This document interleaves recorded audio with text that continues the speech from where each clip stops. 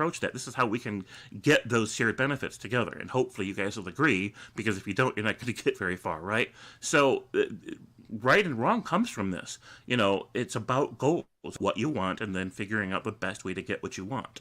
And so that's why the sociopath has different ideas about good and bad than we do. They feel differently about it. They want different things than we do. It's just that simple. And this is why Christians can't agree, and Muslims can't agree, and theists can't agree. Not just because they're reading their books differently and interpreting them differently, but they feel different ways about different things. Different things offend them. And Robert Sapolsky has a series of... Go ahead. Can we pause it for a second? I want to acknowledge Randolph has come into the room. Oh, I don't want you to interrupt conversations. Oh, I'm sorry. I just wanted to say hi. I don't like it when people go unacknowledged. Thank you. I appreciate it. Tangela, I was talking, and Godless Girl, once again, I don't think I extended welcome to you into the room, so it's good to have you here. And it is good to have you. Hi, Randolph. Hi. Oh, it's Scott talking to you, actually. Yeah. James, when you're done with your piece, I'd like Godless Girl to say what's on her mind, and then maybe Randolph. I'm going to leave it there for now, and I'd love to hear what Godless Girl thinks about this. Oh, you want me to go now? Yeah, if you want to say what's on your mind, to hear you talk about the... Oh, well, what they were saying about morality. So in a way, I agree with the Tangelo. I don't think God would get you a way to, what did he say, ground morality. I'm not sure what that means anyway, but I don't see how a God would get you that, because like to have objective morality, objective means mind independent. So if it's dependent on God, then that's not even objective morality, it's subjective. Just because God, like it's a God's mind, doesn't get you out of it being a mind. But I'm not even sure exactly what people mean by objective morality, because moral is like what you ought to do, right? So it would be, you ought to do something independent of your reasons, your own desires. Like there's reasons outside your own desires, and like on its face, I used to think I knew what that meant, but when I really like break it down and try to examine what does that even really mean, I'm not even sure what people really mean. A reason independent of your desires that's objective, I don't know. But I'm actually a moral non-cognitivist, so I don't think that, I don't even believe in subjective morality. I don't think that I think it's all just people's preferences. They're expressed when they say something is wrong, they're just expressing their like feelings. So I think that no moral proposition is true or false. And what gives it more power, I guess, is consensus. You have a larger group of people who make up society, and a majority of them decide that something is moral or immoral, and then that tends to be, I guess, the closest we can get to what somebody might imagine to be an objective standard. Would you agree with that? Well, the problem with that is then that person proposing that that would be like this kind of fallacious might make right. Oh yeah, reasoning. Yeah. I'm not denying that. No. But then they would also have to bite the bullet that if everybody in the world, agreed we ought to torture puppies with burning them with cigarettes, then that would be the right, good thing to do. And therein lies the problem. And it's a great way to probably segue into the bandwagon fallacy, I guess. Democracy. Sure. So, what were you going to say, Scott? Well, I just wanted to, as an administrative note, the very wonderful fortnightly, I guess it's a debate, really. It's a discussion, a dialogue of please convince us that a god or goddesses exist. Will be tomorrow at 10 a.m. It's on Discord through the Politics Discord channel.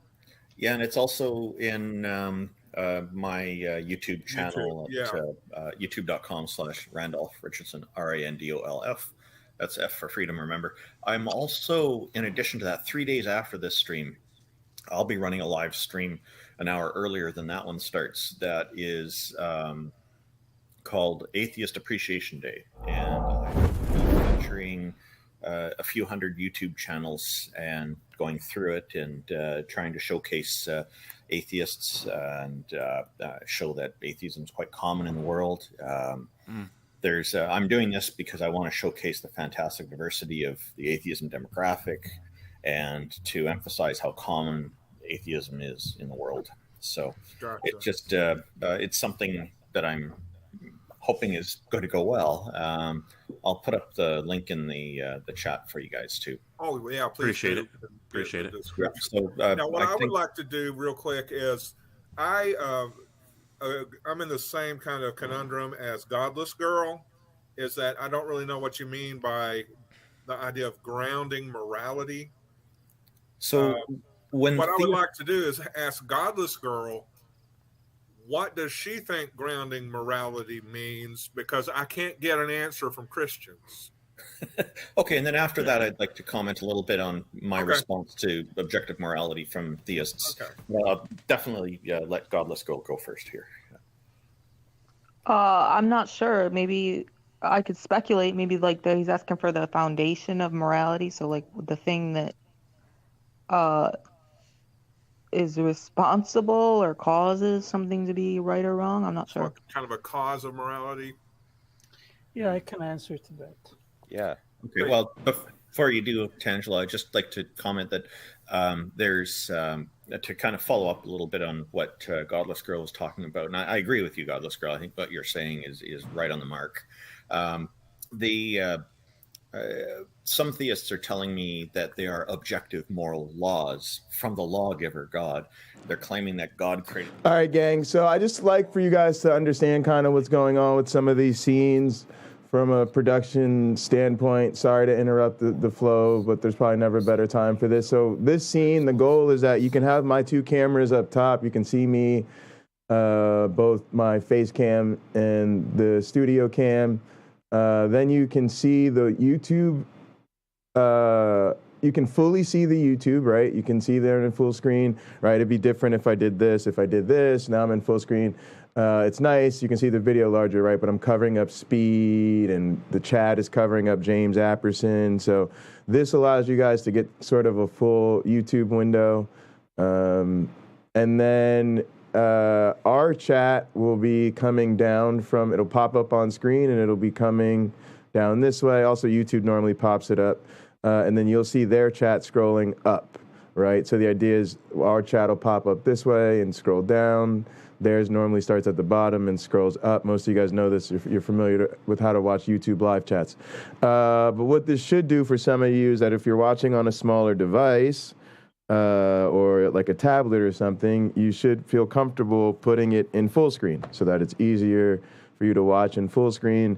You will still see the live chat of whatever we're watching, or if we're watching a video and there's a live chat replay, you'll be able to see it, and then you'll be able to see our chat. So hopefully that'll make it easier for you to watch in full screen. I'm not watching in full screen, but I just want you to understand that that's what this scene is for, and if it'll help you guide your eyes. Our chat's at the top, scrolling down. Theirs is at the bottom, scrolling up. I think you've just contradicted yourself. You're saying it's an objective moral law if everyone agrees. But the problem with that is if it requires agreement of personal subjective opinions, then it's not really objective. Yeah, I think arguing with Tangela, like arguing with the man. What's up, Lamont? Appreciate you, man. Can I just finish and then you can answer, please? Okay. So, Lamont, it's good to see you. It is universally wrong to torture, kill, and rape babies for fun, then objective moral values exist. And it doesn't depend if anyone says otherwise. If nonetheless someone says otherwise, you keep thinking that it is objectively wrong to do so, and that there is no case where it could be considered as morally virtueful, then objective moral values exist. So that in regards of objective moral values. Secondly, let me finish and then. Okay, sorry, I thought you were finished. Secondly, in regards of what instantiates or enforces moral values, I think if there is no instance above us which instantiates and enforces moral values, if there is no authority above us, then it is basically reduced down to mere opinion. So let's say James thinks promoting well-being is virtuous and is moral. But if I say the exact opposite, in my view, is correct. To harm people is virtuous and moral. Who is James to say that his opinion is more to be favored than mine? And that goes also to people in Papua New Guinea who think that killing and eating their neighbors is virtuous because these neighbors, they have witches which do witchcraft and then they harm them. So they think killing them is virtuous. They have an entire different moral system. If there is no God which enforces what is right and wrong, who are we as a society to say that what their moral values are wrong, and vice We are a versa? self-reliant society in that case. So when I you say talk- this: if there is no God, there cannot be moral values because they are reduced to simple and pure subjective opinion. That's why I say that if the naturalistic atheistic worldview is true, in the end there cannot and there are no moral values, there are just different opinions.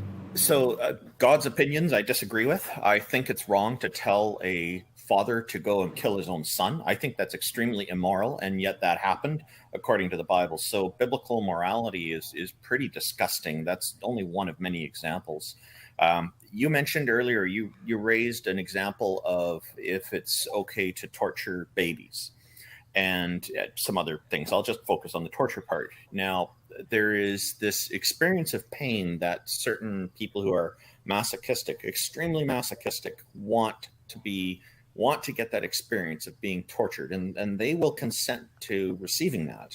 Now, consider if a baby, because you're talking hypotheticals there, so I'll bring up a hypothetical for you.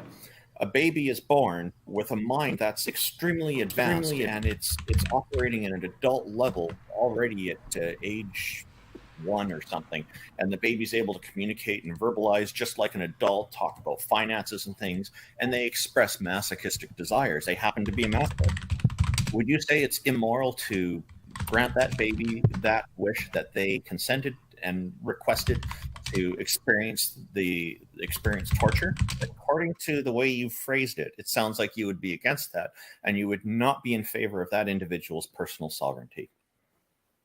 Can I raise a point of order here? Okay. Now, we kind of did ask Otangelo about objective morality, but he raised the question of how do we ground our morality? And I've never gotten an answer to the question, what does it mean to ground morality? Is there a manual? Yeah, that will tell me how to do the grounding?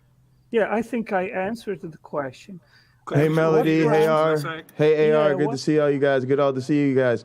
Also, gang, we want to help Lamont out. You know, Lamont's a content creator.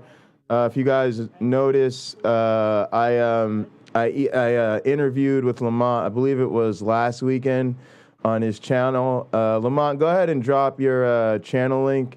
And, we want to definitely interview him. So I'm going to tell James to interview with him. Hopefully, maybe Speed. I'm sure Speed of Sound from Answers in Atheism and Scott Duke will probably love to talk to him about what they've got going on.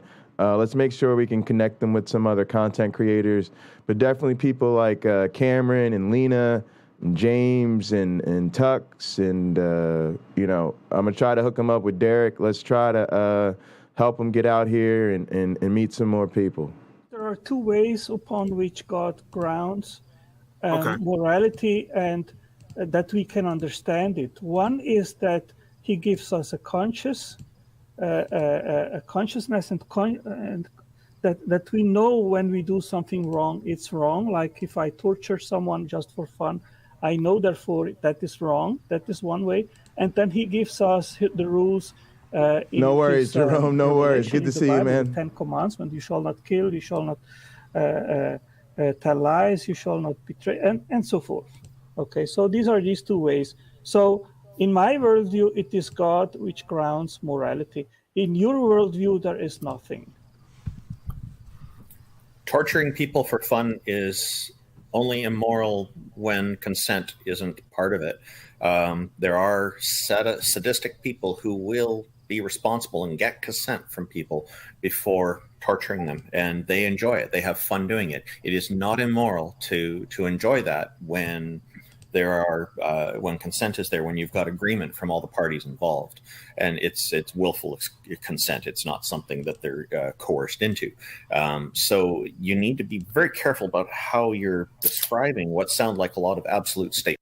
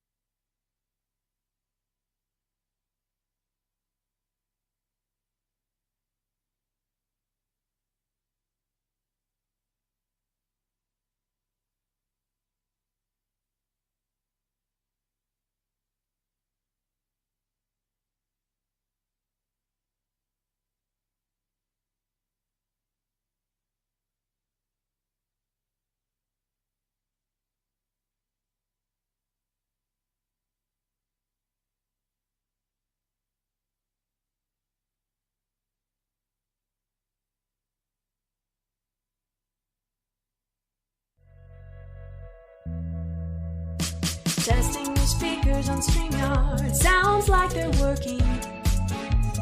Have a great show. Testing your speakers on StreamYard. Sounds like they're working. Have a great show.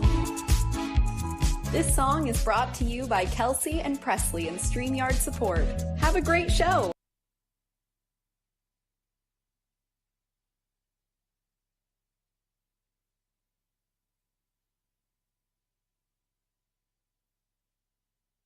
This thing at all.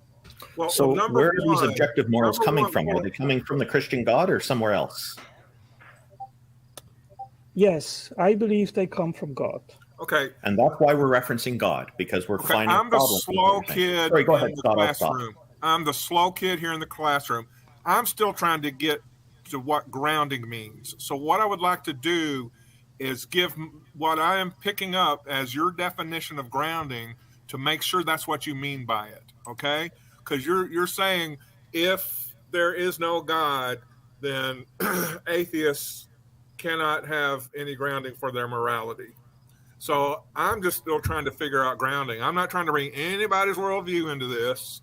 I'm trying to get I know grounding as in what you do so you don't shock yourself with electronics, and ground beef is beef that's been mashed up so that you can make a hamburger out of it. Okay, Yeah, that's the way I it can works. maybe, Grounding, I can maybe try to word it differently in no, order for first, you to maybe you understand. could listen to my definition, because that's what I'm trying to do, and that's what I just told you I was trying to do. The definition from what I'm hearing from you is grounding is your moral system that has to come from God, and you have to have a conscience. Is that what y'all heard from Otangelo when I asked him that question earlier? Pretty much. Okay, because I'm the idiot in the room. I'm just trying to figure out what the hell grounding is. And pardon my language. Scott Duke, I'm here, so you're not the biggest idiot. No, I'm a bigger idiot than you. Man. I've been listening to you. I've been listening to you, girl. That explains I'm the your idiot idiocy. in the room. Damn it. But so I can tell you from experience. I've been over a decade in these debate communities. My guess would probably be Otangelo doesn't even know what he means by it. Yeah, I just need to know about ground, because if I'm accused of not being able to ground my morality, I need to know that which I'm not able to do, and I don't know the meaning of that word. So what you mean, did I describe what you mean by grounding correctly, Otangelo? That's what I need to know. Okay, could I just interject something here for a minute? James, your typing is really loud, so I muted you while you were typing. I think James is pissed. I think he was banging his head against the keyboard. Oh, was that it? Okay. Yeah, he's like, sorry, guys. I tried typing quietly. I'll mute myself from now on. So please let me know, Otangelo, if what I just said describes what you mean by grounding. Yeah, I can try another way. God is a moral Wow. Are you saying no, that doesn't describe it, or it's incomplete? See, you're not answering my question. Scott, I'm trying, but that's the second time that you're interrupting me. Because you guys are all fine. Until I know I understand. Oh, you're about to rage quit. And everyone is mute without interrupting. You're about to rage quit because I'm trying to understand what you're saying, and you don't want me to understand you. Yes, I understand, and I try to I answer. want to understand you, Otangelo. Please help me. Yeah, so shut up. No, I will shut up when I feel like you are going to tell me whether or not I understand what you just said about grounding. Otangelo. Oh, there he goes. I told you he was going to rage. I'm gonna just talk to Otangelo for a sec because I know he's still listening because he does that. We're trying to have conversations here, and you start off with an answer, which is great. And we did this, and then I thought you were finished, and I was trying to answer, and then you brought up a second point, and you seem to go on very long-winded explanations, and with conversations, we're trying to get to the issue and, lay out your arguments, sure, but you're going to keep piling things on, then it drifts away from what we're trying to focus on. It makes it difficult to communicate. We really are trying to communicate with you on this stuff. Yeah, I just asked him a simple question. I asked him a simple question. Is that what you mean by grounded? Truly what he means is that he picks up his Bible and he reads it. That's his grounding. Whatever the Bible says, I think that's truly what he means. I don't know. That's it. I just apologize to anybody who's mad that he rage quit because of me. I'm just, I get so sick of not understanding the words people are using, and I have to pin them down, and I raise my voice, and maybe I'm just too, with the beard, maybe I'm just too fearsome. And so I raise my voice a little, I get a little fearsome, and he runs away. I just want to know what he means by grounding. And I apologize to this girl and to Randolph because they were having conversations. And look, we have Jay Bundy in the room, and and I didn't even get to say hi to him before Otangelo ran off. And I'm sorry. Hey, no worries, man. I'm just you don't have to apologize to me. I just don't think that I don't know. I don't know. It's interesting. Otangelo is at some level there's a decent guy in there. Yeah, I feel that too. He just has the same fatal flaw that they all do, which is they can't admit that they're wrong about the thing that they're most obviously wrong about. And I don't think they do read the Bible, to be honest with you, because I think this came up. Here's an interesting thing. So somebody brought up something about the Hovind camp that I actually am willing to share. As a lot of you know, I don't like to gossip about the other side, but I think there was something that was brought to my attention that was relevant to all this, which is, most of you know, they were perfectly happy to do the evolution debate with me, and they'd probably be happy to do it again, right? And a big part of that is because I wanted to sit there and have a debate about evolution. But somebody else in our community tried to reach out and talk to them, and when they tried to set it up, they might have dropped that they wanted to maybe talk about their source a little bit. And all of a sudden, this person was ghosted. Why? Because what Standing for Truth in that camp does is poke holes, or try to, at the science and their opponents. What they don't want to do is examine their own beliefs. Ever, ever, ever. So you just put Otangelo in the situation that everybody tries to put them in, and they immediately run away. It's an immediately and so they're always going to use some tactic to shut down that conversation. So you think now, because I promise guys, I sincerely. Yeah. So the problem is you were talking about the Bible. He don't want to talk about the Bible. He wants to talk about abiogenesis, the Shroud of Turin, right? He wants to talk about these empirical distractions, right, that have nothing to do with anything, so he can grandstand on behalf of the Bible. So then we go, okay, Otangelo, let's talk about your God. Oh, your God's the objective basis for morality. Cool. So next time I want to forgive my child, I'll sacrifice my perfect child. Cool. So Next time I'm upset with people, I'll drown every donkey, horse, cat, plant, tree under the sun. Amen. Cool. Next time I'm not sure if one of my friends is really loyal to me, I'll ask them to kill their son. Wait till they're about to swing the axe. Hang on, James. I believe you that we're really friends. I just wanted to test you. So are you saying he used a trick on me? Did he use a trick on me by quitting? It's not a trick. It's actually just it's a thing we have to try harder to understand. These are people. Also, Chris M, and a Chris person M has just entered the room. I just want to acknowledge Chris M. Go ahead, Chris. Hi, Chris. Also, Tangelo, I wasn't letting him control the narrative. He was trying to say that we're bringing in God into the conversation, but his whole objective standard is dependent on this God, and he mentioned that already. And I didn't even get to God. I did not even reach God. I just want to know. No, I did. No, but I brought that up, and I said to him, "Look, okay, so where is this standard coming from?" Because where I wanted to go with it was to say God's opinions are just as subjective as anybody else's. Mm. He knows I want to go there. That's why he was trying to divert away from it. And that's why the Greek gods and anybody else, in previous religions, the worshippers knew that basically their gods had the potentials to be assholes or pieces of shit. Absolutely. Whatever you want to. And they reminded you every time they could, right? Chris, every time you don't want to go along with my God, I'll remind you how powerful he is. But go ahead, sorry. Yeah, sorry. Don't want to talk over people.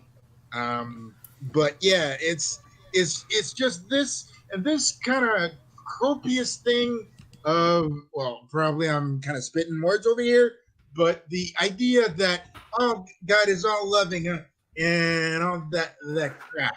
It's just like a 20th century modernization of the book, like the good book. And it's just, anyways, like I said, it's just like previous religions, like the worshippers of previous religions before the Abrahamic gods knew that they were basically like pawns on a chessboard, and just people knew that they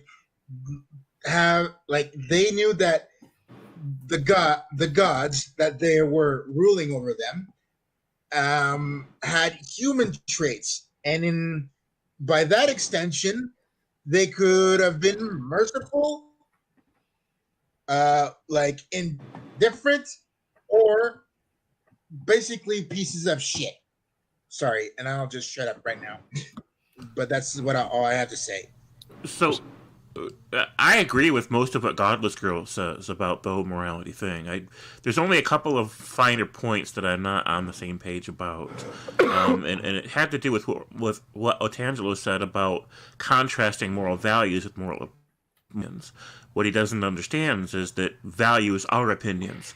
Values, the word value just means what value something has to you, right? Something can be very valuable to you. You find it useful in some way. You find it beneficial in some way. Or it can be unvaluable to you because you don't find it useful or valuable in any way. James. Go ahead. I thought my singing was very valuable to our community. You know, I sing and dance every day on my show, right? Yeah, and I recorded my own song, and then I perform it live on top of that shit, right? Mm-hmm. But then I heard you singing to the community, and my singing was immediately less valuable. I had the wrong opinion. I heard James carooning, and I was like, fuck, I'm done. I appreciate that, Jay. I do. But that's where I'm at about it. So this is when I say that subjective moral values exist. What I mean is subjective moral opinions exist, and by that, what I mean is feelings exist. I find this particular thing useful, or I don't, or I find it beneficial or enjoyable, or I don't. Right? So that's just all what it boils down to. Now, Otangelo. When Otangelo was talking about whether or not everybody agrees on something or not, he wasn't meaning to say that if everybody agrees that doing certain things to babies is wrong, that's what makes it wrong. What he was trying to say, I'm sure of this, is that the reason everybody agrees on certain things is because there is an objective Like there's somebody above us, like beaming these ideas into our heads in some way. Like he's like radiating this moral wisdom, or he's radiating it into our DNA or something, right? Because so you have to figure out how does that knowledge of what good, what's right and wrong, get to me, other than from other people, right? The people around me. Because to me, it's all relative in that sense. Because either somebody's going to teach it to you, or you're going to decide for yourself what's right or wrong. Where else is it going to come from? Right. So that's where I'm at. That's what he was trying to say about it. The thing is, it's not true. It's not true that everybody agrees that torturing babies for fun is wrong. That is simply not true. Right. He's looking for an extreme example to build a motion upon. We all agree on this, and maybe we can work from there.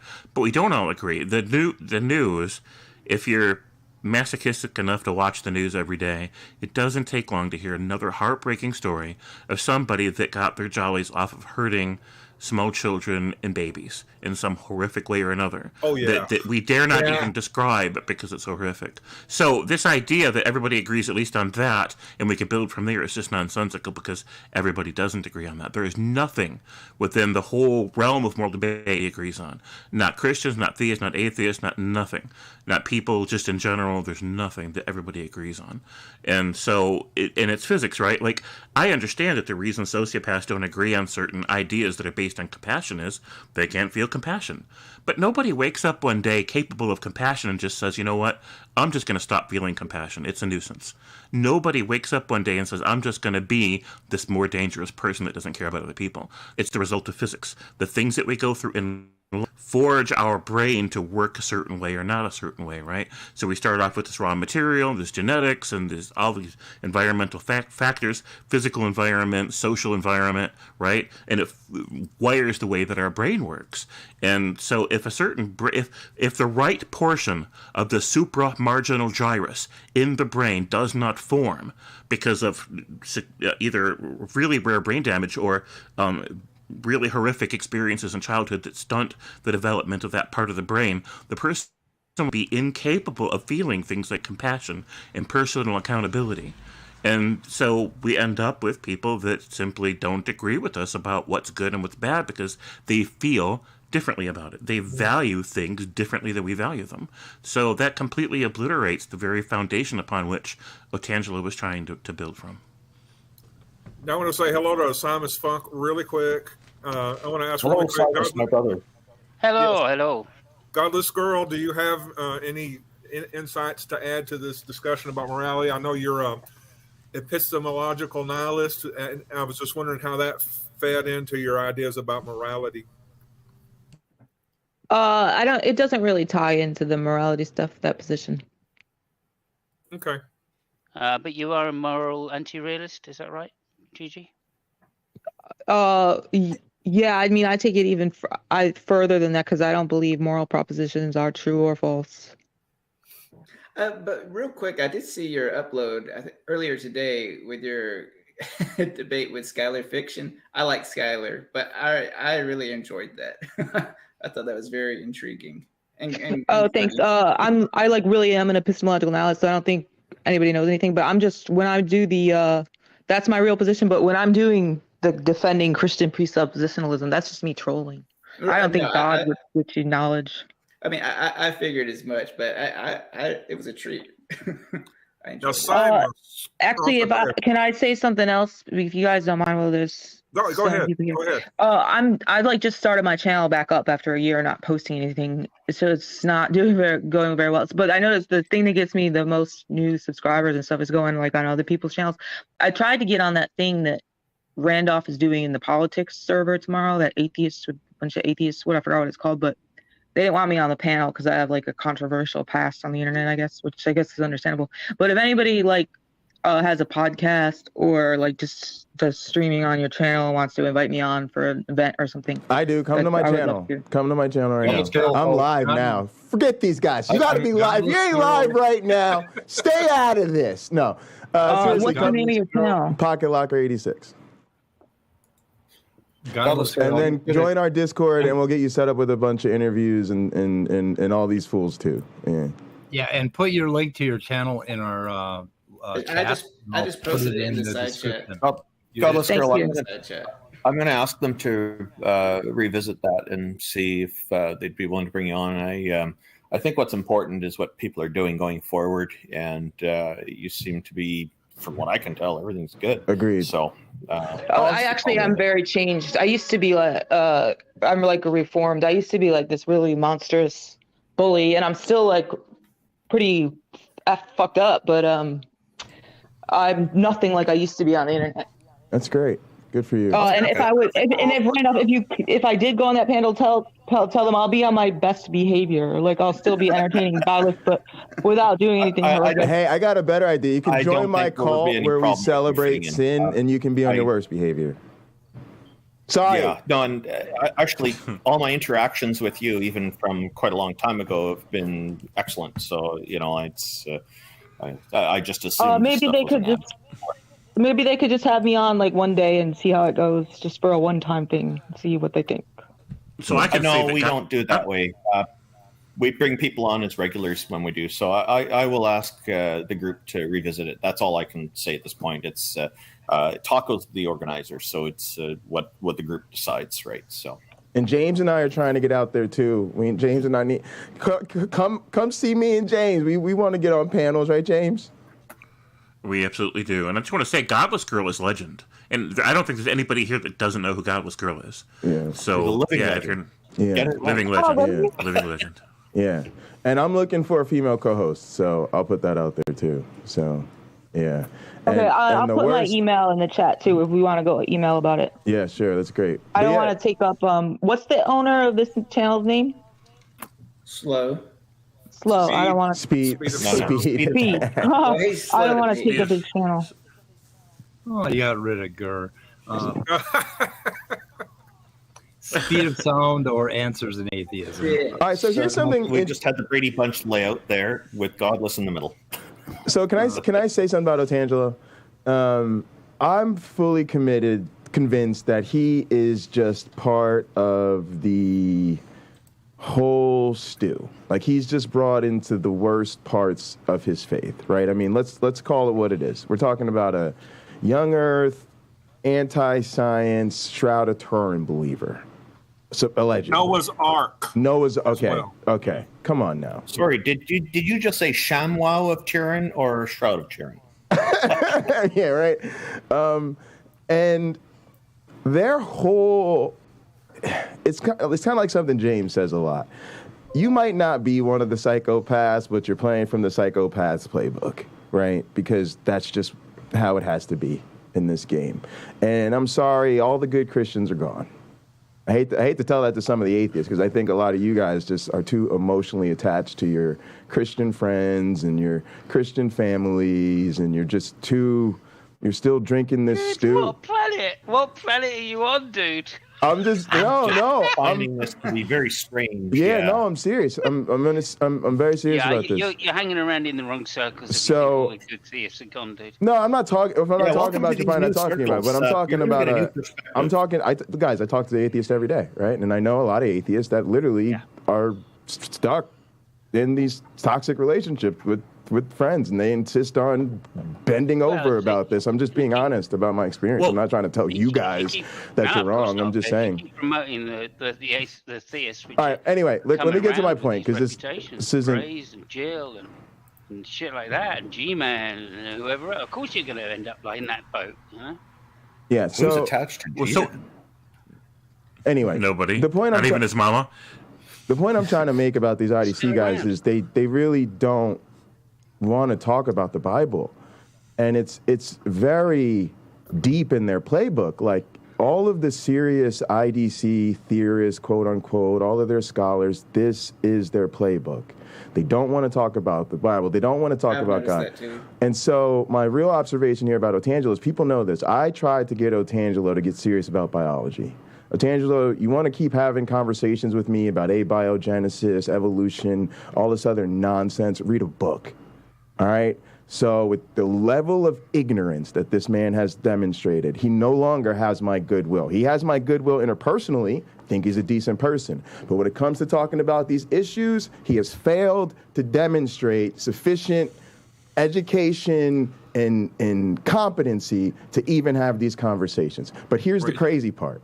All I tried to get him to do was read the best, most popular, well-received, well-reviewed evolution textbook that I know of. And it's the same one that people like Dr. Dan uses. Like I talked to him about it. He pulled it off his bookshelf. He had the same textbook, right? Otangelo refuses to read it. He will never read it. And this is what they do, because they can't confront the evidence genuinely. They have to avoid it. Now, on top of that, here's what's even more interesting. If on pain of death, it was put to him in a forced choice scenario, Otangelo, you were going to read every single page of one of these books with me with you. Here are your choices. You get to read that evolution textbook with me from cover to cover, or you get to read the Bible with me from cover to cover. I almost guarantee you, as much as Otangelo refuses to read that biology textbook, he will pick it 100 out of 100 times over reading the Bible with me. That's how much they have to avoid talking about the Bible. So Otangelo, do not come around us talking about some God is the objective basis for morality, because we all know you don't want to go there. And to actually give feedback and praise to the criticism I received, I really wasn't talking about the panel when I said what I said. I do think there's a lot of atheists that need to realize Christians ain't on our side and they're not coming back.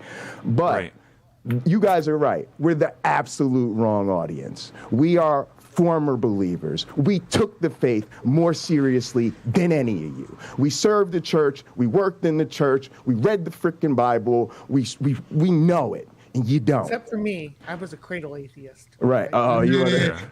And so it's like they don't want to go there with this. I was just too lazy. Right. So I want to put this in perspective. So anybody that doesn't know Pocket Locker 86, Jay, his family are Christians, and they love him and he loves them, right? Yeah. He's a worship drummer in a church currently. Yes. It's still what he does. So we can't say that he's like isolated. 5 generations of ministers. But what needs to be clarified here is he's not saying these are all bad people just because they're Christians. He's saying that the part they play when they step onto the stage waving that flag is a villain part. Period.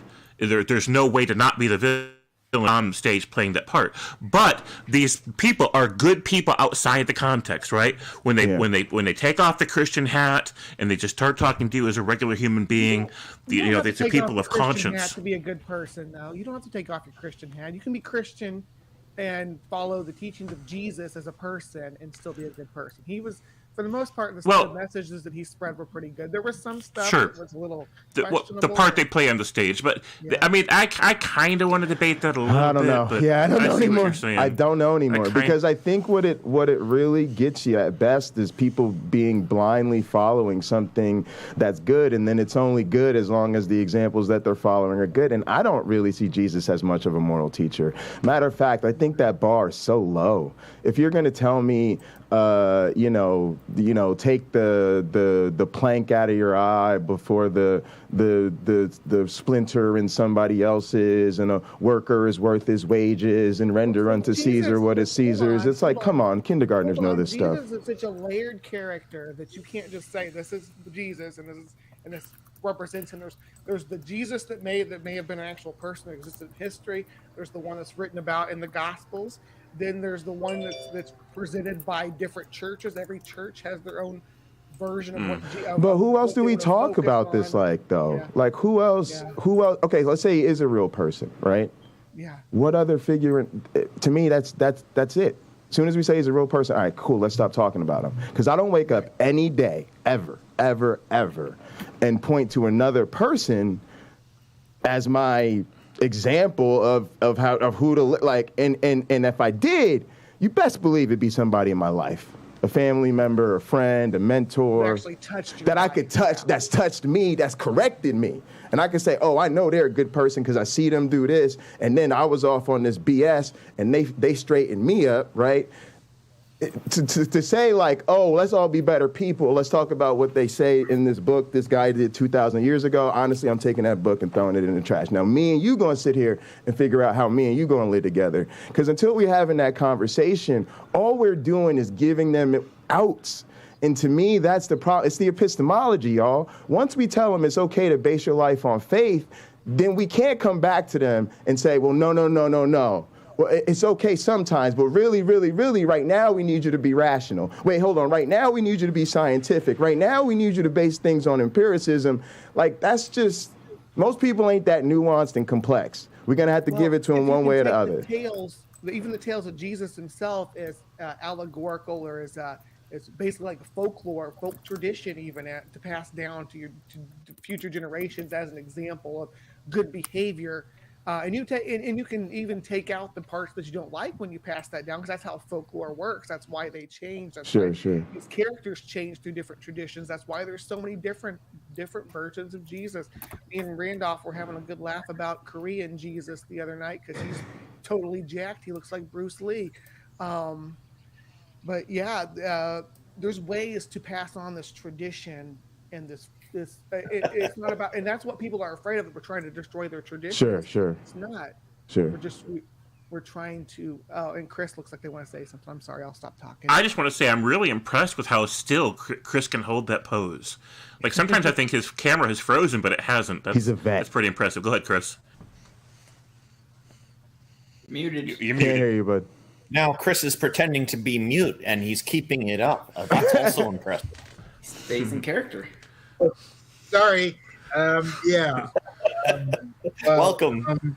The best interpretation of the Jesuses I could basically give is the American Gods interpretation of it, which is you basically get the Mexican, Mormon, and all the crap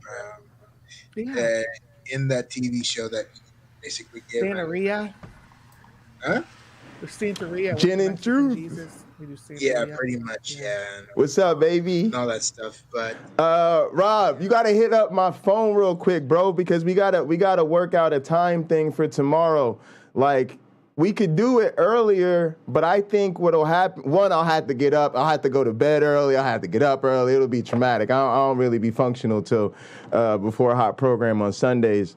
But I think if we do it like later on in the evening, like 8 p.m., people will be excited to hear us. And oh, you just sent me a text. Let me check it. Let me see. We're gonna do this in real time. We some real ones right here. One take only. First take only.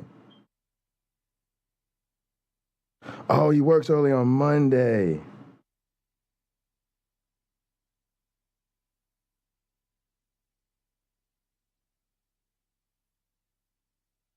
All right, I got you, bro. Yeah, we could do noon. We'll do it. So what I'll do is I'll just go to bed early. It's not that big of a deal. I could get going by noon. That's no big deal. Matter of fact, it'll be open, so we'll make it. We'll see who makes it. And worst case scenario, we could always flex on it later. Let me see what else he said. Oh, I won't be up at 4 a.m. with you. So what I'm gonna do is I'm gonna go to bed. I'm gonna let them watch you, and then I'll get up and we'll rock at noon. Also, let me get out of here. Let me get out of this call real quick.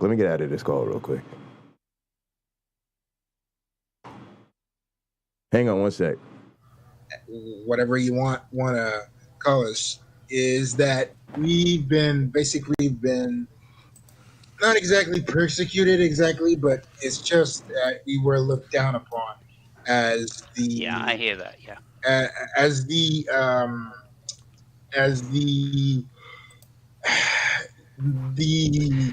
boogeyman as the scapegoat of everything that's wrong with the world. Now is that we're in a scientific age niche that started with the Renaissance. And the thing is that now what's really happening now is that the theists, and I don't know if that includes you. All right. I had to get out of here real quick. All right. That was interesting. And that totally threw off how I was planning to spend my time tonight. But that's okay. I'll make it work. What do I have to do now? Oh, yeah, I'm going to just have to write tomorrow. That's not a big deal. Yeah. No big deal. Let me see. Yeah, noon. Cam said that's like 9 a.m. for me, so it's going to be early. But, yeah, we could do 9, and then... Carrie, I'm going to have to go to the casino early so I can actually get some sleep and get up. But that's probably better, right? I shouldn't really be streaming till 3 or 4 o'clock in the morning every night. That's not really good. It's better to go to bed, make sure I get some rest, and then get up, and we'll do the show with Jen and Truth, and then take it from there. But let me see. He drunk as shit right now. The real thing is, though, just sitting on Bobby's for a second. Breathe. Yeah, exactly. We'll be fine. So that's what it's going to be. Tomorrow morning we'll chill. And that'll be fine because then I guess people just rock with me between that and hot program at 3:30. So I'm going to be officially church on Sunday, I guess, out here. That's the thing. There's something else, though.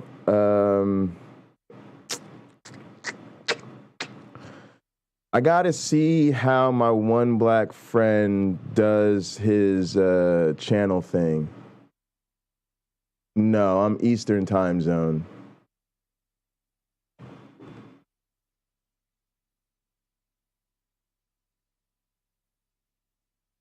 All right. Oh, here, he sent me a text.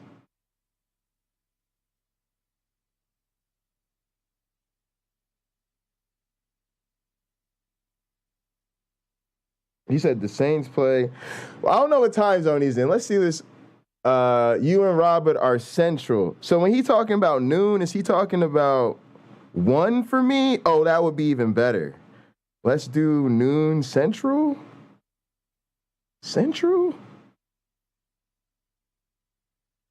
And then the only other thing is I need to get his channel hooked up. So I guess maybe tomorrow we could just do it on my channel.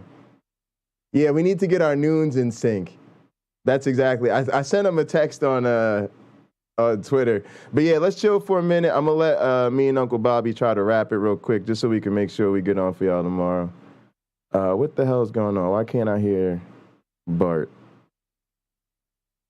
Bart, what's up, homie? Where you at, bro? Where you at, bruh, man? There we go. I'm so confused. Don't worry. Oh, he said he could do noon or 1, whatever works. All right, perfect.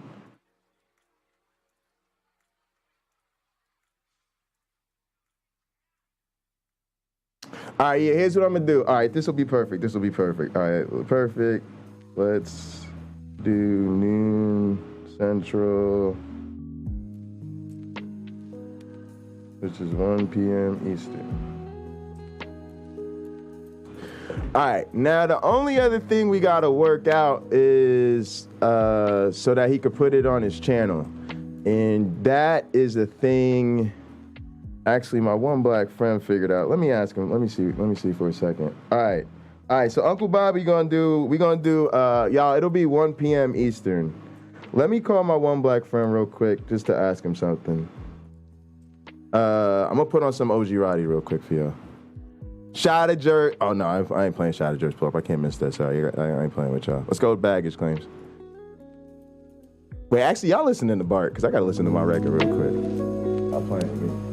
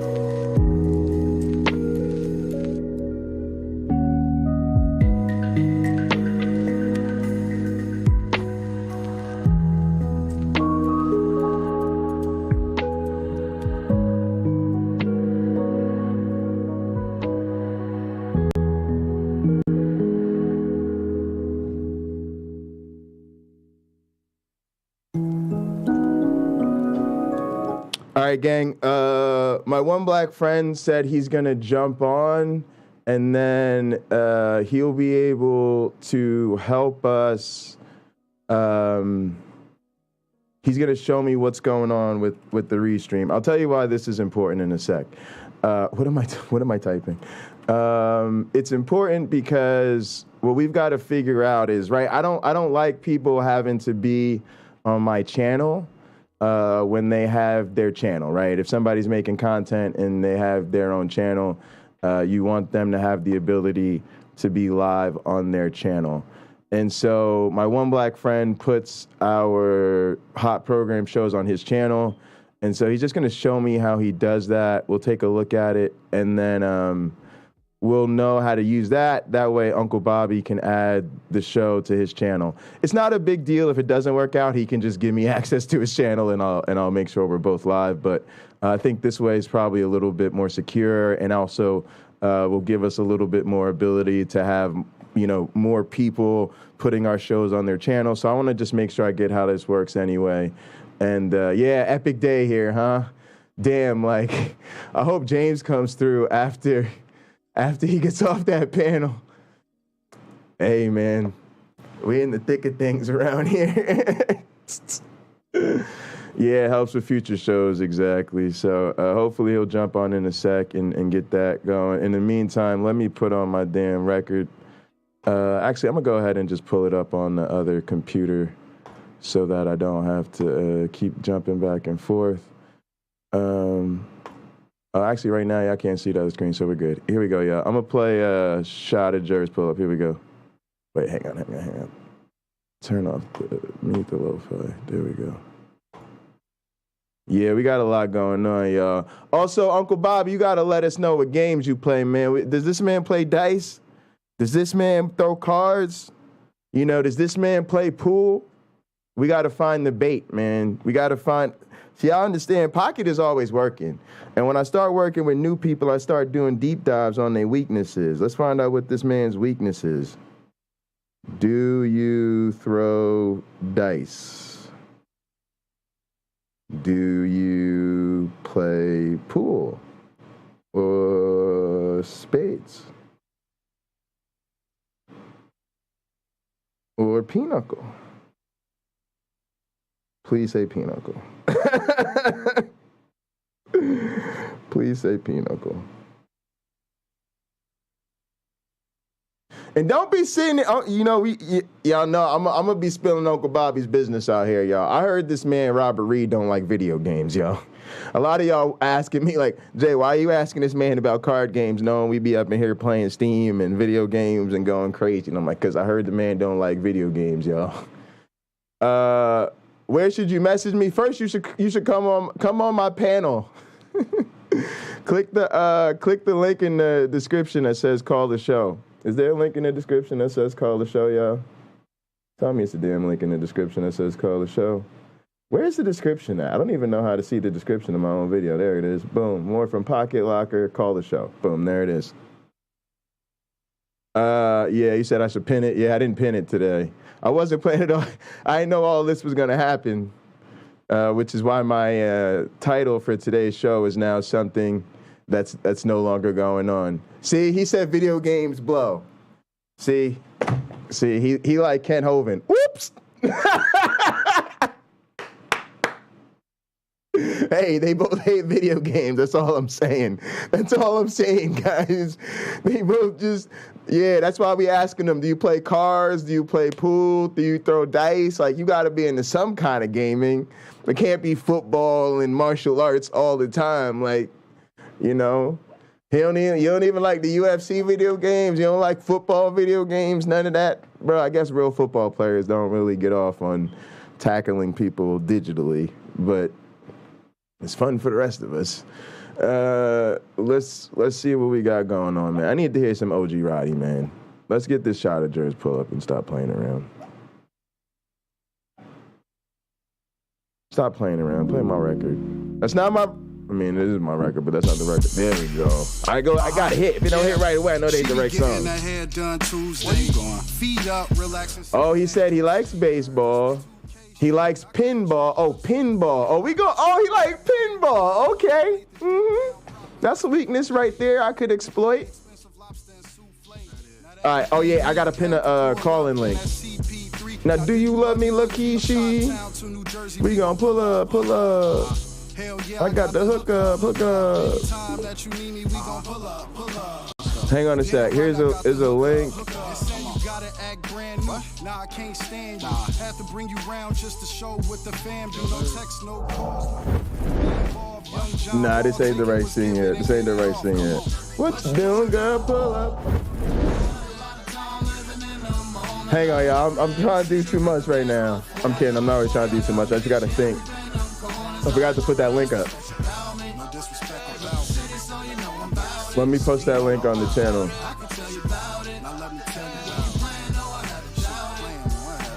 Take them in the hood like what it is.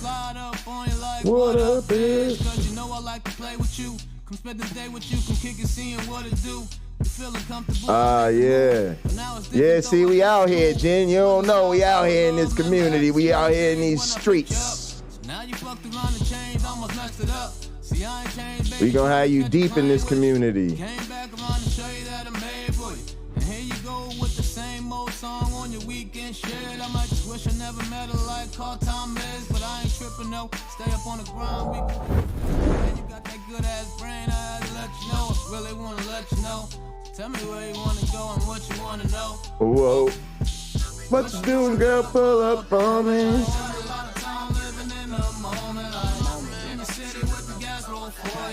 Alright, hang on one sec, y'all. Hang on one sec, y'all. Okay, so how do I meet up with you on Google? On Google? Yeah, like a conversation where you can see my screen. All right, hang on a sec. I can working too many computers right No, now. it's me. Oh, you probably can't hear. All right, here we go. Boom. So you should be able to share your screen in Gather, in Restream.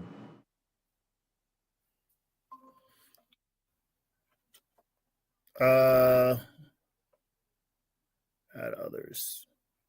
Yeah. I'm sending it to your Alpha Dynamics. I'm sending it there. All right, what are you sending me? A link to go to a Google Meet. Sorry, dude. I've been out in the sun. I'm looking real scruffy. You're good. I can't lift my arm up enough to get my hair did properly. But why you can't share your screen in you should be able to share your screen in Restream. It's right there. You need to see everything. I don't think it lets me do that. I think it makes a window and I can share certain windows. So it should give you a choice. You should have, when you click share screen, you should see entire screen, window, and Brave tab at the top, or Chrome tab, I guess. Okay, and so I clicked on share screen. If you do entire screen, yep. And system audio. Yep. Share. All Can right. you see? Yeah. 1 sec, though. I got it. Man. Thanks, YouTube punk. So you see this Pocket Locker? Hang on 1 sec. Yeah, let me all right, y'all, hang on. We got a lot going on right now. All right, what am I trying to get my Restream at? Oh, here it goes. Hi, Carrie Ann Chrysler. Hello. All right. What up, Godless Girl? Godless Girl is in the house, y'all. Y'all know we like to do big introductions, but it's a lot going on right now, so we gotta get her in here. We appreciate you. All right, so hang on a second, Godless. Godless Girl, we're taking care of some I'll introduce myself. I'll introduce myself. Go for it. Let's see here. Go for it. There's an echo. You guys know there's an echo? Yeah, I think it's from his friend. That's because I shared my audio. Yeah. I think gonna say it is. Yeah. It's all right. You could try it again. Let me try to fix that. Yeah. No worries. How you doing, Godless Girl? This is my co-host, my one black friend. He hosts a show with me called Hot Program every Sunday, 3:30 p.m. Eastern on the Hot Program channel. It's a really, really honor to host a show with this guy. It's kind of how I got. What's the show about? Out here. It's kind of like a community. It's like about this community. So we sort of just pick topics that are, relevant to these, atheist, theist kind of discussions. But we like to interview people, right? So if we have a guest, then if they're an atheist, we're just trying to understand sort of how they got in the community, what they're about in the community, maybe what content creators. Do you know who Darth like. Dawkins is? We do know who Darth Dawkins is. I actually know Darth Dawkins. I've known him for over a decade. So if you want to do an interview with me sometime about him, I can go through our history and what he was like before he was famous and all that. You could come on our show. That'd be great. Well, in the atheist community, he's famous. Oh, okay. I want to introduce myself. Hello, Godless. We need a term for hate famous. I sent these to you, but anyway. And now for a man who failed to find Zen eating out of the frozen food section, a man who needs no introduction. I was going to use it on our show. I just meant I was juggling trying to find music. Use the one before. Do you guys follow the Go ahead, sorry. Sorry, am I just allowed to ask questions, or are you guys doing something? Are you doing something right now? Yeah, he's supposed to be showing me something, but then I was going to talk to you. But he's just showing me something real quick for tomorrow. But Godless Girl, in all fairness to you, I seen you on some interviews recently, and I was very intrigued. So, thank you. Have you seen my Welfare Queen video? Welfare Queen video? No, I haven't. I saw it's what I'm most famous for. It's just not so much atheist related. Oh, I got you. Yeah, it went viral and got millions of views. Not on my channel, but on other people's channels. Oh. On other people's channels. How fair is that? Always. Actually, that's good. I think that's good. All glory should have gone to you, not them. Yeah. So yeah, Pocket Locker just wanted to see how I add my channel to our stream when I'm doing our stream. Yeah, that's all we need to see real quick. My screen. I didn't add it. Let me add it. Okay. I'll do that. I kind of pulled it off just because we were chatting. Boom, there it goes. All right, now I can see it. Okay, you see this? See this? Go live see this in bar here. Add channels. Yeah. I click on your, and then I can add my channel here. And you just log in with Google. And it says use another account. Why didn't it do this? Wait, go back. You just had your regular. You didn't sign into your regular account. You could have, right? Just go back. Press back. But I should be on my regular account. Yeah, you are. There it goes. So you continue with Google. Weird. Oh, and then you just put it right there. So I should say toggle. Yeah. And that's it? So I had to add this using that. That's it. And now you just be live on your channel. I'm live on my channel, and hi everybody who just tuned in. Now wait, hang on. Let me see if can you see yourself live on your channel? Because I'm not even streaming through Restream. You're not? I'm usually not. I'm always streaming through. No, I'm asking. I'm not asking. I'm asking. I'm not telling. Yeah. So normally I'm just using Restream so that there's a link for people to call in, and then I'm going live through OBS. Now, when we used to do it, but Restream is hosting the site. They are hosting the broadcast, so it would make sense. They're just doing it through an encoder. I just wanted to pull it up and see it. I don't not believe you. I would be impressed. I'd just be extra impressed if they made it that simple. It would make me feel even better about all the money that we pay them. I can't see myself. Oh wait, maybe I can. What's the name of your channel, by the way? Because I got to add it to the descriptions. It's like "Hello, my one black friend" or something like that.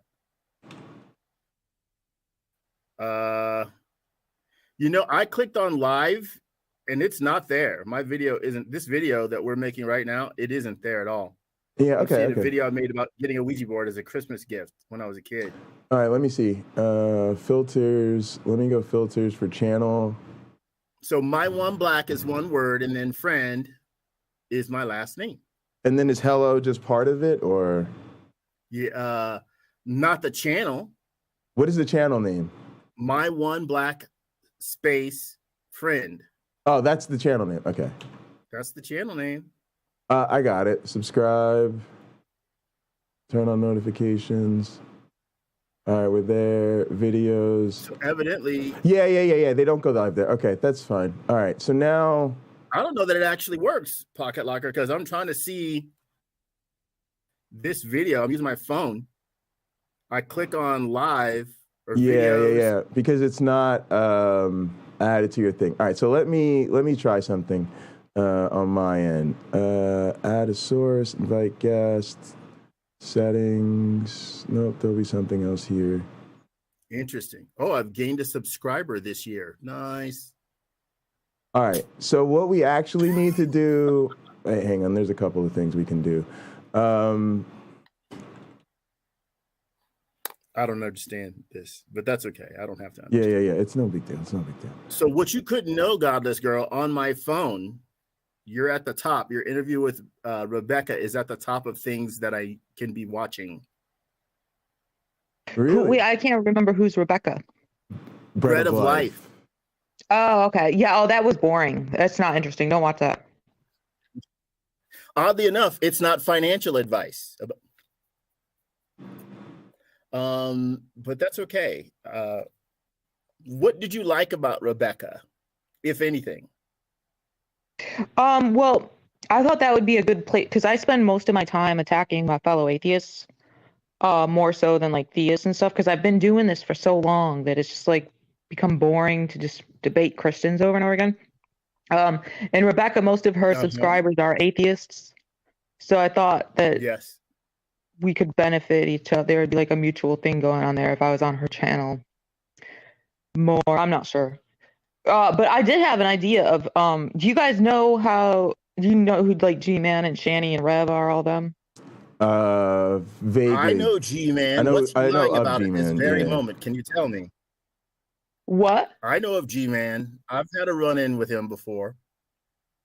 Oh, well, there's all these channels that they're called like the lulz cows, you know, like Shani and Rev and G-Man. But so there's all these channels that get this ridiculous amount of views for like they stream while they're talking shit about Shani and Rev and G-Man.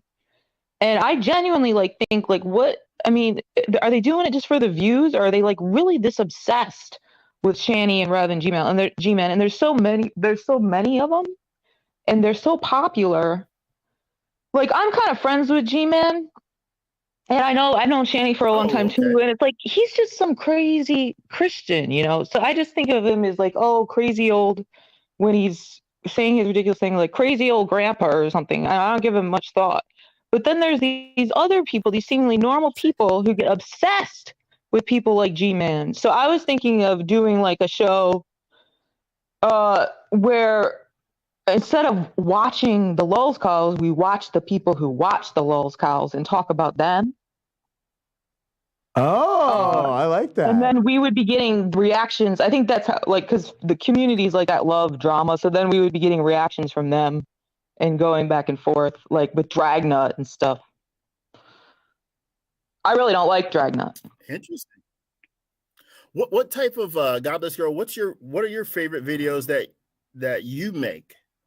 Like what style, what aspect? I know you said you'd like to talk about atheists, kind of put just us recordings in our place, of debates. But recording of debates? Yeah, like just me debating and then putting a recording of it on my channel, or other people debating. What do you guys do? And what's your? Well, we talk about whatever comes up, but a lot of times we'll focus on some aspect of what's going on in the world right now, things in politics, a lot of times religion. Sometimes we've gotten to interview people, and that's been very interesting. Tomorrow, and I'd like to invite you to join us at 3:30 Eastern. We are going to go over the commandments and sort of survey, to some degree, which ones our audience and ourselves have broken. Oh, off the top of my head, I think I've broken all of them except the murder. Wait a minute. Have you seen a calf in its mother's milk? Oh, I thought you meant the 10 Commandments. Oh, no. There's 613 roughly. So the 10 Commandments, I'm pretty sure just yesterday alone, other than the murder one, I did them all. Well, I don't think I lied yesterday, so I did almost all of them.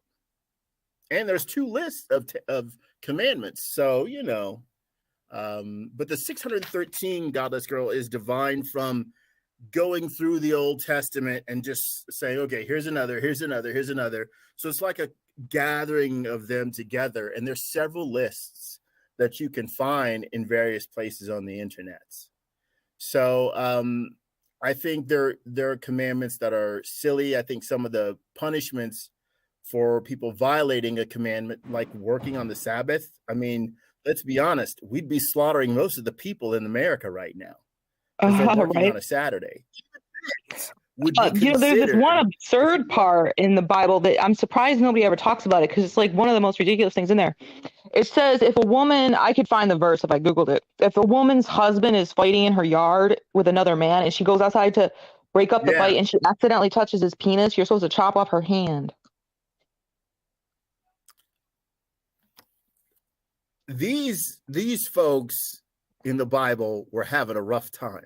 As an ex-girlfriend once said to me, while in tears, she said, "I'm having a real hard time." That really does a good job of describing the Israelites just trying to figure out how to get through a week. Godless Girl, Pocket Locker, they were having a real hard time.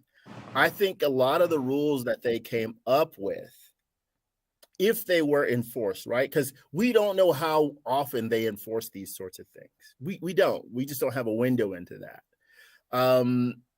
If they enforce these all the time, it's amazing all of them weren't dead. We can see in the letter, I think it's one of the letters of Paul, the spirit of the law killeth. I mean, the letter of the law killeth, the spirit, what is it, revives or something like that? So if they followed the law to the letter, it'd just be death after death after death. Sorry, Ken Ham, the Bible is a record of death and suffering, much like he accused evolution of being. I'm sure Ken Ham watches every single episode of Hot Program. So it's you must have missed that part in the Bible. Cameron, I don't know which part you're referring to, but Godless Girl is right that there is a verse that talks about a woman trying to break up a fight, between 2 men. So you would think that that would be an honorable thing to do because she's trying to stop 2 people from injuring each other. But again, it wasn't evidently useful to those people at that time. Are you okay, Pocket Locker? I'm golden, bro, because y'all are having a dope conversation. I'm listening, and I figured out our restream thing. Yeah. So what happens, here's how it's going to go. So, like, right now, I couldn't add your channel because I'm doing I'm just live through restream. So there's 2 ways, and this is same for anybody that streams at all, just so you guys are aware of this. There's always 2 ways to set up a stream, no matter what platform you're using. You can stream now, you can stream later. When you stream now, it's just like you set it up, boom, you go, you press live, you're live.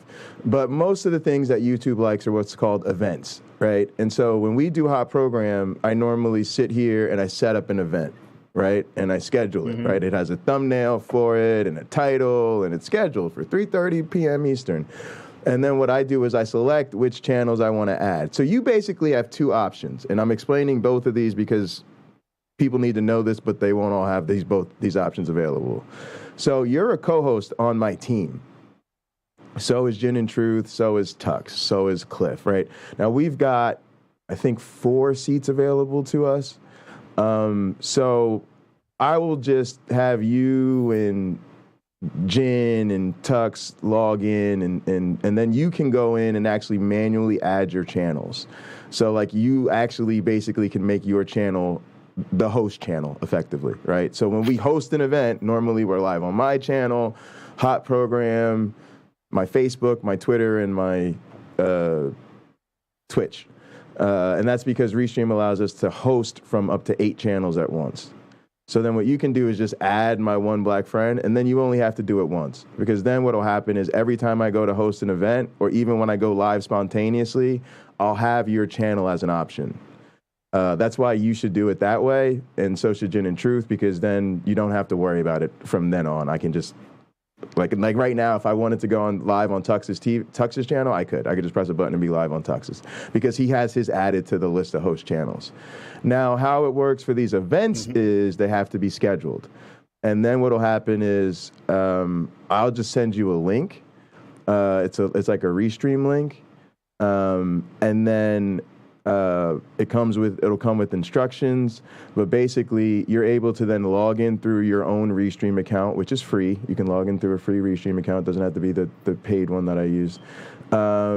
And then Restream's going to use that link to say, hey, do you want to add your channel to this event? You're going to say yes. And then you're going to do exactly what you did before. You're just going to log in through Google. You're going to pick which channel you want to add, and it's going to add that. And if you want to, you can add up to 3 channels. That's really important, because you might decide you want to go live on your YouTube channel. Your Facebook would probably be an important one. And then you might decide, Twitter, for instance, or Twitch or something, right? But probably your YouTube and Facebook, or just your YouTube. But that's actually super cool, because it allows us to host from up to 8 channels, because we're going to do these big events, right? Our thing is we want to start doing these cards. Atheistmus. Yeah, but not even that. Like, all right, so think about, there's a lot of like pro gaming now, and they do a lot of tournaments. I don't. But there's pro gaming. They do a lot of tournaments. They're really big. Sometimes they sell out like arenas, right, to do big international gaming tournaments. But sort of the problem they've realized is we've created these leagues. They're cool. Real hardcore gaming fans follow them. And we've made sports teams and tours and all of that stuff. And then we do these big tournaments, and that's great. But we're not really bringing the spectacle, because now we have this community, and it's got all these storylines, it's got all these characters, it's got all these rivalries, right? We saw this young kid that nobody heard of 3 months ago rise through the level in a tournament, and he upset, a 3-time grand champion, and knocked him out of the tournament, but it was a best-of-3 match. And people as hardcore is like, wait, when you really get down with somebody, it's supposed to be best-of-10. Now, I don't know if you could really beat me in the best-of-10. So here's what's happening. People in the gaming community are realizing we need to do like boxing, we need to do like UFC. We need to start saying these 2 people have this dramatic history. Like you said, I've had a run-in with this person before, right? Cool, we're going to set y'all up on the card. There's going to be a headline matchup, 2 really big, charismatic people going at each other, and it's going to be a whole, undercard. And it's going to be just like a wrestling show or MM show. If you on the undercard, you probably start with 10 minutes. All right, you get somewhere in the middle of the card, people know who you are, you got a bigger reputation, you want to step into the ring with the champ, you might have to do 20 or 30 minutes and get your ass whooped. Now, main event might be what we all want to see. A feature, 45-minute, maybe hour-long debate with, a headline star. I'm thinking Gin and Truth, and y'all got to get some apologist that's really a grown man, because he's going to be in there with a grown man.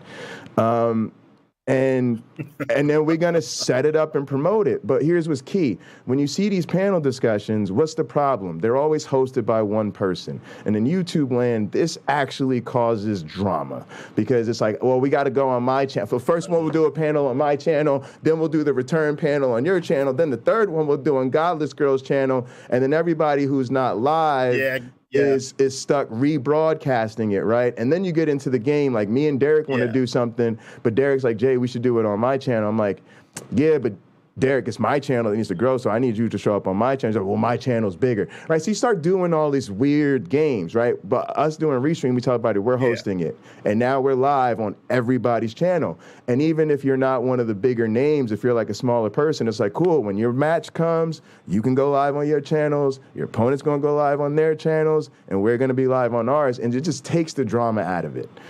We just wanna put as many eyeballs on the events as possible, let people watch it from whatever corner they happen to want to hang out in. And then it's fun, because we've done this with like fighting game tournaments. Like I've done cash tournaments where I did the broadcast and stuff. And it's fun because then everybody's kind of doing their own streams. Their streams throughout the day become like their own little locker rooms, right? Where their fans are hanging. Are you ready for your thing? You're going to go in, right? And then after their match, they go back to their channels and they're doing the play-by-play. And it's like a press conference. Now you're talking about what it was like. So that's what we're going to try to do. And Restream, the reason I pay for Restream is because it's really really central to that, and it's quite frankly the only game in town. And then of course the chats are integrated, right? Everywhere that's live, you get that one chat that's showing everything, so everybody's looking at the same chat. So it's a pretty powerful little tool there. Well, how did you, just out of curiosity, how did you figure it out? How to do it?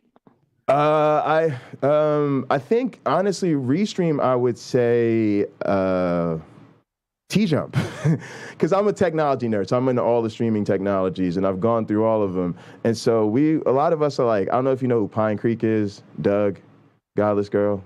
Yeah, I was on there recently. Yeah. All right. So a lot of us came from Doug's channel. So we started with Whereby because that's what Doug uses. And then I kind of realized Whereby didn't have a private chat. It didn't allow us to do multiple channels. So it was just kind of limited. And so I really wanted to move to StreamYard because we noticed that's what a lot of the bigger channels were using, and it gave a private chat, and it said they could do multi-streaming because that's becoming big. And I actually had to quit the Twitch affiliate program to multi-stream. So that's another thing, right? I was in the Twitch affiliate program because I was a Twitch streamer from years back. And, you know, you work up to the point of Twitch is easy to get monetized. It's not like YouTube. But when you stream live on Twitch, they have, and you're in the partnership or affiliate program, they have the exclusive rights to that content for 24 hours. So you can put the stream on YouTube, but you have to wait 24 hours and edit it or re-upload it, or you have to make it substantively different. It's very frustrating because you do an 8-hour stream. Do you want to download that and edit it and re-up? No, it's a nightmare. So literally a lot of people quit. Like we had to add a watermark. Yeah, right. A big watermark. Yeah.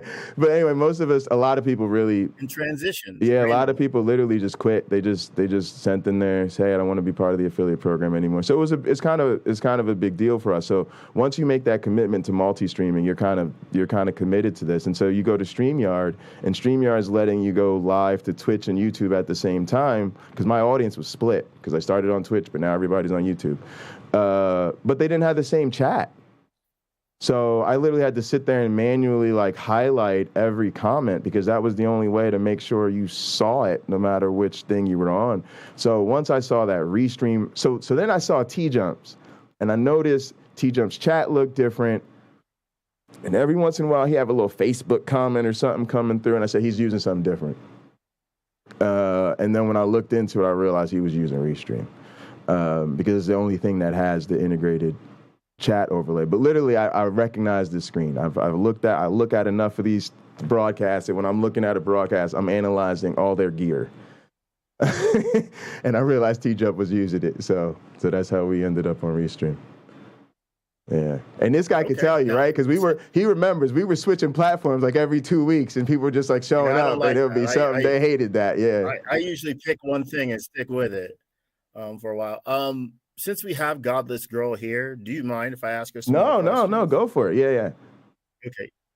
Godless Girl, where do you think most atheists fail to make a good argument? Where are some places that you find, our reasoning isn't real strong in this or that place? Oh, definitely presuppositionalism. Atheists have horrible responses to presuppositionalism. And then the other one is they try to be dishonest about the definition of atheism and just say, well, it's just a lack, not dishonest, but they try to make it so that they don't have to defend their position, and they put the entire burden on the Christian because they don't have arguments for atheism. It's only the more advanced, philosophically inclined ones like me that can actually defend the position, I guess, without attacking the opposition. They can actually give arguments for their own. Would you mind sharing on your second point? Would you mind sharing your point of view of how you defend atheism? Sure. And just for a second about presuppositionalism, by the way, because of presuppositionalism, so I don't think God gets you to I don't know how much philosophy you guys want me to talk about on here, but just because God I don't think that gets you to knowledge. So but because of presuppositionalism, I'm actually an epistemological nihilist. I don't think that anybody can have knowledge, which might sound crazy on its face, but I have really good arguments to support that. Yeah, so arguments for atheism, for one thing, there's going to be a conceptual problem with a being creating the universe if time just began at the beginning of the universe, because God couldn't exist before time, because before is temporal, like it means in time, and so does cause. Like you can't have a cause outside of time. That's just gibberish. So being can't cause time. I agree with theists about something very important. Well, William Lane Craig in particular. I think God is a timeless, spaceless, immaterial being. Go ahead. Well, that's imaginary. Exactly. Go ahead, guys, girl. Sorry. And then I think a lot of atheists do this. They just don't know how to articulate it. There's just like an inductive case from, we see stuff like ghosts and fairies and stuff like that is made up by humans. We have tons of overwhelming evidence that that's made up by humans, leprechauns, whatever. These supernatural entities. So, and God is a supernatural entity. So I think we can make the inductive case that God was also made up by humans.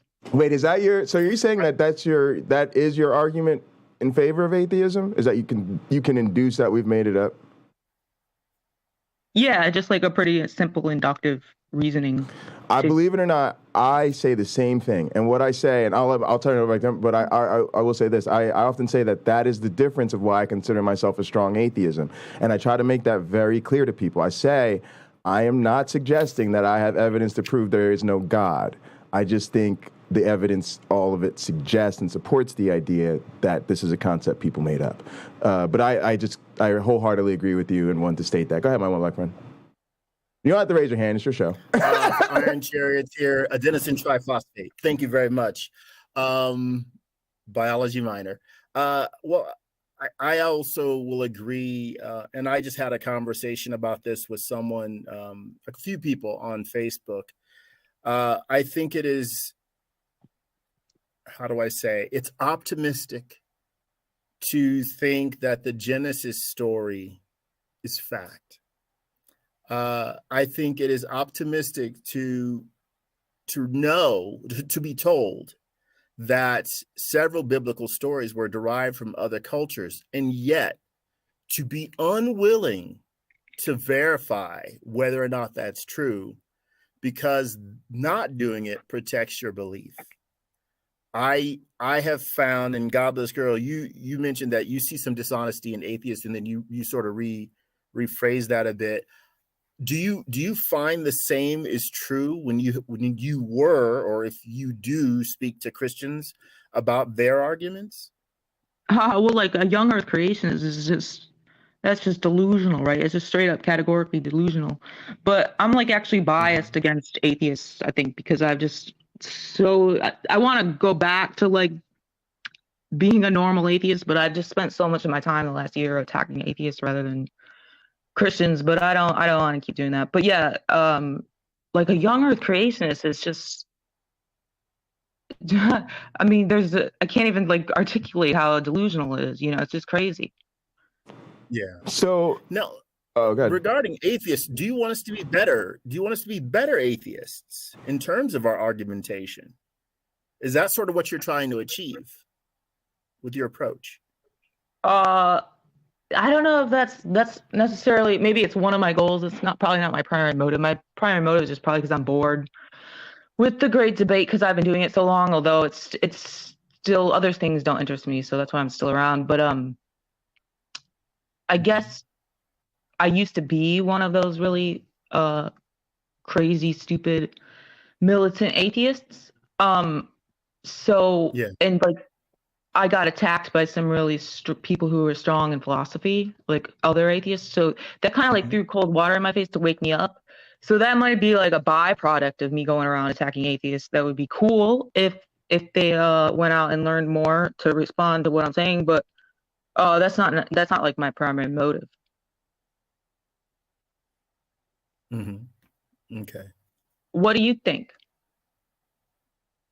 I don't know, it's tough. So I recently did a debate with Ken Hovind, right? And I got railed on by atheists, right? Because I think they wanted me to go somewhere that I wasn't comfortable going, because at the time I felt like I had to represent science, right? And people don't like to hear it, but science doesn't support atheism. Neither does evolutionary biology, right? And so I can't if you want me to go there as an evolutionary biologist, I can't, right? And so I feel like I felt the same way for a long time about atheism, that what you said, right? That I realized we had a very big problem on our side, which was that we've essentially done what they do, right? When we criticize young Earth creationists, we say, what are they doing? They present a false dichotomy. They're having some theory that's not even scientific at all, and they think if they poke holes in the evolutionary theory, then young Earth creationism wins by default. That's not how any of this works, and everybody knows that, right? But what do we do when we had these conversations with Christians? We poke holes at their history, their philosophy, their anti-science, all of that, which rightfully so, because if I'm being honest to Christians, y'all don't have anything. You don't have anything. You don't have a good philosophical argument, scientific evidence, historical proof, none of it. So rightfully, we shred all that, but then we kind of do act like these things now support atheism. They don't. It's just saying if you play philosophy correctly, you don't get to Christianity. You play science correctly, you don't get to Christianity. You play history correctly, you don't get to Christianity. That doesn't mean you get to atheism, though. And I do think we lose that. But in that critique, we have to be careful that we're not beating up our side to the point that they forget that we are allies in something, and we're trying to be more allies. But it's a very difficult balance, because we got to speak critically to each other, and we're all emotional, right? So yeah, I don't know if you're saying you did badly in the debate. No, let me just say it was different. I just know people didn't about Kent Hovind. Yeah. People talk like Kent Hovind is so stupid, but he really has this very impressive bag of tricks when it comes to evolution. He's just like armed with all these responses to whatever the atheists could say about evolution. And I don't know a lot about science, but I mean, I think he wins a lot of his debates against atheists. And I don't know a lot about evolution, so I wouldn't be able to. No, I don't think I would. I'm a really good debater too, but I don't think I would be able to defend evolution against him. If I was arguing with him about God, I would just grant him, okay, evolution is false. Now, why do you believe in God? That doesn't follow that God exists. Yeah. No, so don't feel bad if you think you didn't do well. I actually have to get going. I can stay one minute, but then I actually have to get going. Sure. Go ahead, my boyfriend. Okay. I think when Pocket Locker debated Ken Hovind, you tried the Pine Creek way to some degree, where just surrender, admit they're right. Just admit they're right, and then divert the conversation to Jesus. Like, let's talk about Jesus. Although I don't think you really focused on of course Jesus not. at all. So, but you look, it's your debate with him. You make it your way. No. My point was I don't want to make it. I don't want to make it about that. But I just was trying to use it as an example of being able to relate to when you are about something. In her case, it's philosophical arguments. In my case, it happens to be evolutionary biology, and you're an atheist.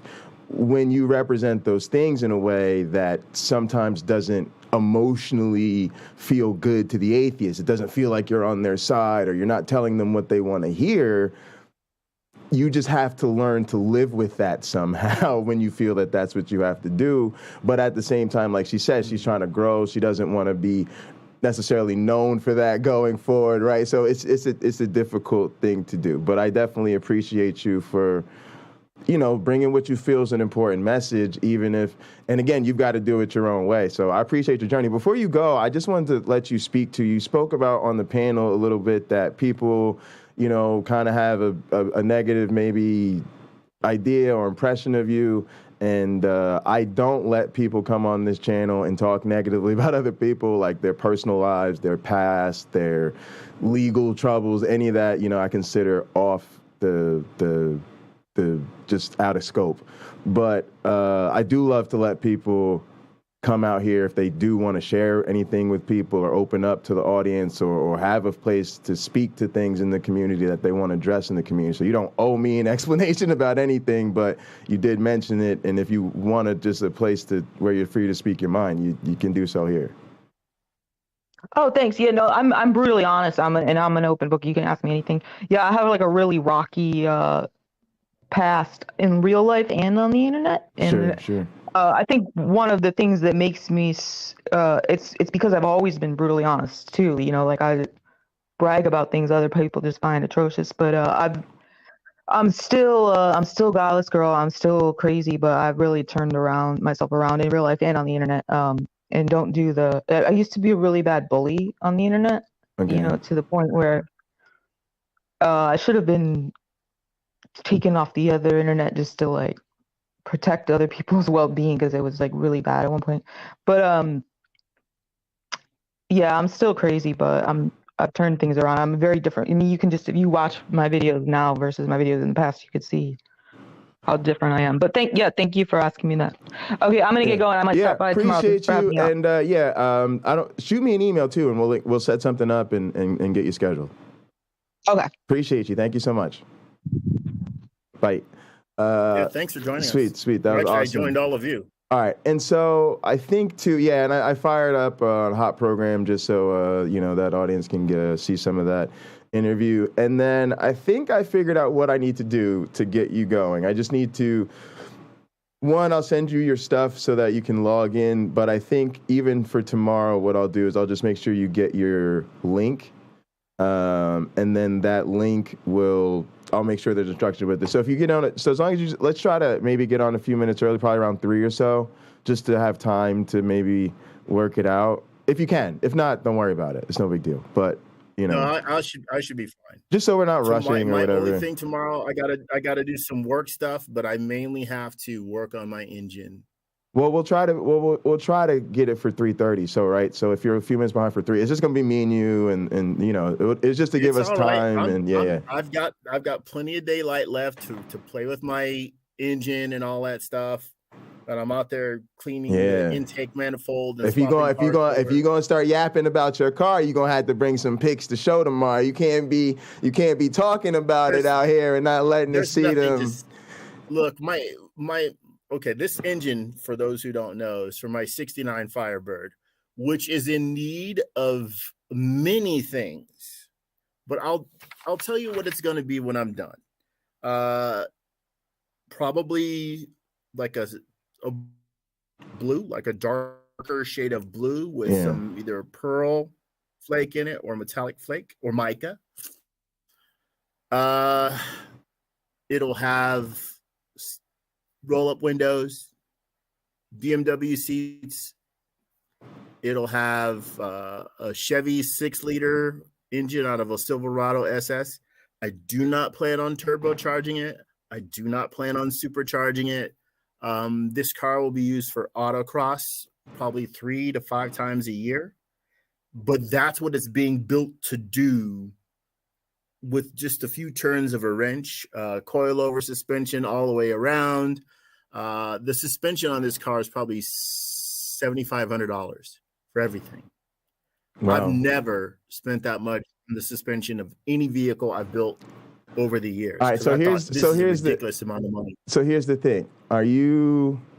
So here's the thing I tell my students, right, is what I always want in our class is I want them to get comfortable like sharing their mistakes, right? So anytime somebody has an issue with anything, I immediately have them share their screen, right? Because, go ahead. No, I can share a mistake. So the people that are working on my 57 Chevy truck, I had one of them act as my buyer's agent to go to look at this Firebird. I don't know. I can't say the guy was careful. I can't say that because when he told me about it, well, it's just a Firebird. I'm like, but what's going on? I know it's just a Firebird, but what do I need to fix? What needs to get replaced? I'm looking at some pictures of a vehicle that is 1/3 of the way disassembled. Hang on one second. James, hop on, please. Go ahead. And now he freezes on me. I can't win, y'all. Okay. And now you're good. You're back. By the way, I upgraded my internet. My internet is so fast. Is it? Okay. Oh yeah, it's blazing fast, man. So okay, folks, let me explain something. My brother wanted to buy a G-Wagon. He wanted to buy one. This is recent. Ooh, yeah. So he's going over. Ooh, I like your brother. You talk to him. I need to get with your brother. You ain't the one to host the show with, apparently. Huh? I said, you're not the one to host the show, but apparently he is. No, I'm kidding with you. No, he is, and he has even less time than I do to do this sort of thing. He's holding a lot of directions. So he wanted to buy this vehicle, but he didn't know which one. And he's telling me, okay, I want a minimum of a 2019. Maybe it's 2020. They made some design change that made the G-Wagon not handle like an old truck. Okay. So he wanted the comfort of that. He liked the Brabus look. He liked the AMG look, all this. He's gone over all this stuff with me. Sure. And he has a price that's set. And he's rich. So I tell him, you should change which years you have plugged in, because he didn't want to leave his price range. Sure. I said, you have to understand something.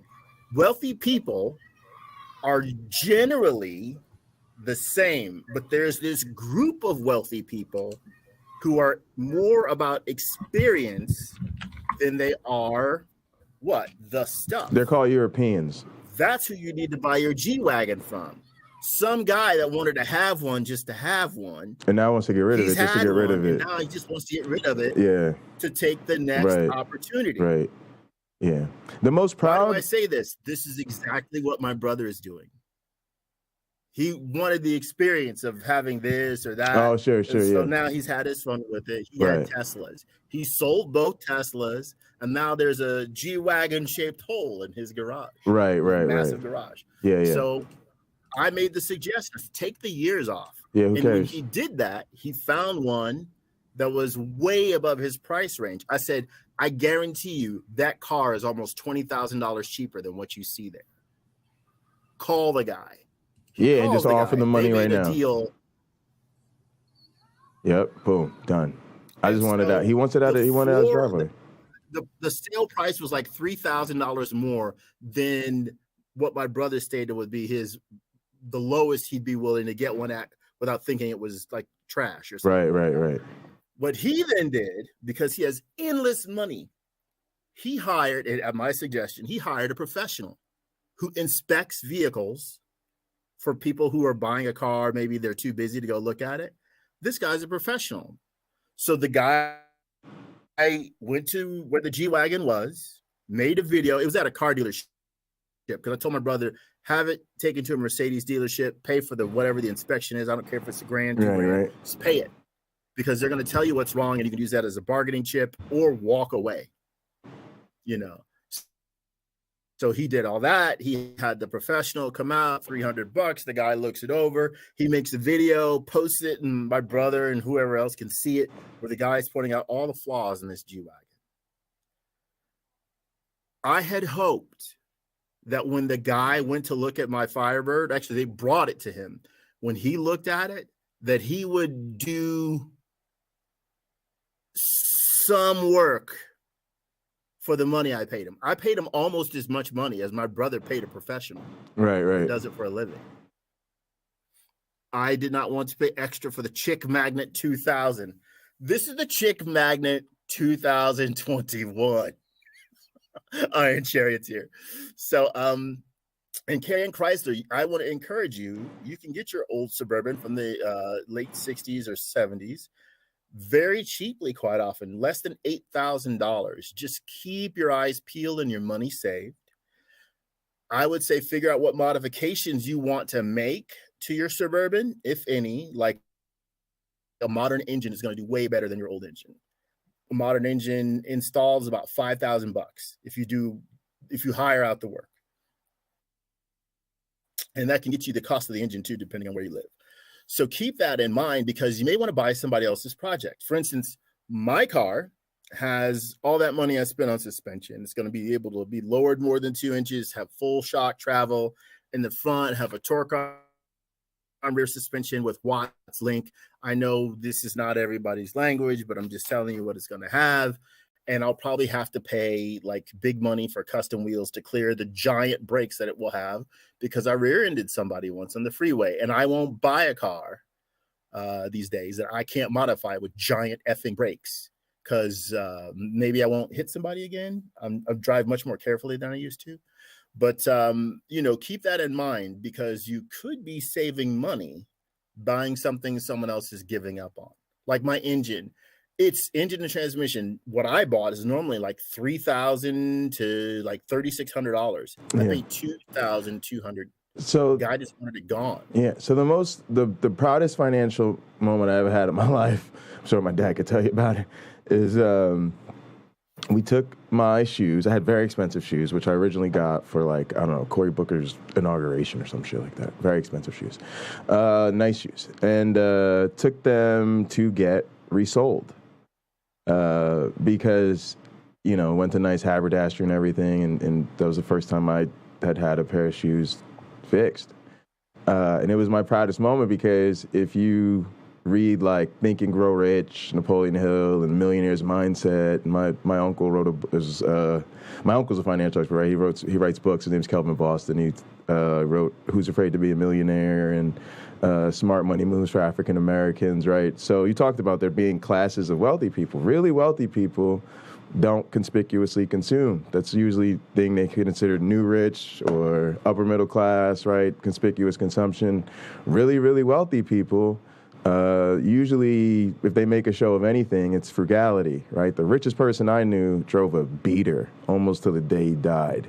And like a couple years before he died, his name's Dan Gaby. I mean, this dude was rich. He finally bought like a new Prius or something just because his beater finally gave out on him. But as long as it worked, he was going to drive back and forth to work. And if you didn't think he was uber rich, then cool. Right? But anyway, you'll read like that's what they do, right? They focus on their vacations. They live in modest homes relative to what they could really do if they don't spend all their money on their house, right? They don't, and they will have a pair of good shoes resold before they go out and buy a new pair. And so that was me feeling like I was growing up and maturing and, hey, I don't want to buy a new pair of shoes. I want to get these really nice shoes I have resold. And to me, it was like, you said, like you're just taking that maturity, really trying to think, you know, trying to change the game a little bit, right? Like, yeah. Hi, James. Pocket Locker, I just want to tell you, my brother sends me his hand-me-down clothes. Yeah. Hand-me-down shoes. Hey, they nice. So, they probably nice. He buys these very expensive Nikes. And he barely uses them. And then he gives them to me. So people will look at what I'm wearing. And I'm like, I did not pay for this. Right, exactly. I'm conspicuously someone else's consumption. When I was a kid, I think it was an Ocean Pacific shirt. And I told my father, and he said, don't wear those clothes. They don't have your name on them. I'm like, but this is stylish. It's what my friends are having, you know. And he's like, no, you only wear clothes with your name on it. Even cars, you got to have the right cars. To advertise, and I thought that makes sense. Really, my father was like the cheapest creature to ever crawl across the face of the earth. Yeah. So that was his way, and I know plenty of extremely wealthy people. I have another brother who has a Porsche. He bought my dream Porsche, basically, and I can't say what he's worth. I mean, I know what he's worth, but I can't say it. It's they just buy what they buy. People will look at some of the stuff I own and like, holy crap, you spent how much? I have a BMX bike that was $2,600. $2,600. That's a lot. That's a lot. Damn. That's a lot. So I'd be over here at Goodwill popping tags. Yeah. Nothing wrong with that. Nothing. That's the way to do it. Yeah. Because other people would look at that same bicycle and go, this is amazing. This is really nice, and think that cost $350 at best at Target. Uh-huh. Yeah, it just depends. But Target doesn't sell this. Like, you have to know I had to know of this manufacturer to even get it. It's not anything you'd see in a store. Even a bike shop wouldn't carry this. So it's like highly specialized manufacturer. And he'll sell it to anybody. I'm not special. But that's what that thing cost. I'm sitting in a $900 chair. I didn't pay that for it. Right. But it's I got, if you want to look it up, I have Cronecraft sculpted chairs. They're from like 1968, I think is the last year they made them. I have 9 of them. Oh my goodness. Yeah, and a furniture flipper came to my house to buy a couch, which I sold for $100, and she flipped for $700. Wow. I think that's awesome. Wow. That's awesome. And she saw these chairs. She's like, when are you getting rid of these? I'm like, I know what these are worth. I didn't know what that couch was worth. But I told her, like, let me know what you sell it for. I said, I'm not going to feel bad. I mean, I don't know what I have here, but you do. I just want it out of my house. Right. So she made good money, but she wanted to buy all of these chairs at a discount rate so she can flip them.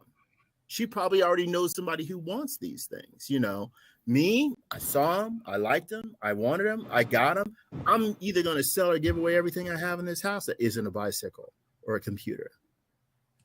You know, I'm not attached to any of it. And that's what I see with the wealthy people I knew growing up, which was a lot. I saw that again and again. They had nice things, but they weren't attached to them. Most of them lived in a modest house in a neighborhood for the community of it. Yeah. If you live on an estate Yeah, it's where nobody you have around. like Yeah, you don't 70 see anybody. acres, you probably know the two people that live next to you and people you work with, and you rarely meet anybody else because it takes so much time to manage your property, because a lot of people in the Midwest will still cut their own grass. Right. You know, I have a lawnmower waiting on me. It's $7,500. Yeah, no way. So when I moved to the Midwest, the lawnmower is $7,500 brand new. If anything in my life costs that much money, it's definitely a piece of studio equipment. It's definitely not. It's definitely not going to be sitting in the garage or the driveway for sure. Like no, but that's me. I mean, I have very expensive hobbies that don't like. Everybody they don't play has nice those with things, cars. man. They don't play nice with cars. I'll put it that way. YouTube Punk, I want to answer your question. I sold my Ames Lounger. I definitely had one. I have a lot of mid-century furniture. This house was decorated. Wow. Other than one room, yeah, I decorated the whole house except for one room with mid-century furniture. I entered here. Ask what's the most expensive car you drove? I guess. Who wants to know? What's it? The most expensive car I drove is probably like $170,000 Porsche. Yeah, for me, probably something basic, probably like a Lincoln Navigator. It's not the favorite car I drove though. My favorite car that I've actually driven drove, probably a Lincoln Navigator. I had a '67 Mustang that was, other than the engine being modified and the tires being so old they were like plastic, big wheel tires. That was the most fun car I've ever driven, and it handled, compared to what I'm building, and even compared to my Prius, the handling was garbage. But because it had manual steering, you felt what the car was doing. It was so much fun to drive around the twisty I've driven a car without power steering. Never again. No. Power steering is a deal breaker. I don't care if you give me a Model T retrofitted with power steering. I'm not even playing with you. Matter of fact, even with like my motorcycles, like I won't even buy an old motorcycle now because they have anti-lock brakes on them. Like, stop playing around. Like, there's just too much. Camera set at 86 could Super. buy an anti-lock brake kit. You can. I looked into that for my car and my truck. It was like $7,500 to get a Bosch kit that you can just put on anything. And it's made for race cars. That's not too bad. Yeah, that's not too bad. You buy a Prius, it comes with that. You buy a used Prius from 2008, it'll have anti-lock brakes. Right. Yeah. So why couldn't Bosch get the price down? Yeah, exactly. So it's like $600. Oh, they could. could. Gladly give them the money. Yeah. YouTube Punks wants Porsche Comfort. I'll tell you that Porsche, it was white. Well, it is white with a red interior. It's so nice. I'm driving it, and my brother tells me I'm doing like 55. He goes, "You are aware this is a high." I ain't charioteer. What I was saying, he said power steering. He said power steering is intuitive. Yeah. What I was saying is I won't go back to driving something without it. Even if the thing is really super cool. If it's going to sit in a museum and I just own it as a collector's piece, there's the thing. Like, even this belt, like, this is not a collector's piece. It sits on the shelf. And actually, because of that, I want to ruin its resale value, right? I want to take this I want to have the whole strap redone and customized, and then take these damn buttons off and put Velcro on it.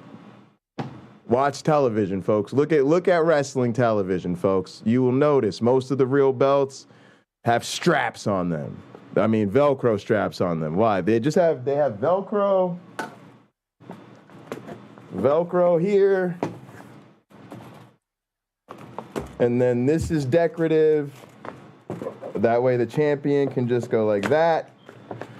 Usually sometimes there's a magnet in it and it snaps. It's way easier. This is a pain in the ass. And if I breathe wrong or push my stomach out, it will fall to the ground and crash. But it's meant to be worn. So sometimes something so I'm into belts, right? If you look into belt culture, belt collectors don't like belts with Velcro on it because they think it's all cool to look old school. But the real belt makers have gotten used to Velcro, and they're mostly pro Velcro. They're like, we don't care about the resale value. Like, this Velcro's so easy, y'all. I got to try this Velcro. So if I were collecting that title, it'd just keep the button box on it and sit on the shelf. But since I plan to wear it every day, so that's what I'm talking about. If somebody gave me a really fancy old car or something, and I was planning to just resell it to another collector, I wouldn't touch it because I know that you would be ruining the resale value. But if I plan to actually drive it, put power steering in it, it's going to need a modern radio. I'm sorry, some things are just non-negotiables when I'm out on the road, right? Yeah. Well, the $200 radio you get off of the touchscreen stereo you get off of eBay, for example, is better than most factory stereos. I'm putting one in my truck. I'm putting another one that's a different style. Yeah, they're nice. Yeah. You know, and you know it'll be as good as what I can get from Toyota. Right. Every bit for $200. It didn't used to be that way. By the way, YouTube Punk sent a link to a vehicle that is about, what's that, YouTube Punk? About $1.3 to $1.5 million for that Porsche Comfort that he I didn't pay attention that it was a 959 at first. Yeah, that's what I'm saying, y'all. Even my gaming wheel has haptic feedback. And I just look. I've driven a car without power. It's just a lot of work. I'm just not into working that hard. You'd be tired. Typically, at low speeds, they are. If you're trying to parallel park it with no power steering, it's a pain in the nose. It's awful. But typically, cars today have speed sensitive steering or adjustable steering. So you can adjust the firmness, like you'll see that in BMWs, although you'll probably have to pay for it on a subscription basis. It's beautiful. But there are things like that. Yeah, I know. That subscription models killed everything, ruined the world. I think that'll spell the end of BMW. And I don't know why they... No, because everybody will do it. Everybody will do it.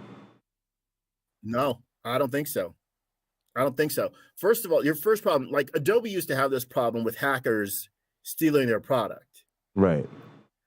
This would have happened if Adobe would have sold you Photoshop for $100 instead of like $1,100 or whatever the hell it used to be. I had like a $800 Adobe suite on my Mac, on my iMac, and one day it auto updated and it wouldn't work anymore. The Adobe wouldn't work when I updated the operating system, or when it updated the operating system.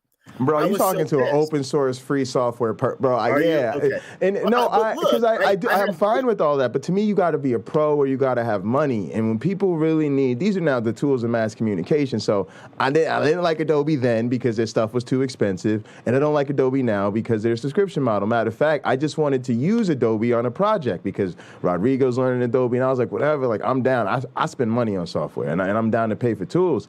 But Rob, my teaching mentor, was like, subscription service. Nope. So now we're doing, Affinity instead. So to me, it's like, it doesn't matter to me. Like, it's all in the game. But when I'm telling people who are just getting started, I always would rather people start with something free because by the time they even think about Adobe, they'll realize they don't need it because there won't be anything they can't do, right? But yeah, so I think the subscription models, and I think most of these companies are terrible. Like, I like Pro Tools, right? But the company that makes it, Avid, they're just a terrible company. I love my PlayStation. Sony is a terrible company, y'all. If you don't believe me, look at the camera. Look at the PlayStation camera port in the back of your PlayStation. Pull it out, look at it, and then stare at the connection, and then tell me what it looks like. You're going to go, oh, it's like a regular USB. No, it's not. They basically took a regular USB, Sony rigged it so that only their camera works with it, right? They make proprietary ports, right? And they do the same thing with the power cord. It looks like a normal 3-pronged thing. No, they just gerrymander it, so now it works with their special little thing, and that's the only thing that can fit in there. That's called anti-consumer practice. But it's an anti-consumer practice, right? To build your stuff in a way that makes it doesn't work with other parts that are just part of the ecosystem. It's a pro-profit thing, and I apologize. probably thought up by the marketing department. Right. Seriously. Which is a way Yeah, to make and then they had the authority to tell the engineers, hey, you know that engineering principle you guys normally live by, you know, make things work together as easily as possible. Yeah, don't do that, right? And they had to say, and then the engineers had to go get paid to do engineering, basically. Well, look, I'd say engineering in modern American society is a little funny. Because if you talk to the doers, not the engineers who design the stuff, or the designers, if a designer works with an engineer, like with a car, there's a person who makes the car beautiful. Then there's another person who says, okay, well, we'll figure out how to make this real. We'll figure out how to make, those are your engineers in the automotive world. But engineers often don't understand the process as well as the doers actually understand it. Like if you're installing an underground anode or something, like you're building a pipeline and you need to install an underground anode, the person who designs the anode probably has never been a welder to try to build one of those things. They may not really understand it, but that welder can tell them, here's everything wrong with your design, but don't worry, I know how to fix it. So if they ever walked out there to see this thing before it's buried fully, they just like, why is this so different than what I designed? Because what you designed doesn't work. This does. The same is for things on cars, all manner of things that we buy on a daily basis. They pretty much all can be better, but it's not as profitable to sell people the very best product. It's just not. Yeah. But when I make like these bicycles that I do, when I make these things, I use stainless steel, I use aluminum, and I use powder coating instead of paint. I basically try to make something that will last 100 years. And I think pretty much all of them will last longer because people find them so nice they don't even use them. Yeah. So, but you think BMW will go subscription like Adobe did, and then just be, you know, left out? Like you think they'll try it, and they'll fail. Think of it like XM satellite and like OnStar. People the internet overtook OnStar. You're having a phone in your car. Right. You're not going to pay for OnStar. Yeah, exactly. So people stop paying for it. BMW charging your subscription service for to have your seat heaters work after 60 years of seat heaters working at the push of a button. Mm-hmm. Now it will stop if you use your credit card. It's forgot to tell them, right? So it has a new expiration date and it won't charge anymore. So you can't get heat in your car seats. Everybody's going to take their phone or their OBD2 thing that is a built-in hack, plug it into their OBD2 port. It will go into the BMW software, turn everything on. Yeah, and they'll do the same thing with self-driving cars. I was just thinking of your car is already controlled by a computer. There's no such thing as a self-driving car. What do you mean? There's no such thing as a self-driving car. Why are you saying that? Doesn't exist. What do you mean? Huh? Why you say that? There's no such thing as a self-driving car. You know what I mean. Tesla is not a self-driving car. It's not autonomous. What is it? People, if you have a Tesla, use your hands. Use your hands. Operate your vehicle. If you're falling asleep and it prevents you from dying, I support that. That's awesome. But drive your car, please, because it will run people down.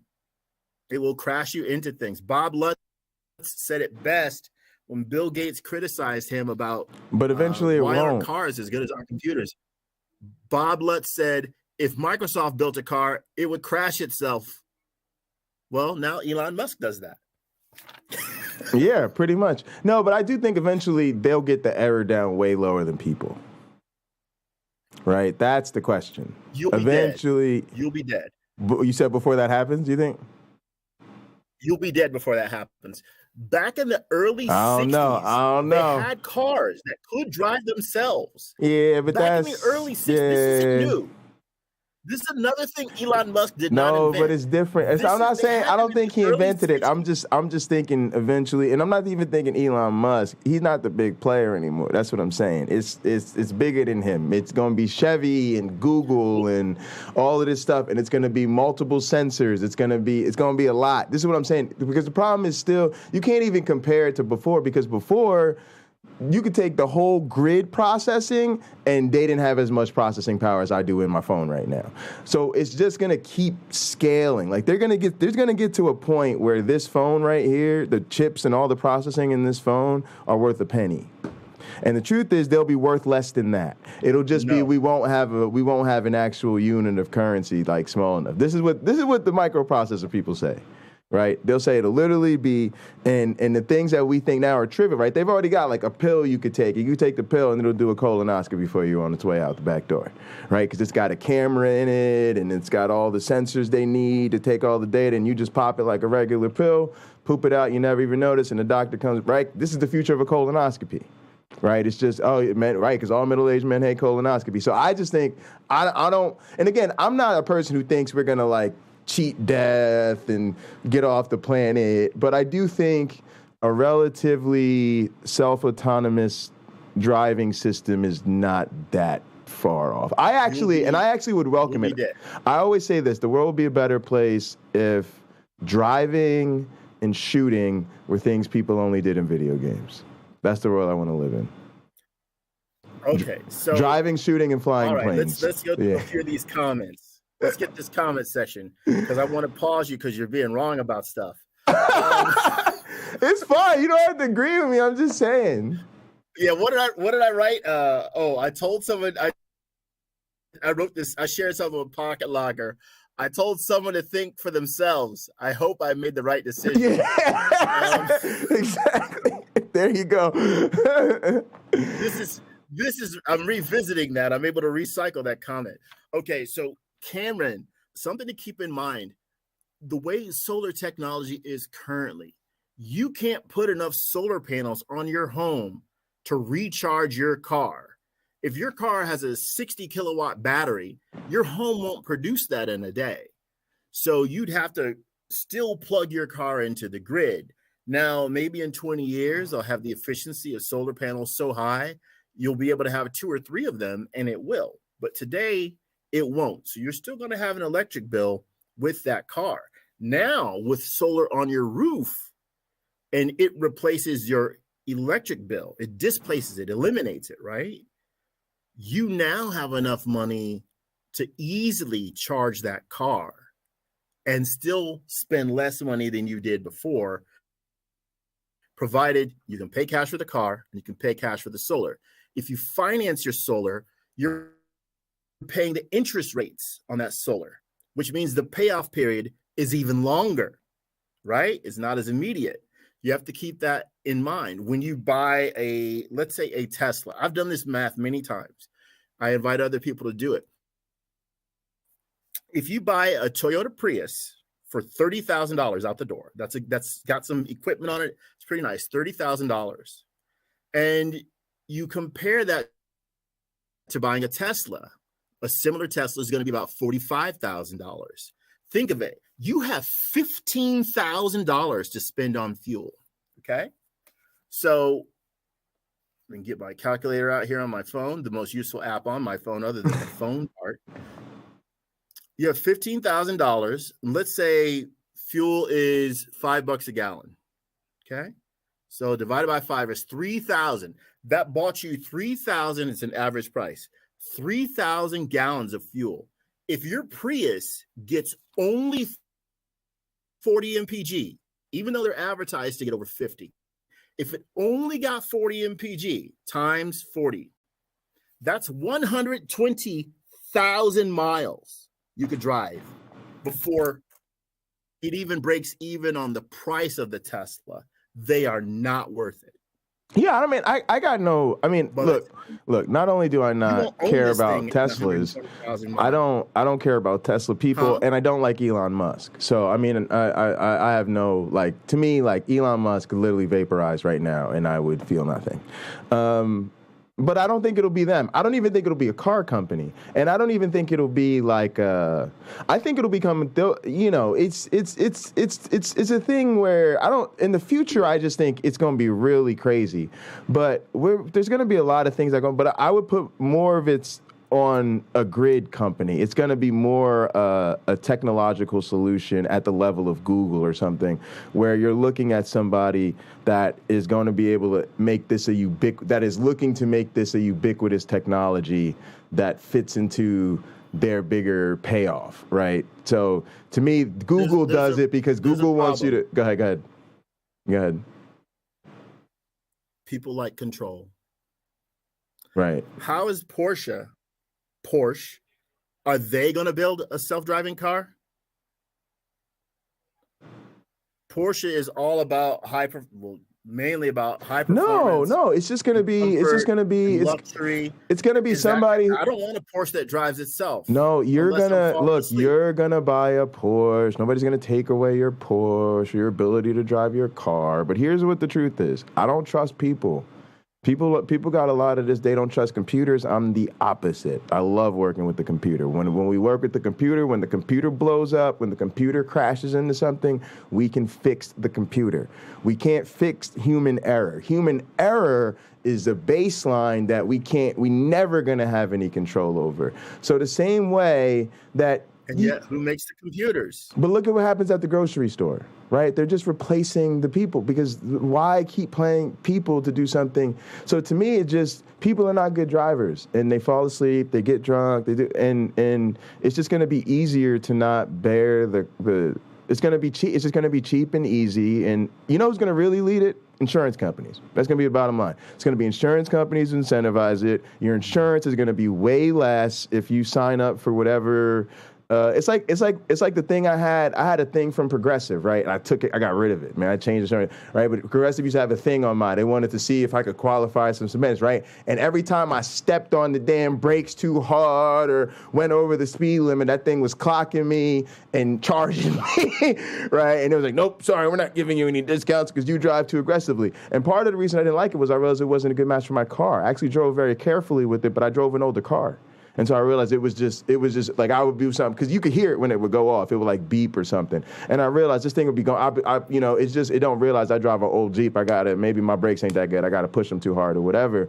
But my point is, they were trying to, do the Big Brother thing in connection to, minimizing their financial exposure. So that's just kind of where I think a lot of and I just don't think we're currently thinking about it, and we're kind of thinking of it like, oh, is it going to be Tesla? Is it going to be this? It's probably going to be bigger than the car because, to your point, it's hard to make that all interface together. So it's got to be on some bigger thing. But I don't know. It's just, autopilot's been around forever, right? You spend a ridiculous amount of your flight time in autopilot. That still means you got to be qualified to fly the plane. But if and again, it wasn't because they didn't think it was important to have qualified pilots. It's just at some point they realized, hey, you're on a big boat flying through the clouds, and the computer can keep a lot better track of your position and what's going on around you than you can. That's my thing, and I like it because, again, I just think it just is going to reduce. Unfortunately, I've lost people. I grew up in an area where getting to school every day was dicey. Let's just put it that way. There's a lot of school closures. I lost friends. I was a very talented musician just on his way to a sax lesson in a snowstorm. I cannot tell you all the incidents I got in, cars I smashed up just trying to get to parties in the middle of bad weather. And it was just a part of life, right? And where I'm from, too, it's not only in a mountainous area. It's the Poconos. Y'all know the Poconos in northeastern PA. People go there to do what? Ski and go to resorts and be in the mountains. We live in the mountains.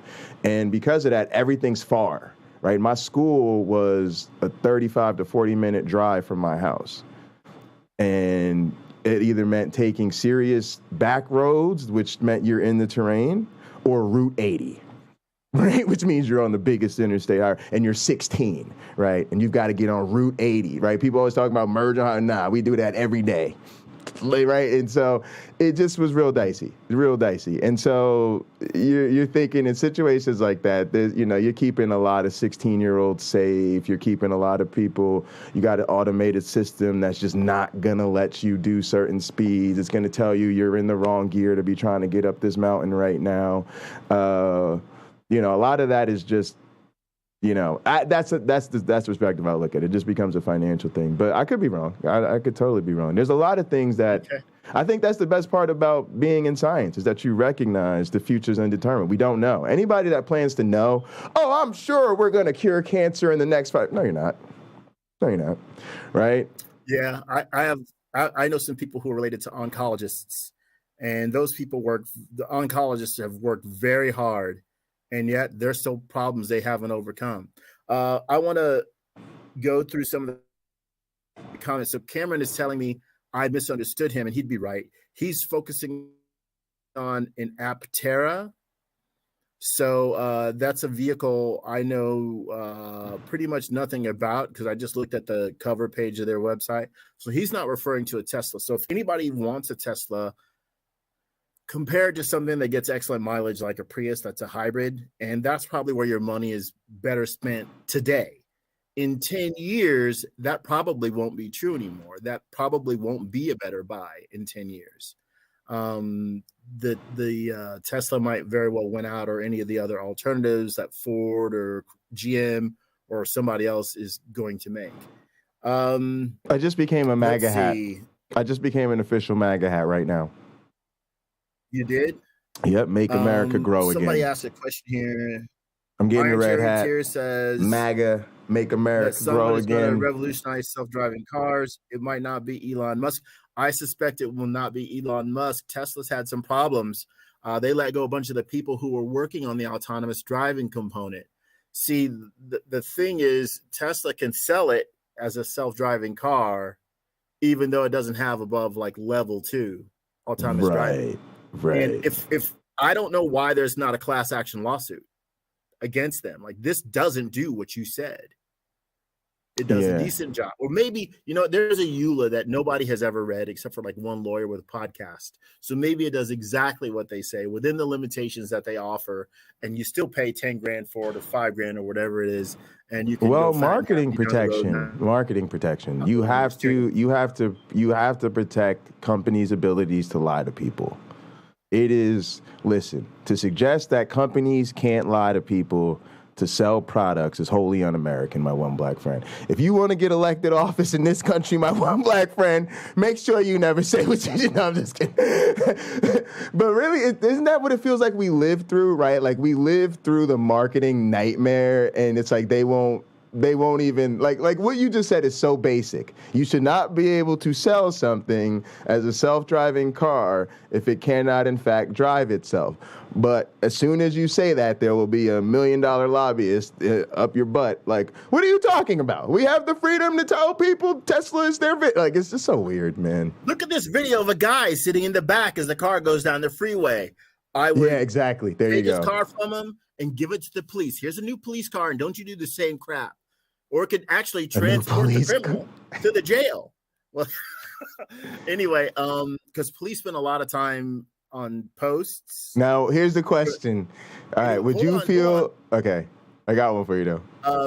Do you think Elon Musk is... This is Iron Chariot here. Do you think Elon Musk is building the infrastructure of the future with his 60K satellites in space to give internet to the world? No. Facebook and other companies are doing this sort of thing. The fact is going to be that you'll get satellites, have fewer satellites that can do it better. I think what we see in Elon Musk, Thunderfoot has been extremely critical of him, as have, EEV blogs. And there's another channel that I can't recall right now, but if you type in Elon Musk debunked, you're going to find a series of people giving you the rest of the story about Elon Musk and his business practices. We can look at things like the Tesla Semi and Tesla Cybertruck, how he promises these things are coming, right? It'll be here in 2 years. It'll be here in 3 years, what have you. And you don't see these products. Things that were announced in 2019, 2018, 2017, these things aren't all happening. Yes, Iron Charioteer, you can have a Falcon 9 rocket that has a bunch of Russian rocket engines that I think they still can't buy those right now because of the war and all the sanctions against Russia. But you can have a successful product like that. You can have a successful product like the Tesla cars. That doesn't mean that you can fulfill every promise. And that's, I guess it's not a problem because he's making money hand over fist, even though there are quality issues with those cars. My brother had to send one, I think he only sent one of his Teslas back to fix the paint, to fix fitment issues. This is very common in the Tesla world.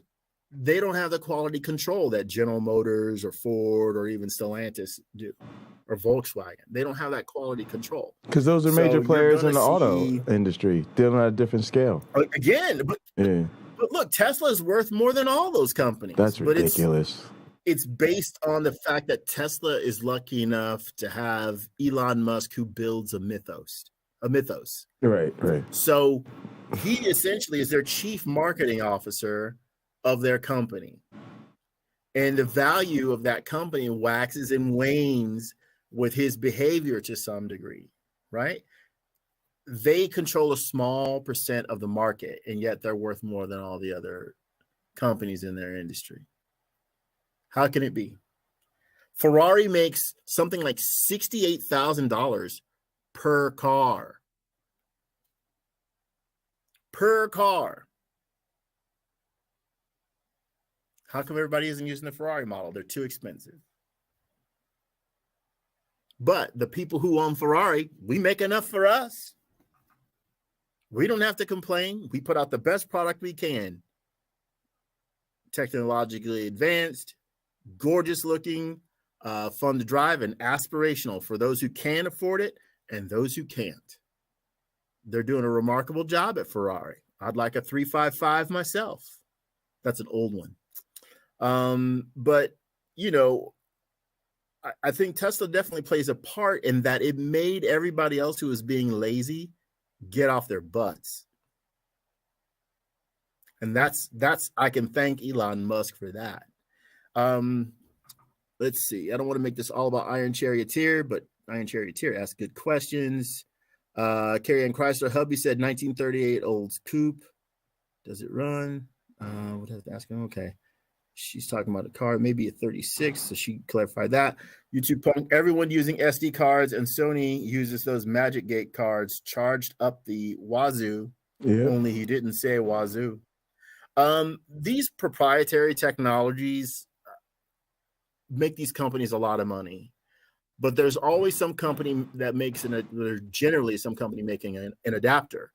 And if they do it right, they have to license the technology from people like Sony if they can't change enough to get a patent on it of their own.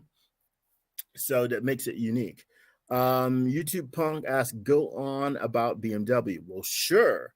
In the 80s and even the 90s, you could get a BMW that was an excellent car. But when somebody told BMW that you can make a radiator out of plastic, they got real happy about that. And a lot of their parts under the hood don't withstand the test of time. Why? Because they're made out of plastic. They're inferior. Plastic going through a lot of heat cycles, actually, it degrades over time. I'm working with an intake manifold, two of them, an old one with a big old crack in it and a new one, and I'm swapping the parts over onto the new one. Well, this is inexpensive for General Motors to manufacture, but it's not going to be around in 100 years. It's not going to be one piece in 100 years. If it gets hit, it's going to break, like my old one is broken. Granted, it's generally safe where you put it, but if it's in the middle of a repair or something and it gets knocked over, it's not like cast aluminum where it'll make a bunch of noise and everybody will look at you. Just pieces will come flying off, and now you have to replace it with a different one. So you're going to see problems like that when manufacturers choose less expensive materials to make their vehicles, not just BMW, everybody. You know, lots of manufacturers do this. There used to be cars designed so that the owner could work on them and that you wouldn't have to go into the dealership for things. You may remember the movie Who Killed the Electric Car? That is largely about the EV1 that General Motors built. Well, now they're circling back and they're building EVs again. But that movie points out the fact that electric vehicles have lower maintenance costs. that means they're less profitable because you're not endlessly selling parts for this and for that. I've given thought to, after I sell this house and I moved back to Indiana, that I start a manufacturing company and we make stuff that replaces the stuff in your nice luxury car with stuff that doesn't break. Right. You got a switch, your wiring harness is perfect, but that switch is garbage. Let me sell you a $35 switch, which is less than your factory switch, but is not going to break. Right. It'll last you 50 years minimally. Yeah, I mean, that's what we do. I wanted to make Land Rover, Land Rovers it was just better than what it came with. But if you got $130,000 to spend on a Range Rover, you can buy my stuff. Yeah, exactly. But your dealership would never put it on there from the sales floor because, no, that gets rid of business for us. And that's what all these things are meant to do now. It feels like things are sold to just, hold you over till they release the next one rather than actually give you something that's going to work. And then, of course, they're withholding features 3 years down the line just to make sure that you'll want the next one instead of the one you just bought. That's been true.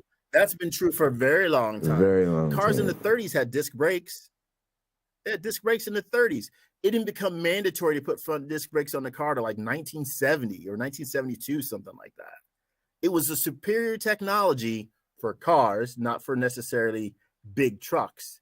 So why wasn't it hey, this can save lives? Why wasn't it just an idea that was immediately put into effect? Anti-lock brakes, they were around for a long time before they became mandatory. Airbags, they were around for a while before they became mandatory. Mercedes pioneered some technologies that ends up being in almost every car. Iron Charioteer says electric is faster than gas cars. That's true for the most part, or often it's true. Do you think EV battery technology is evolving, and will people adopt it once it becomes feasible? I tell you the truth. When I started building my truck last year, if you would have told me that Ford had a $3,000 electric motor and I could buy a Tesla battery pack for $60,000, and basically by the time I was done, I'd have about $13,500 wrapped up into converting my truck to be an EV, I would have done it. My engine, I got it for dirt cheap, and I still would have spent the 14 or so grand to make it electric. I still would have spent it. If I add up everything that makes my truck go, that is gasoline related, it's probably half that cost. But I'm spending the money. It's half the cost still. So over time, when I factor in, just like I did that calculation about the Prius versus the Tesla Model 3 or whatever the heck, there is an advantage. I'm going to spend that $7,000 difference on fuel. I will. But it'll take a while because even in that truck, $7,000, I'd probably get 25 miles to the gallon out of that thing when it's done. That's a lot of driving. That's no joke. However, there are other advantages that I would like. So let's see. It would be faster, but I'm not building that thing to be fast. Otherwise, I would have slapped a supercharger on it because ProCharger will sell me a supercharger for $3,200. And it's up and running for fairly cheap. So, but I'm not interested in going fast. And my Firebird, I want it to be quick, not fast. I'm not going 200 miles an hour in that thing. Let's see. Tears, bad bet. Solar is inefficient at the moment. Solar too inefficient at the moment. YouTube Punk says.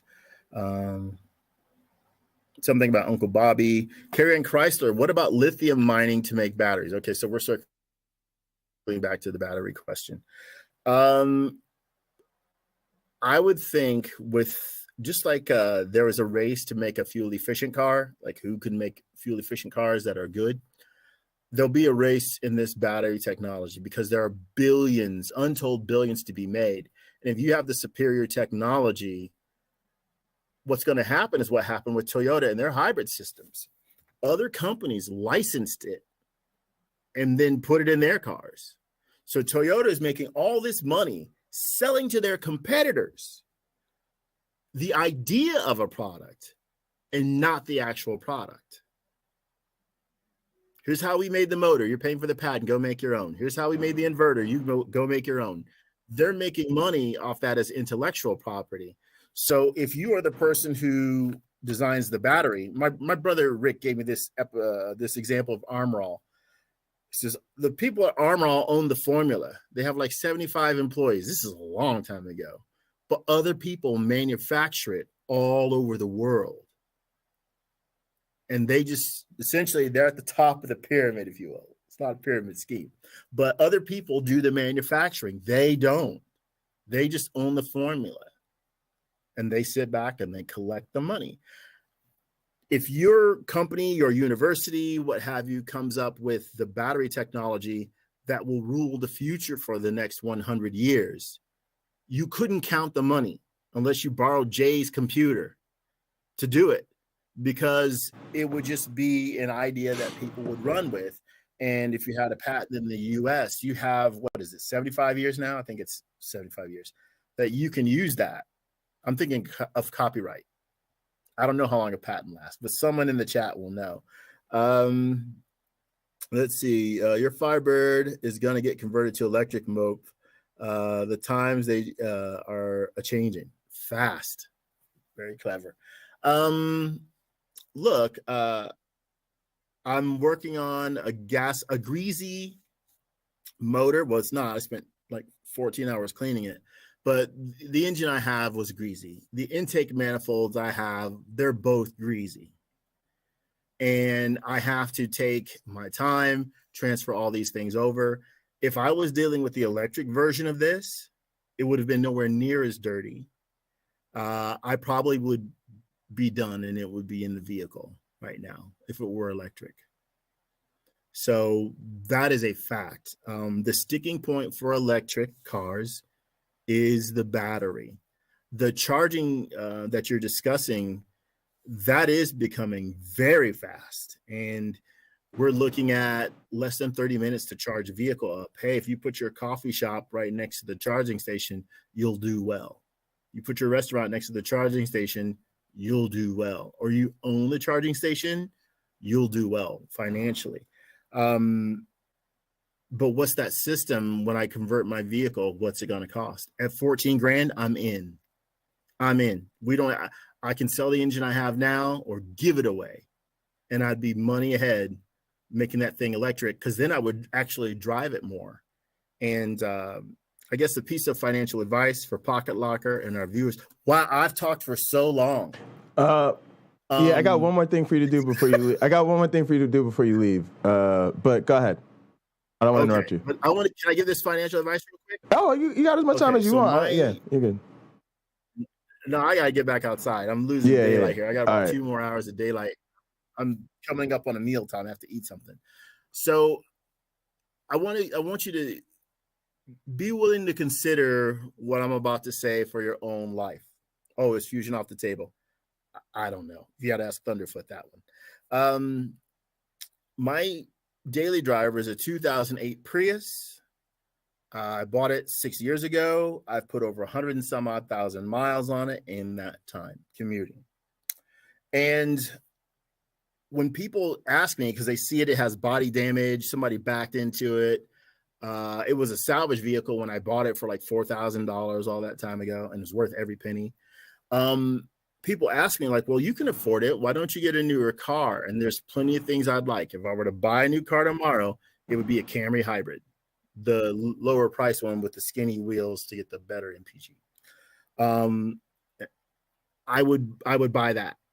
About $32,000 with all the stuff I'd put on it. About $32,000 at best, including tax.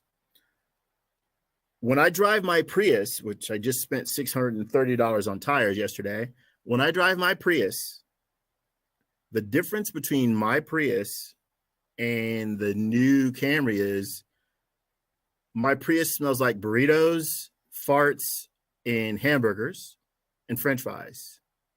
The Camry would eventually, but it wouldn't come that way. There is an appreciable difference in MPG, because my battery's old in my Prius, it'd be about $2,000 to replace it. Let's assume I never do. My Prius is basically a $32,000 car.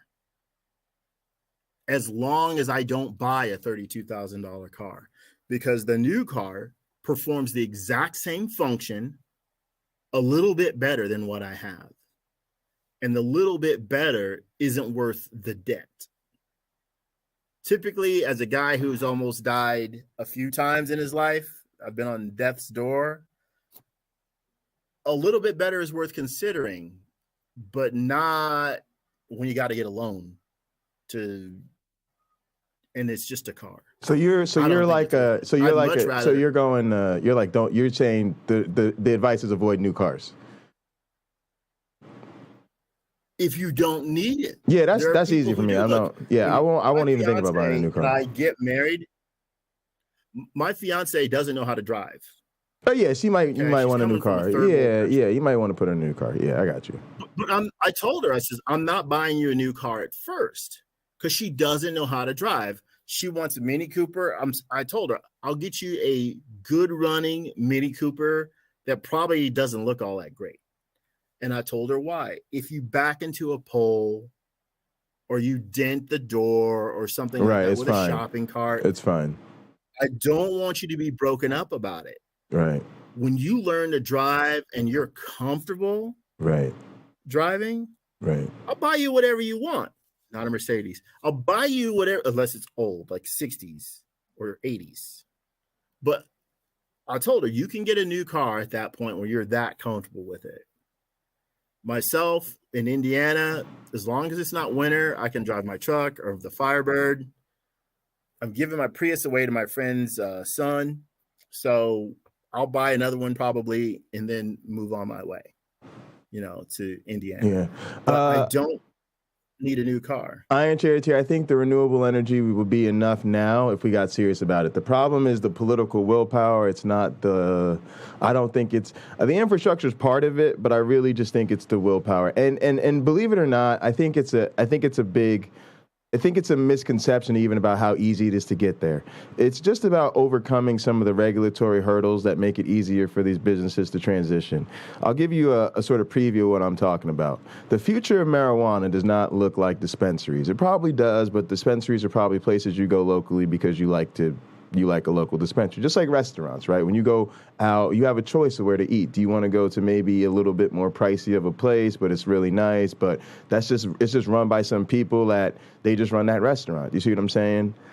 But that doesn't compete with, say, a Bonefish Grill or a Mitchell's Fish Market or something like that, or, where they could afford to just be all over the place, right? And then they're not even doing the same type of business as a McDonald's, which is just like, sorry, I got 800,000 locations all over the globe, right?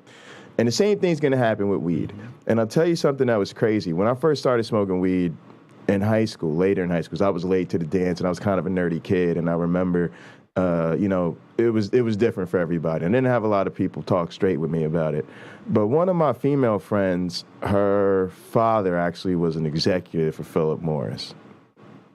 And I basically heard through them this thing that he said, which was basically the day we get serious federal legalization of medical marijuana at the federal level, right? Like, and I don't mean like they pull it off of the controlled substances, and I'm talking they do that, then they fund the research, and it becomes illegal to produce it. It's a few more hurdles, right? But the day those real hurdles are cleared, Philip Morris is taking over the weed game.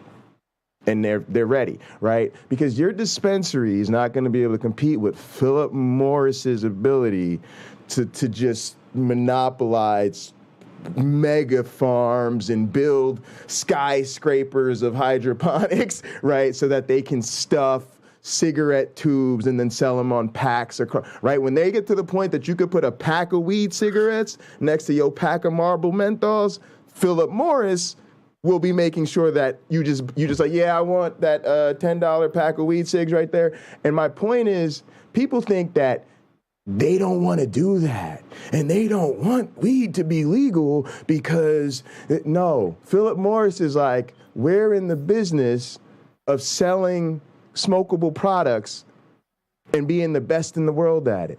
And as soon as this becomes another legal avenue for us to do that, that's what we're going to do. And matter of fact, if it becomes, hey, you got to keep all these damn Surgeon General warnings on your tobacco cigarettes, but it's less regulation and less tax, and you don't even got to put some toxicity warning if it's weed because it's never killed anybody. They're going to be like, yeah, we like that too, as a matter of fact. And so don't think that these companies are going away. What's going to happen is Shell and Exxon and Mobil, right, are going to be buying up charging stations. And you're going to pull up the hybrid point, you're going to pull up to the gas station, and it's going to be a charging station right next to it on the plaza, right? They need to survive, exactly. And when eventually we squeeze enough money out of these folks that fossil fuels is no longer the way to go, they're not going to fold their tents and go home. They're just going to become the biggest, cheapest, largest to scale, renewable energy producers that they can be, because they're not going to want to. So when that starts to happen, all of a sudden y'all will realize we got some might and some infrastructure ability that we just don't have right now, because it's really the lobbyists that are holding us up, even more so than these big companies. But that's just my take on it. Oh, well, the marketing is a funny thing to study. One of the things that we learned when I was in college is one of our teachers says, where do you think these automotive companies stick their money? Because they invest some of their profits. They don't always make a new product with it. They'll invest. And I said, I have no idea. Where do you think insurance companies invest some of their profits? I'm like, I just don't know. Well, as was explained to us, the automotive companies, because they sell you a car that runs on gas, they buy stock in oil companies that sell gasoline. Yeah, there you go. There you go. So they know you can't operate their vehicle without that product. So they'll earn money along with that. Whenever. Yeah, and so what you're saying is, as soon as they'll start switching their more and more gasoline, and people kept buying them in record numbers, they were so happy. Like, oh my gosh, who would have thought? People don't care that they're getting 11 miles a gallon or 10 miles a gallon, and they have a vehicle that takes $200 to fill up, and they're doing it. They're just doing it. Right. They had to be thrilled. Insurance companies, same thing. And they buy what? Stock in automotive manufacturers. Why? Because they get a large portion of their profits from those people. They push the safety. It saves your life, but it does a second thing. It makes them have to buy another car. Because it's so much, it destroys the car you have. Right. So great. They're making money on both ends, because not enough people crash cars for it to be unprofitable to sell insurance. And they're making money off the automotive manufacturer stock price going up, because they have to replace your car. They don't worry about it. Yeah, and that's what I'm saying. They'll do the same thing. They can have a bad year, but they'll never have a bad decade. And if it goes to renewable, they'll just do the same thing. They'll be buying all the renewable stocks, right? They'll be pushing the renewable energy, lobbyist and cartel, right? It'll just, the same people will just say there's a new game. The game is changing. We're gonna change with it. If you're them, if you're State Farm Insurance, okay, yeah, and it was talked about who's got the hot battery technology, or do we think it'll advance? If you're State Farm, you buy stock in that company when it's still small, and then you tell your members, if you buy one of these green cars and you give them a list, we'll give you a discount. They're essentially stuffing the money back into their own pockets. Exactly. You're going to have that car 10 years. Right. Before you get rid of it. Right. Yeah. They don't mind giving you a discount. They're already making money off you. Your discount will go away inside of a year and a half, and you'll be paying what you used to. Yeah. And they will have made money off you twice. Yeah. And gotten new customers even. Yeah, it's super interesting how all this works. It's fun, but all I was thinking is this: there's a little bit of opportunity for us to change the world in here too, because unfortunately, sometimes these companies then use virtue signaling, right? Like you see a lot of them now pushing their electric cars and by this, we're going to be all, and why are they doing that? They're not doing it because they're great people or they've had a change of heart. They're doing it because they're going, hey, people's really negative impression of our business is starting to affect our bottom line, right? And so now they're like, again, the marketing guys got on and they're like, well, hey, what if we presented ourselves as really excited about the future of electric cars? Yeah, people like that, right? And what did we do that with? We did that with George Floyd's murder. All of a sudden, you had white-collar companies, all these billion-dollar companies, and everything's Black Lives Matter, Black Lives Matter. I got salty the other day. I got a nasty email from somebody in the university in the hierarchy and had the nerve to have at the bottom of their email, Black Lives Matter. I'm saying, not if you're going to talk to a black man with a PhD like this, they don't. But the point is, that just became such a thing that everybody had to do to be seen as even socially responsible enough to do business with, right? And it's not even true, right? Like, I got to be honest with you. If I'm walking down the street to buy a cup of coffee, I really don't need them to have a Black Lives Matter sign in the window. Like, I'm going to just go get myself a cup of coffee and not even notice that they didn't have a Black Lives Matter sign in the door, right? But it says something very powerful about society, that we created the moment in the time where everybody felt they had to do that. And I think we could do that with a lot of these other issues that are important to us. Okay, go ahead. There's something else at hand. I think everybody here listening has experienced something known as a feedback loop. We see it on like Pine Creek when people call in and they have their browser window open and they say, I can hear myself. Why do I hear myself? And then you hear the echo of what that person just said. And then you hear the echo of what Pine Creek said. Right. Because why? The information is feeding itself back into the system, coming back around again and again and again. This is what's happening socially. The examples I gave are those companies investing in themselves, essentially, by investing in a product that their product uses. It's a feedback loop. They're essentially lining their own pockets. Things like the Black Lives Matter movement are part of that. When you can get enough people in society behind it, this thing starts to sustain itself and become its own thing. And you can get people on board with that message and bring in new business, right? And that new business, people maybe who have never used your product are now lining your pockets. And if what you have is good, they'll come back. And in the future, when nobody is saying Black Lives Matter, because why? Well, most people aren't jerks enough to mistreat Black people anyway, or Latinos, or Chinese people, or Japanese people. And so most of us just aren't those kind of jerks. Right. So most of us are already on board. So what are you disagreeing with though? You're just saying that you disagree with you're just saying it is important that they did it because it allows them to get into the feedback loop of. Well, there's something else I wanted to say. It's the shuffle dance, Jay. 10 years ago, did you see a shuffle dance video? No. On TikTok, if there's some kind of dance, now you got what?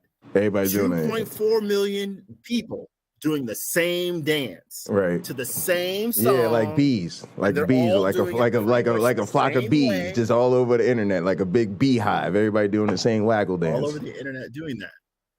Our society today, and maybe it was always like this, is more than ever ready to parrot what other people are doing. Yes. There are very few, the floss, yeah. There are very few creators, and there are billions of copycats. Yes.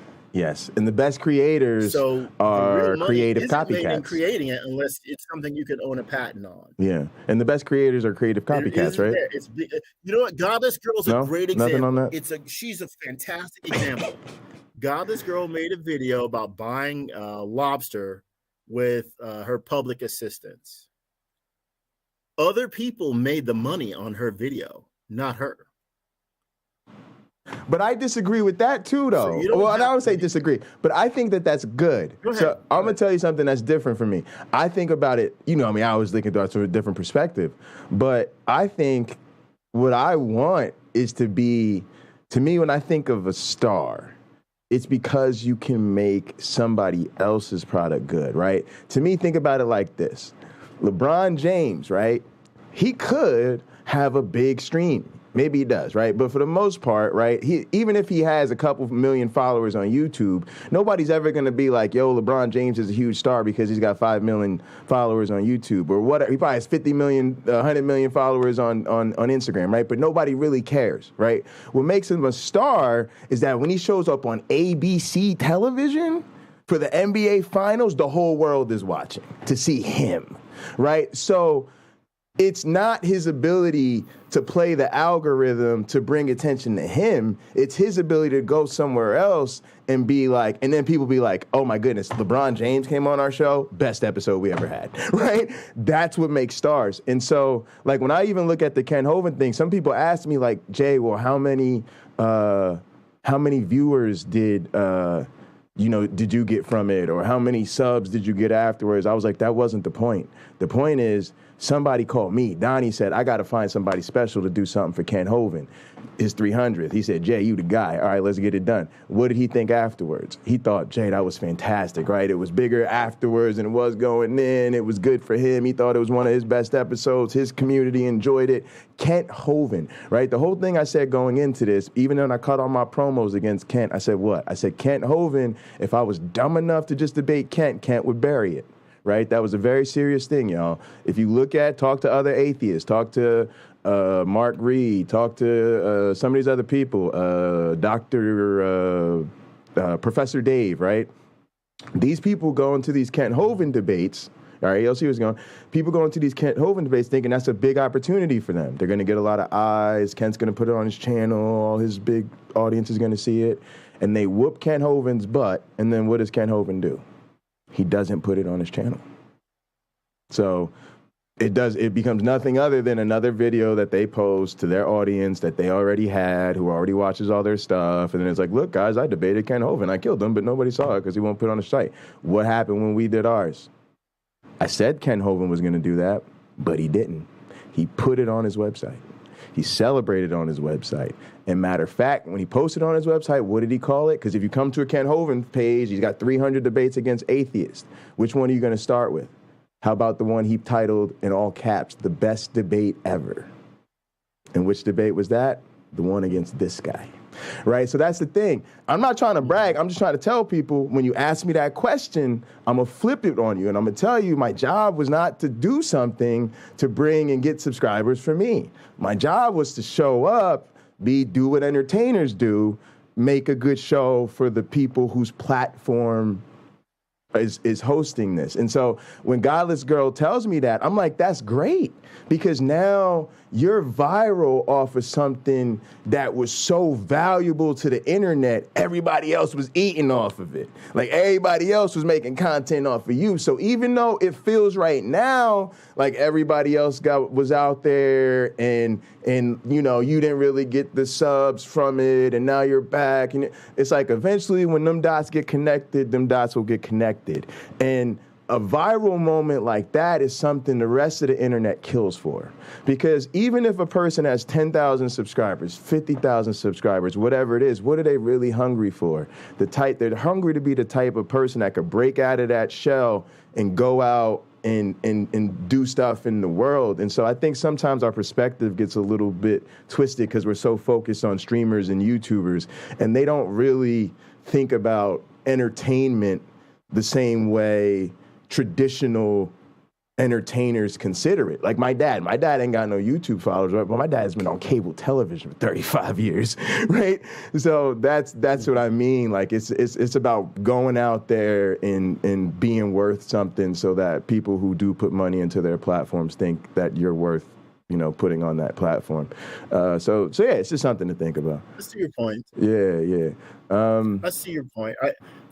From the standpoint that people are making their living off YouTube, she clearly had something valuable to offer that was not only a social commentary, but entertained other people to some degree. It sort of satisfied her need to build awareness out there in the nation. And yet nobody made less money off of it than she did, yeah. except for me. I've had that problem. I don't think that's fair. I don't think that's fair to her, but that's the culture we live in now. Yeah. I had a Fox News story done about me. Ryan Charioteer, I probably could learn to shuffle dance. I don't know how to do it right now. But yes, there are many beautiful ladies that are shuffle dance gals on TikTok, Instagram, and YouTube. And I've seen like 5 of them, I think. And so I don't know much about shuffle dancing, but I know that it exists. Pocket locker, I gotta. Oh, hang on! Let me do this one thing. So, it's real important. It's real important. All right, so go pee, and then we'll do this. I'll let you go. Is that fair? Can we do that? Huh? Can you just go pee and then come back for a second, and then I'll let you go? Because what I want you to do is log in through Restream so we can make sure you're good to go live tomorrow, and then we'll be good. So, but go ahead, go pee, and then I'll kill time till you get back. Thank you. I will go pee. All right. He said Kent's a good entertainer, like Barnum. Yeah, people think that. I don't know. I got to say that I do think he's he certainly got his charm, right? I mean, I think. Look, I'll put it this way. I'm not high on Joe Rogan, right? But you don't get to be the largest podcaster in the world because you suck at podcasting, right? And if you look at Kent as a content creator, he's very successful for a reason. And I don't think you have to, be some kind of Hovind admirer to just acknowledge that he has, in fact, had success at what he does. And I also think from an entertainment perspective, he's somebody who, again, comes from the traditional world. That's part of the value, right? Kent has legitimate entertainment chops because that's his background. He's not a person who just saw other people making YouTube videos, put a camera up, and then tried to figure out how to entertain, right? Kent Hovind is somebody who was out there before social media and YouTube really became a thing. And he was out there speaking, writing books, preaching, doing the ministry, going on tours, really making a name for himself, doing his business ventures, right? And he was interviewed on like really big television platforms and he had a really big following. If you look at Kent when he was younger, he was very handsome. He was very charming. He was very, he kind of had a wholesome, charming, very way about him, and he's still kind of that way. He's just slowed down a little bit, and he's older. But if you really look at some of like his older TV appearances and stuff, it's not hard to figure out why people were drawn to this person. He reminds you of any very charismatic, attractive preacher with an attractive vibe and an attractive message. My one black friend. All right, so here's the thing. So you should be able to log in through Restream, but actually as an admin. And the reason, if we do it this way, it'll just be easier and you won't have to do this every single week. The other way, you have to add it every time. And so I don't really like doing that for co-host because it just becomes redundant work that they have to do every week instead of just doing it once and then never having to worry about it again. So what we kind of need you to probably do, and you might have to share my screen just so I see what you see, but I think you want to basically log into restream.com or something. And then try to... I just clicked on what I normally click on. Yeah, so don't do that. Don't do that because that'll bring you in as a guest. So you actually want to try to log in. And I'm also getting a feedback. Oh, it says channels one. Feedback? Yeah. Maybe because you don't have your headphones on? Let's take care of that. Yeah, usually I don't have. I apologize, everyone. No, it's no big deal. This is an unscheduled, behind the scenes. This is what people want to see. Okay, so here's where I was going with the picture thing with your car, right? My cousin OG Roddy, I said about sharing mistakes, and I love our conversations. They just go all over the place just because we're friends. They should do that. But what he basically said to me, he said, Jay, people don't just want to see Superman. The fans will love this. The fans are big OG Roddy fans. My cousin. He said the fans don't want to just see Superman. They don't even want to know that you're really Clark Kent. They want to see you go in the booth, put on the suit, and they want to watch the transformation. So, you could go into your garage, tell us your vision, and then come out and show us your cool hot rod. But, I think our community wants to see the transformation. They want to see you go into the booth and, do all the parts and photo journal, the whole thing. That way they feel invested in all of the work you put into the project. And that's the difference, right? Is the people who just say, ta-da, and then there's a thing. And people love that. Don't get me wrong. They go, oh my God, that's a cool looking thing you just made. But they really love to watch you build it. Yeah, that's what they're doing now. Keep that in mind. Yeah, they're watching now. They're watching the hot program sausage. All right, so you shared your screen. All right, so let's pull that up. Mm-hmm. And let me see. Look at that, infinity. All right, let me actually make your screen full screen just so I can see it easier.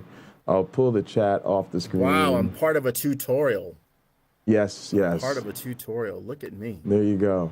All right, so it says you have added channels. My one black friend, one of 3 active. And where did you go to add that? It says offline.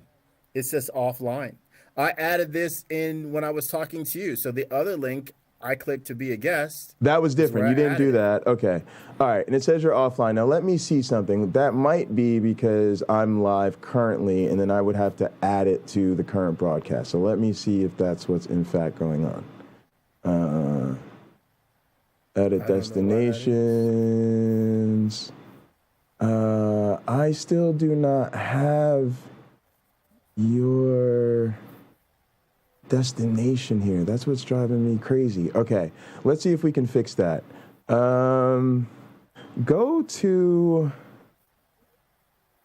what would you like to do? Connect, stream, schedule event. That's your channel. You've got one of 3 active.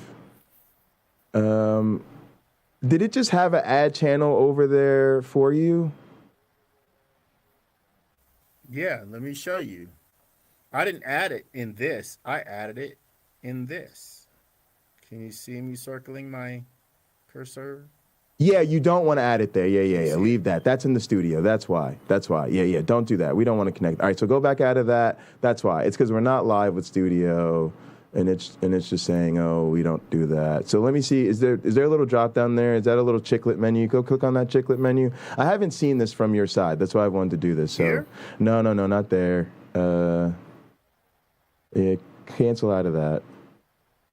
Click on that. Click on the little. You want to see here? I want to see. Yes. Log into church administration. Team. There you go. Excuse me. Yes. Okay. We need you logged in the team. Boom. There. Now, see, the difference is you were logged into your personal Restream account and then trying to add yourself as a guest. Add your channel as a guest account, which you can do, but I'm not streaming through Studio, which is why you couldn't. This is where we want those. Scroll down a little bit for me, please. Yeah, go to Edit Destinations. Oh, this is what we want. All right, Add Destination. Now do it.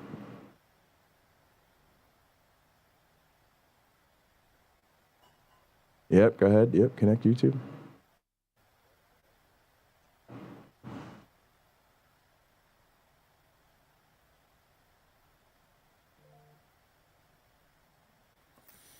All right, your channel has been added. Great. All right, scroll down.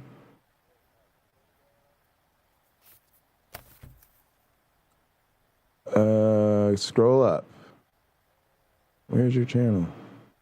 There it is. All right, turn that on. And at the top? Yeah, hang on. Just leave it there. See, it says offline, go, sending data. It should switch to streaming.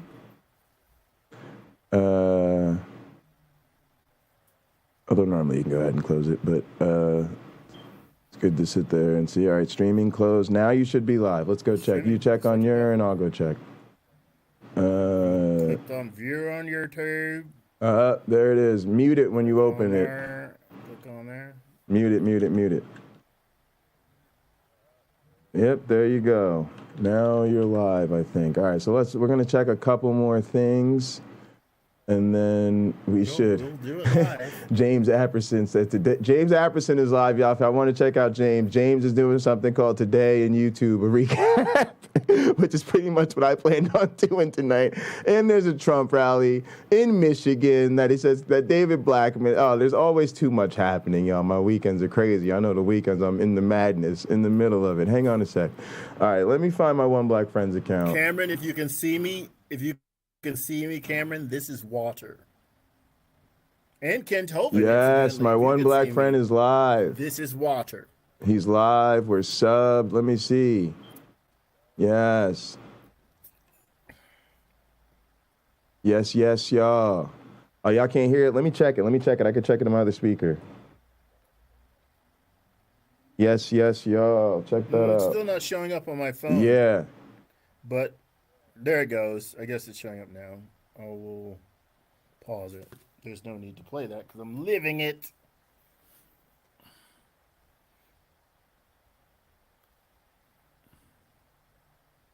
Yes. All right. Okay, Pocket Locker. Are you good? You ready to rock? You good to go? All right, hang on one sec. That was great. Yeah, I think you're live. Okay. We got a couple more things to do. One is... Okay, and just an announcement. Tomorrow on Hot Program at 3:30 Eastern, 12:30 California time. And if you live in the middle, I don't know what time that is.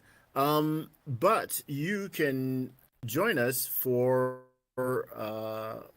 us talking about our sins. The 613 commandments is what we'll be. All right, so where are we sourcing these? That's a good thing. Feel free to call in. What are you talking about? I don't know what you mean. Do you have them? Like, are they just in the Bible? We're just gonna pull up the scripture and roll like we normally do? Is that are they just in the Bible? Like, where's the list? Where's the official list of all the commandments? They're in the Bible. You know, I have to pick one, so I'll look and I'll share it with you what that list is. And as for me in my car, should we? Do you want to maybe just? I don't have any. I was gonna say we could find a website. Video in December because it doesn't look like anything. Oh, you mean the commandments? Yeah. Just go to the Googles. Yeah. We'll just go to the Googles. Yeah, that's fine. Full list of I've already searched. Full list of commandments. The 613 mitzvot.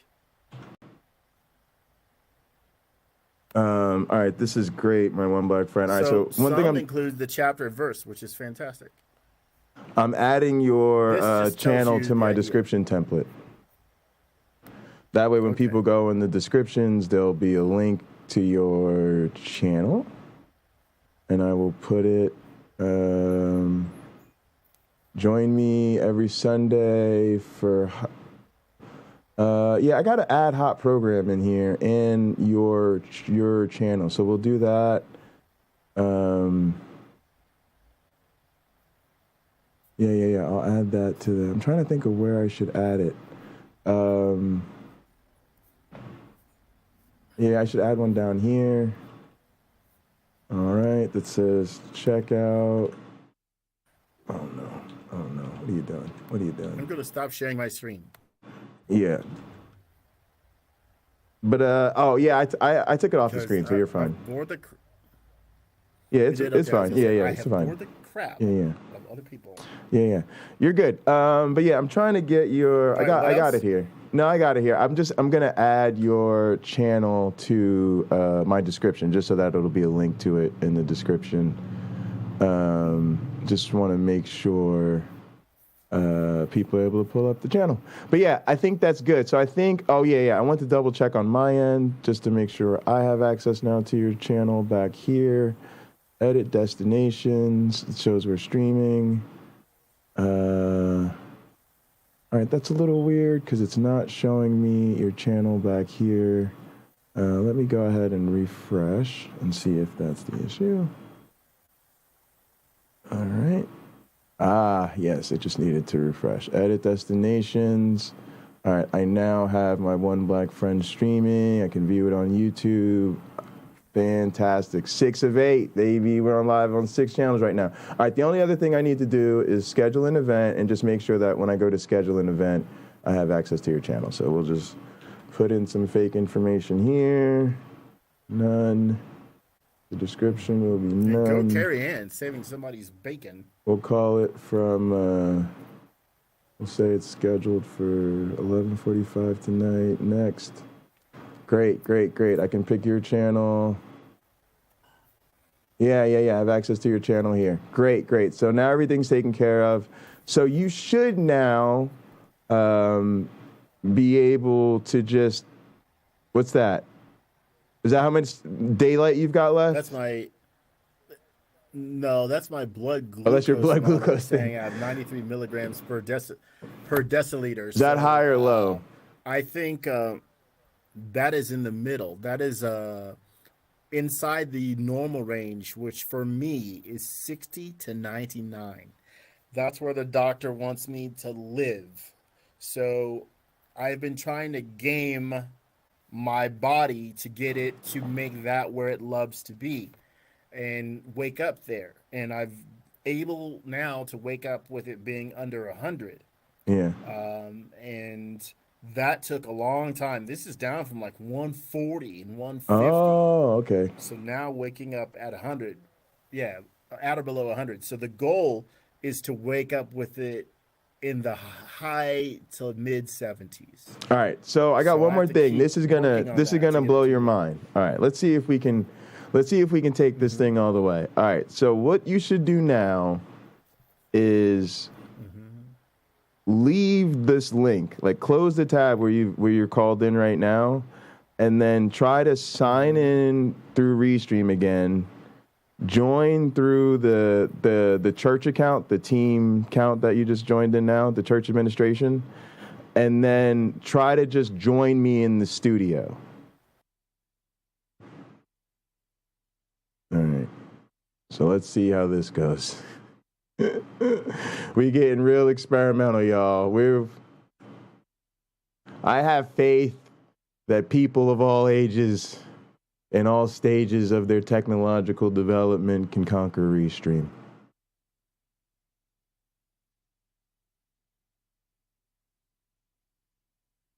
I actually think the older you get, the better you are at technology. You start to realize things just require patience. And most of us have more of that as we age than we do when we're younger.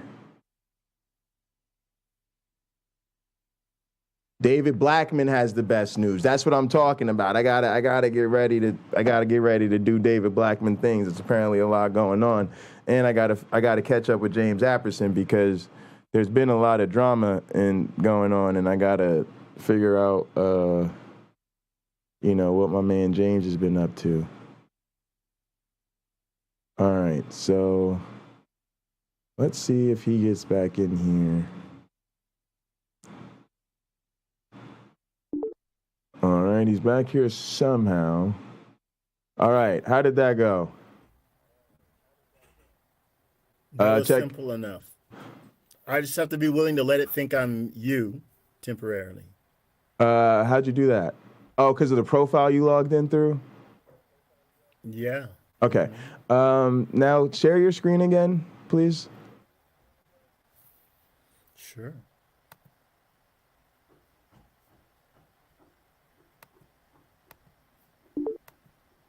All right. So let's see. Oh, yeah. Okay. You, sir, have just become a first-class citizen on Restream. So now you see what Tuck sees. So, all right. So let's move your mouse around. All right. Do you see there is a panel of buttons below the screen? All right. First thing I'm going to do is, we'll leave it this way. Let me see. Is there something I could put on the screen? Yeah, just leave it like this. This is fine. Hang on. Maybe if I do something like this. No. Oh, it's because you're sharing your Restream. Never mind. We're fine. All right. So here's what we'll do. Go ahead. Let me see your. Yes. All right. So go ahead. Those are the different views of the stream. And if you press that, you will change the view of the stream. There you go. That's what that one does. That one's full screen, but below. This one puts us full screen, but the corner. There we line up by the side. The next one will do us vertical. And then the last one is the one I normally use. Okay, now the other thing you can do is go ahead and drag and drop any of those windows so you can move them around, right? So go ahead and swap places with the screen. So just, no, go up into the thing. I'm certain I'm not doing what you said. All right, no, so don't do that. All right, so go to pick a view. It doesn't matter which one. Pick a view. Yeah, pick any of those. Those are views. Yep, pick any of those. Yep. All right. Now hover over yourself in Restream. There you go. Now click and drag that to where the screen is. There you go. Boom. That's how you switch them. Yep, there you go. All right. Now change views. Go to one. Gone pro. Yes, go to one with full screens. Go to that one. Yep, that's the big one. Picture in picture. All right. So now swap places with the screen again. Swapping places with me. There you go.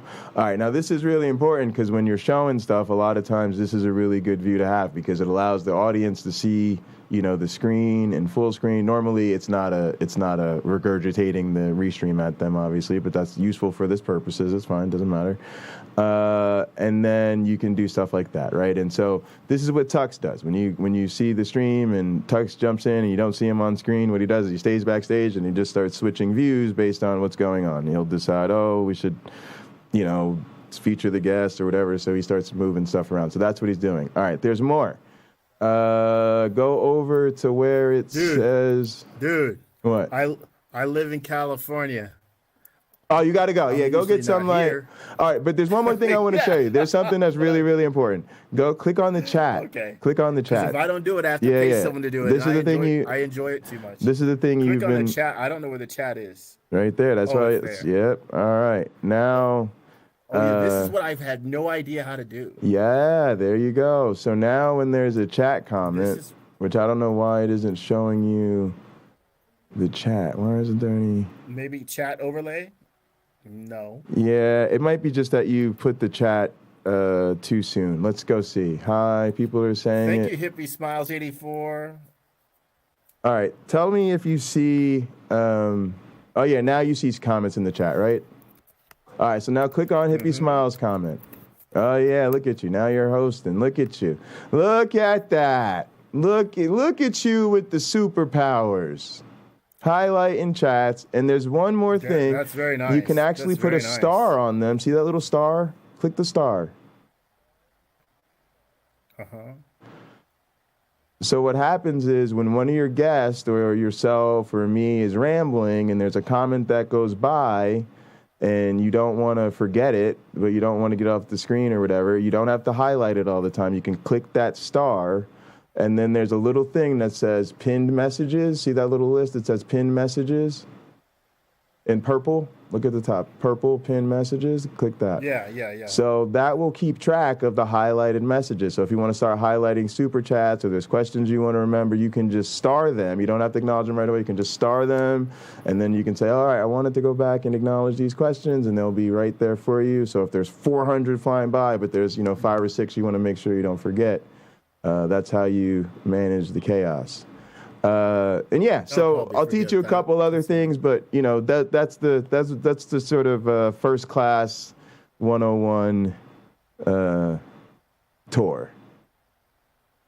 But thanks so much, man, and try to log in this way tomorrow because this, as you can see, it'll give you a lot more control over the broadcast, and they'll be seeing my screen anyway, so all the changes you make will be behind the scenes. So.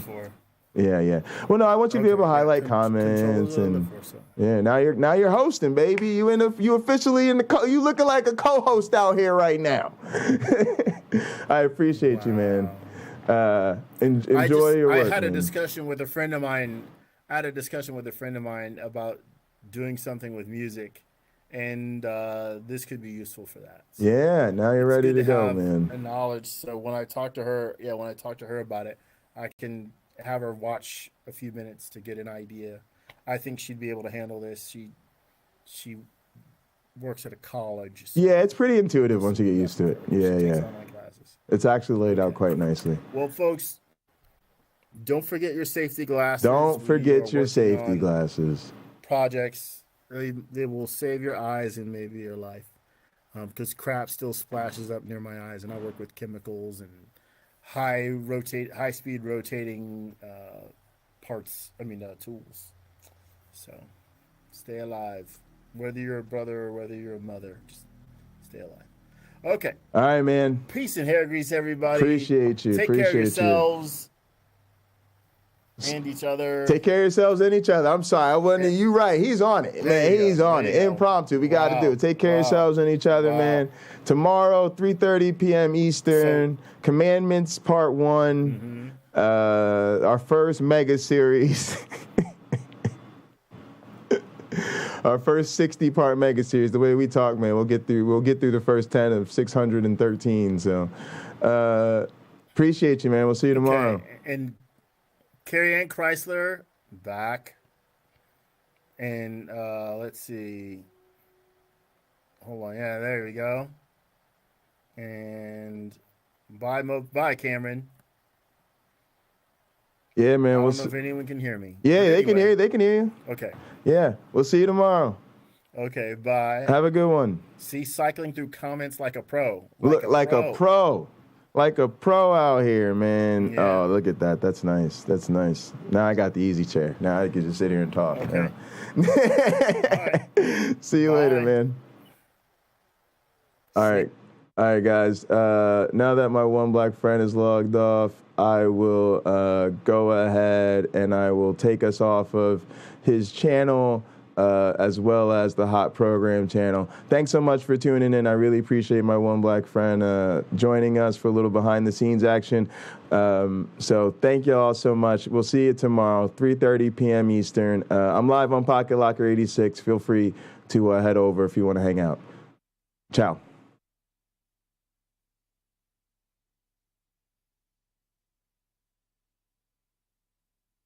All right, I need to confirm that both those channels are offline. Looks like they are. Yeah, he's not showing us live anymore. We'll see how long it takes for YouTube to post the video up, but that's a separate issue. Deal with that later. All right. Oh, Penn State won today. That's not surprising. All right, so I don't need to send this email to my one black friend. He is good to go. All right, let me adjust our graphics here. We do not need the graphics with all these things going on. Let me see. Change the overlay. Yeah, we'll get ready for late night counter-apologetics, huh? How about that? All right, and I want one of my girls with me. Man, I'm going with my classic, man. Man, get my girl up here.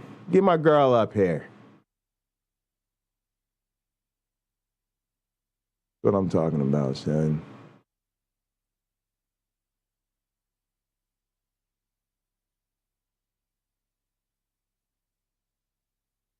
Whew. Yeah, we're going to start late night counter-apologetics in a minute. That's the plan. All right, here's the plan, y'all.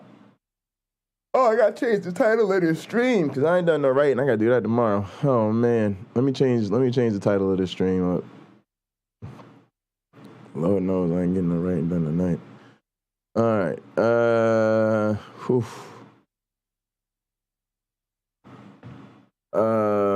All right, so what are we going to call this stream now? Woo.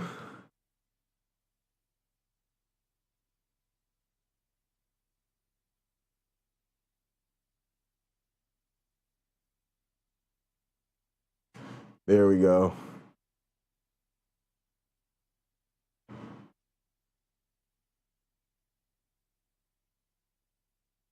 Mm-hmm. Mm-hmm. All of them. Just give me all the damn emojis. Yep. Mm-hmm. There we go. Boom. New stream, new stream, new stream. Boom. There we go. Fix that shit. I'm resetting my shit. I don't even want to see the old stream title no more. I don't want to see this old stream title anymore. This old stream title's dead to me. It's dead to me. Dead to me, I say to thee.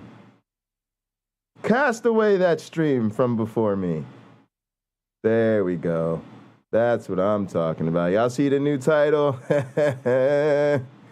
That's what we're getting into tonight, you nerds. Yeah. There's some shit going on. We getting into the drama.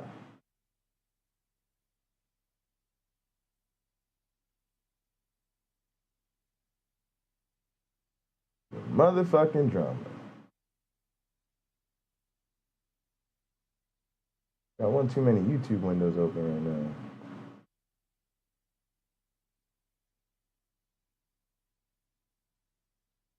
Oh, yeah. Oh, there we go. Hey, Hippie Smiles. Hippie Smiles is in the house. Man, the whole gang is here. Saturday Night Fever, y'all.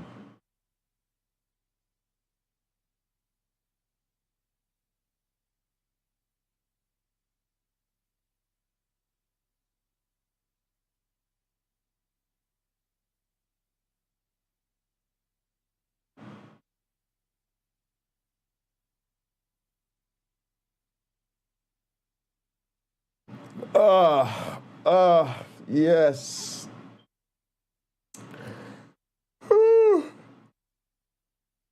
Oh my goodness, what time is it? 9 o'clock? We all right, y'all. All right, let me see what the hell's going on with this damn thing. Why are you looking weird, YouTube? Stop looking weird, man. I don't like when you look weird. You're looking at me funny, YouTube. You're looking at me funny. Don't be my live chat, YouTube. Stop fucking around. There we go. All right, what's up, everybody? What's up, Caterpillar? Man, it's a lot going on in the community today, y'all. It's been a busy fucking day. I was trying to relax, and niggas have just been doing shit on top of doing shit. Yeah, Sam Cam will be back, y'all. The reason we ain't got Sam Cam up right now is because we're doing a lot of mobile gaming, and I need my phone for my mobile gaming until I pick up a second phone, which I'm probably just going to do.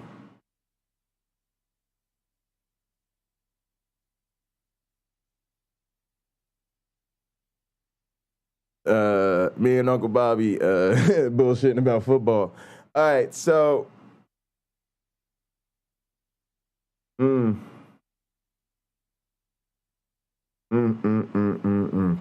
right, so gang, let's talk about what's going on. What we were doing with my one black friend was testing it so we could add channels. Basically, we want Uncle Bobby to be able to log in and add his channels on the team account so that when we go to do our shows together, I can fire up the good old Uncle Bobby machines, and damn, it's gonna be crazy, y'all. We're gonna be on Gin and Truth and shit. We gotta make sure that we're live on Pocket Locker and Gin and Truth. And I know he is kind of big on Twitter, and so I'm hoping one of the little bonuses we could bring to him is hopefully he'll be able to be live on Twitter. And I want to see what Restream does. It's a little bit different watching a stream on Twitter or Facebook, but we have that ability, so let's go ahead and use it. And then we'll have hot programs. So let me just check what I've sent him. Oh, I told him I was going to send him an email. So let me go ahead and send Uncle Bobby an email.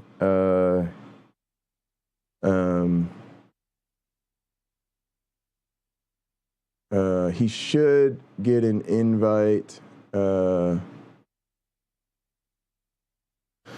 trying to think of how to do this. All right, he told me he's going to be home 11:30 Central. That's 12:30 my time.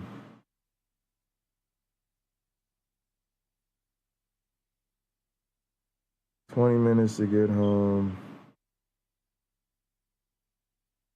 All right, so we'll go live at 1, but probably unscheduled.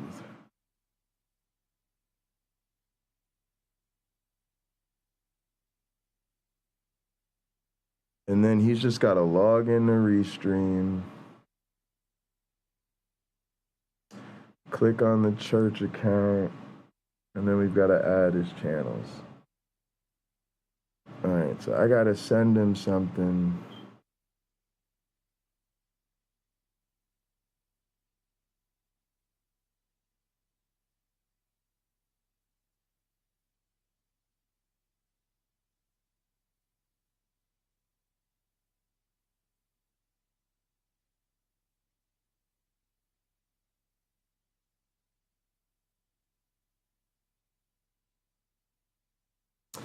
All right, I'm gonna send him I think I'm gonna just send him a Zoom link.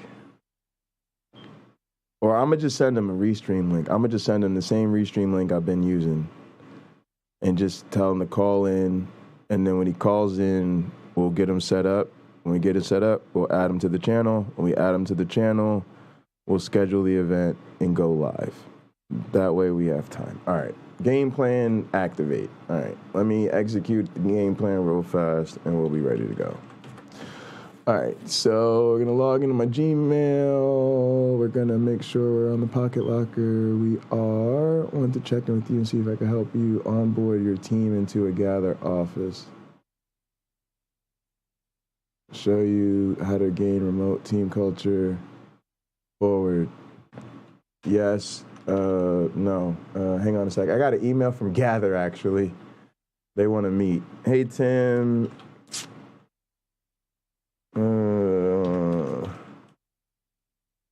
Let's meet this week. Wednesday afternoon. Very respectfully. Actually, we should say Tuesday afternoon because I have a lot going on Wednesdays. Tuesday afternoon. Sure, yeah. Here we go. Very respectfully, Jay. I don't do Mondays. Boom.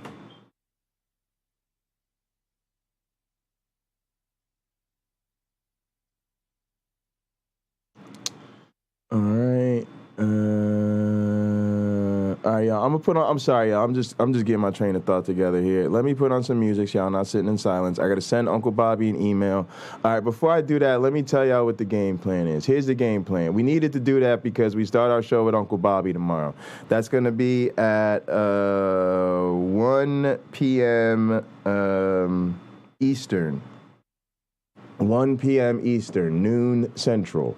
1 p.m. Eastern, noon Central. We'll have up to 2 hours with Uncle Bobby.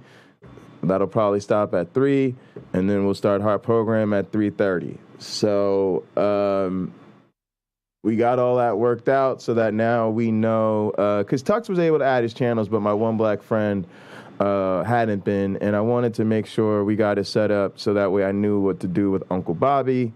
That's what we just got worked out. So him and I will probably get together a little bit before 1. I won't schedule the stream because if I schedule it and then our tech time goes a little bit over, it'll just be weird. So the first one we do will be a little bit, we'll call it a soft schedule. We'll try to be live at 1, but if it's a little bit late, just know it'll be around that time. And then I think from then forward, we'll schedule our show to be hard start at 1 p.m. Eastern once we know everything's set up and I've got his tech all worked out. That's the game plan. And then as far as tonight, I've got to go into the Bat Cave, and I'm taking the rest of the night off. In case you probably probably figured that out by now, but I'm gonna take the rest of the night off.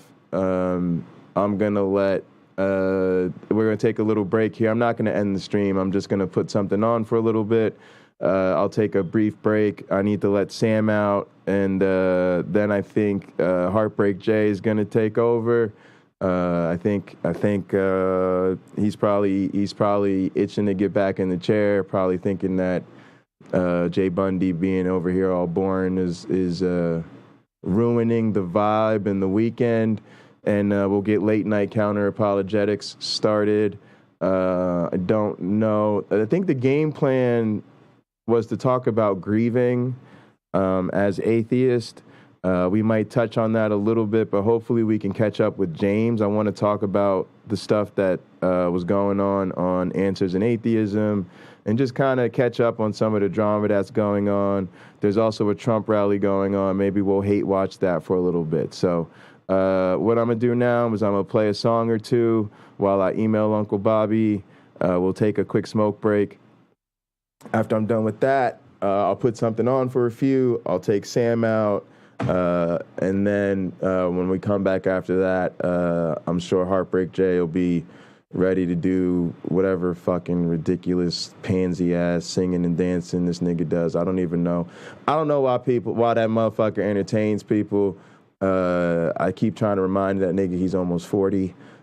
He needs to grow the fuck up. But hey, he's entertaining people. Him entertaining people is growing the network.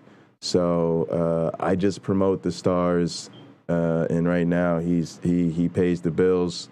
So I'm gonna let him get back in here and do whatever the fuck he does. So I don't know what's gonna go on tonight. That maniac will probably be facilitating. I'm sure a lot of drinking and smoking probably is the game plan. More smoking than drinking if you want the nitty gritty details, right? Yeah. She be getting her hair done Tuesday. Where you going? Shot at Jers, pull up. If this was 2K shit, I could hit you on my two-way, or I could try to make you my new babe. I laid the dick down proper, it's a new day. Who ordered expensive lobster and souffle? Now that'll be me. Had to pull up in that CP3. Now do you love me, look key? Shot town to New Jersey, we gon' pull up. Hell yeah, I got the hook up. Anytime that you need me, we gon' pull up. Damn right, I got the hook up. You saying you gotta act brand new. Nah, I can't stand you. Had to bring you round just to show what the fam do. No texts, no calls, no reasons to be involved. Young John Wall taking what's give it and get it off. Come on.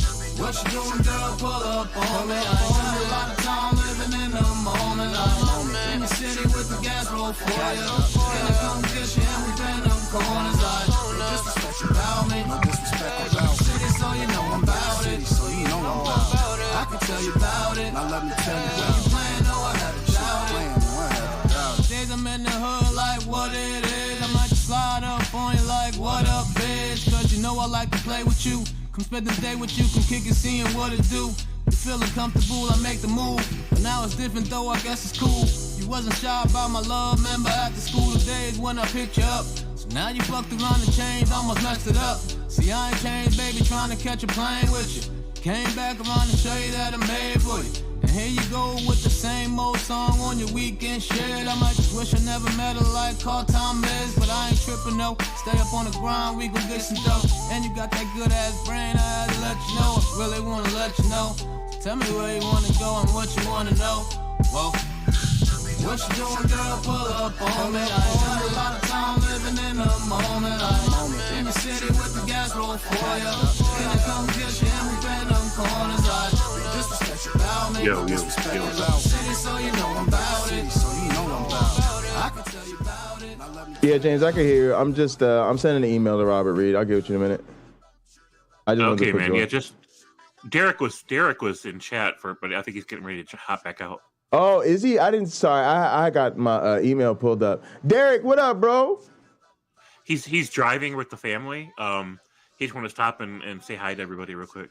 Oh, Derek, we appreciate you, man. Awesome work you've been doing lately, man. Man, we trying to keep up. But yeah, man, shoot me a shoot me a message when you get a chance, man. When you get settled in, man. I want to link up about this course, man. And we got the Flying Man University set up with the virtual classrooms and everything, man. So yeah, we know we got James coming through now. I think I should be able to hear James.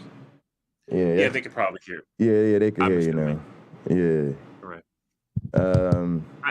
I don't see the ring around my avatar lighting up when I. Oh, there it is. Never mind. I see it now. Yeah.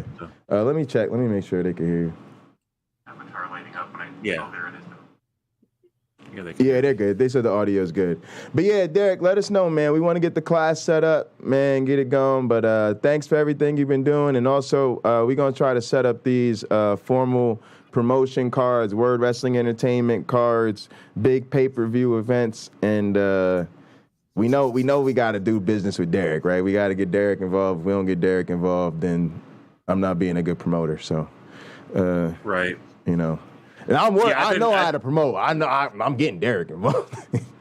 Yeah, you're the master promoter. Like, I don't know anybody better at promoting than you. I appreciate that. But yeah, I think we need Derek to help us organize. Plus, to be honest with you, like, we really got to have people in the community that know how to interact with both sides. Like, you got to be careful. It's almost like Godless Girl was saying, it's consequences to how you behave on the internet. So I was not very careful today on answers to atheism. No, I don't mean careful like that. I mean, you speak your mind, but I mean in terms of how you treat people and stuff like that. And so when you're trying to set stuff up, you gotta, they've got to be willing to talk to you. And it's hard to. I think people sometimes don't realize the struggle. Like, you have to set up. We love you too, Derek. You have to set up these interactions with people you don't agree with. But if you go at them so hard all the time, they're just not going to want to talk to you. Yeah. And so it's they're going to feel ambushed and attacked, and they don't even want to. And that's how Otangelo felt today. And I didn't get time, everybody's talking. We had a good conversation. It's no big deal. But we should learn that social dynamics, the thing you learn is that perception is sometimes, we say perception is greater than reality. Perception is reality. Perception is what forms a person's reality, right? So if you put yourself... They're not really... Go ahead. Yeah, go ahead. I was going to say, if you put yourself... Go ahead, you're good. They're not responding to reality objectively. They're responding to perceptions of reality. Right. And if you're in Otangelo's shoes, he's 1-on-8 against Atheist, right?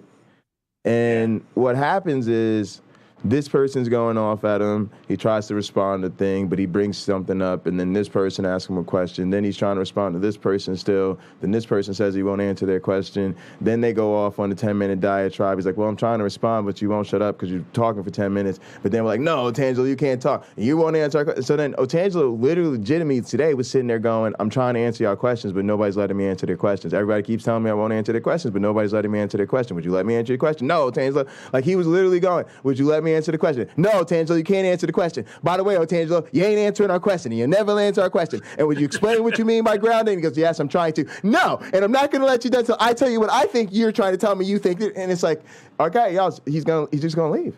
And at some point, we have to understand we've got to be a little bit more. We have to focus less on what we know about science, philosophy, math, engineering, all of that, and focus more on what do you know about how to get along with other people. Mm-hmm. What did you learn in kindergarten? All right? So keep that in mind. Now, I'm not saying that means don't criticize the person, but understand nobody is going to sit there and be used as a pincushion that doesn't feel good. You wouldn't either. I could be talking about what you had for breakfast this morning, James. Mm-hmm. Right? But if you try to say, I had an omelet with pancakes, and then I say to you, well, what do you mean by omelet? Was it an American omelet? Was it a French omelet? Did they roll it or did they flip it in the pan? Was it made with oil or was it made pan? And you're going, and you're trying to think, right? And so you're literally going, well, I don't know. I think I watched the guy make the omelet once before he flipped it. Maybe it was a French omelet, right? And then somebody else is going, well, were they whole wheat pancakes or were they blueberry pancakes? Were the blueberries locally sourced or were they frozen blueberries, right? Another person chimes in, well, but what about the syrup? Did you eat it right? And you're like, fuck, right? And eventually you're just gonna leave. You're just like, fuck this, I'm out, right? And then everybody's gonna do what? They're gonna treat you like an idiot. Well, what? We were just trying to ask him what he had for breakfast. What? He can't even tell us what he had for breakfast. James, you just gonna hate rage quit because you don't want to answer questions about what you have for breakfast, right? But this is what we sometimes do to theists, and we're like, y'all, just. I'm sorry, but that's the perception. There's a wall of videos right now. 8 of them are atheists. 1 of them is Otangelo, right? And everybody's going at him. He's going to eject. And y'all already know Otangelo's a rage quitter. Right. It don't take much. So that's just, you know what I'm saying? Now, I'm not saying he don't deserve to be treated like a pincushion. He makes a pincushion out of himself. He needs to realize this. He is the reason he gets treated this way. And he deserves it. Matter of fact, he gets treated too good by us. You know what I'm saying? You got 9 people that are frustrated with him, knowing every single one of them wants to just curse this nigga the fuck out. And they be perfectly within their right to do so. Right? You ignorant young earth, Stradatorin motherfucker, they're gonna try to come up here and act like we don't know what we talking about. How dare you? Right? Right. You know, but still, it's just a human thing. Oh, Derek wants us to play that clip. Oh, okay. It's how I feel dealing with Otangelo. All right, let's play it. Thanks for noticing that, y'all. You know, I'll be staring at James Apperson in front of me. You would too. Look at that hair, right? I mean, I got the hair, man. And the voice, man.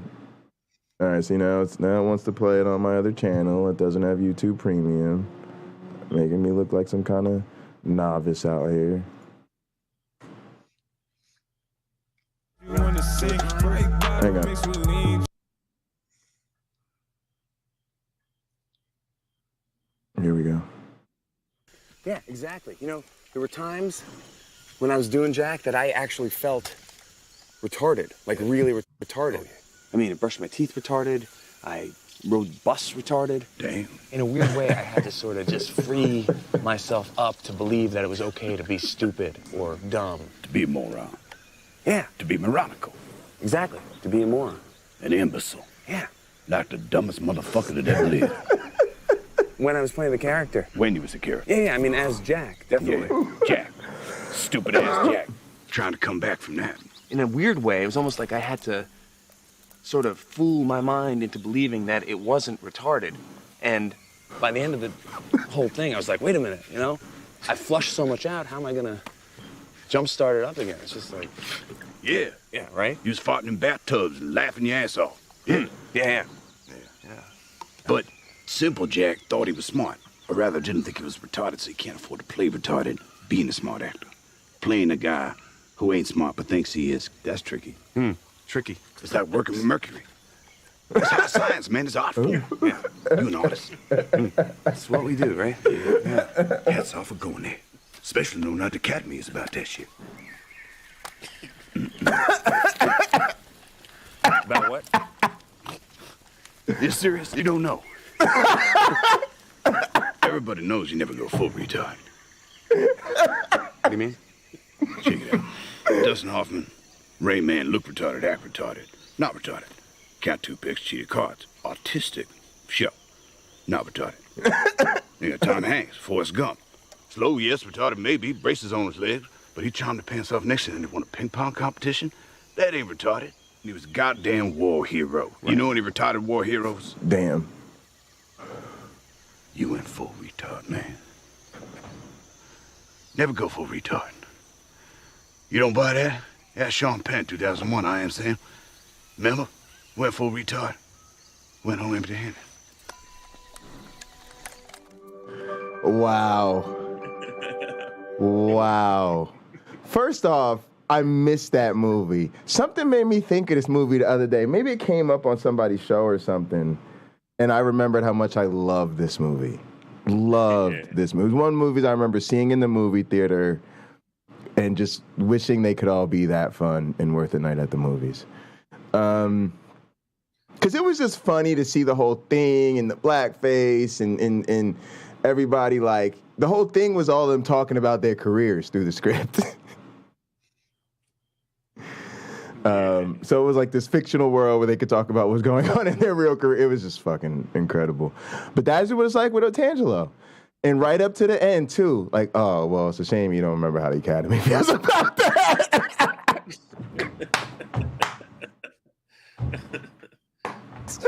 Yeah, you never go full retard, man. But that's it, right? He's like that guy, and he bought into the wrong team. He brought into the team that's full retard. Full retard. And it's kind of like, in some weird sense, I'm thankful for these people. Because I think they really have proven that it's over. I don't know why we won't just have this conversation like adults. Y'all got to understand the difference y'all made in my life. Part of the reason, like, it's weird, y'all. It's like part of the reason I'm really thinking about going home for the holidays, not going home for the holidays, is because you can't shove Jesus shit down my face anymore and make me take it. You just can't. I deal with this shit every day. Are you still going to have that discussion with your mom, though? Oh, I tried to today. Oh. But she was in a new house and her uncle was visiting. And I was like, I ain't going to fuck with her right now. I just called to say hi. I'll talk to you soon. But yeah, like, look, if y'all even want me to think about coming home, y'all gonna have to can all that. And then I'm gonna put it this way: it might just be better for y'all to have this conversation after the holidays, and you just go ahead and enjoy this one with your family. But look, I'm not doing it no more. And matter of fact, I feel like I gotta fight for something way bigger than people realize. You know, I have to fight for my family, and at the same time, I might be the person in my family who doesn't reproduce. So all I got is trying to influence this family to not run itself off the rails. And this religion has cost my family everything. Our dignity, our social cohesion, our ability to support each other, and our finances.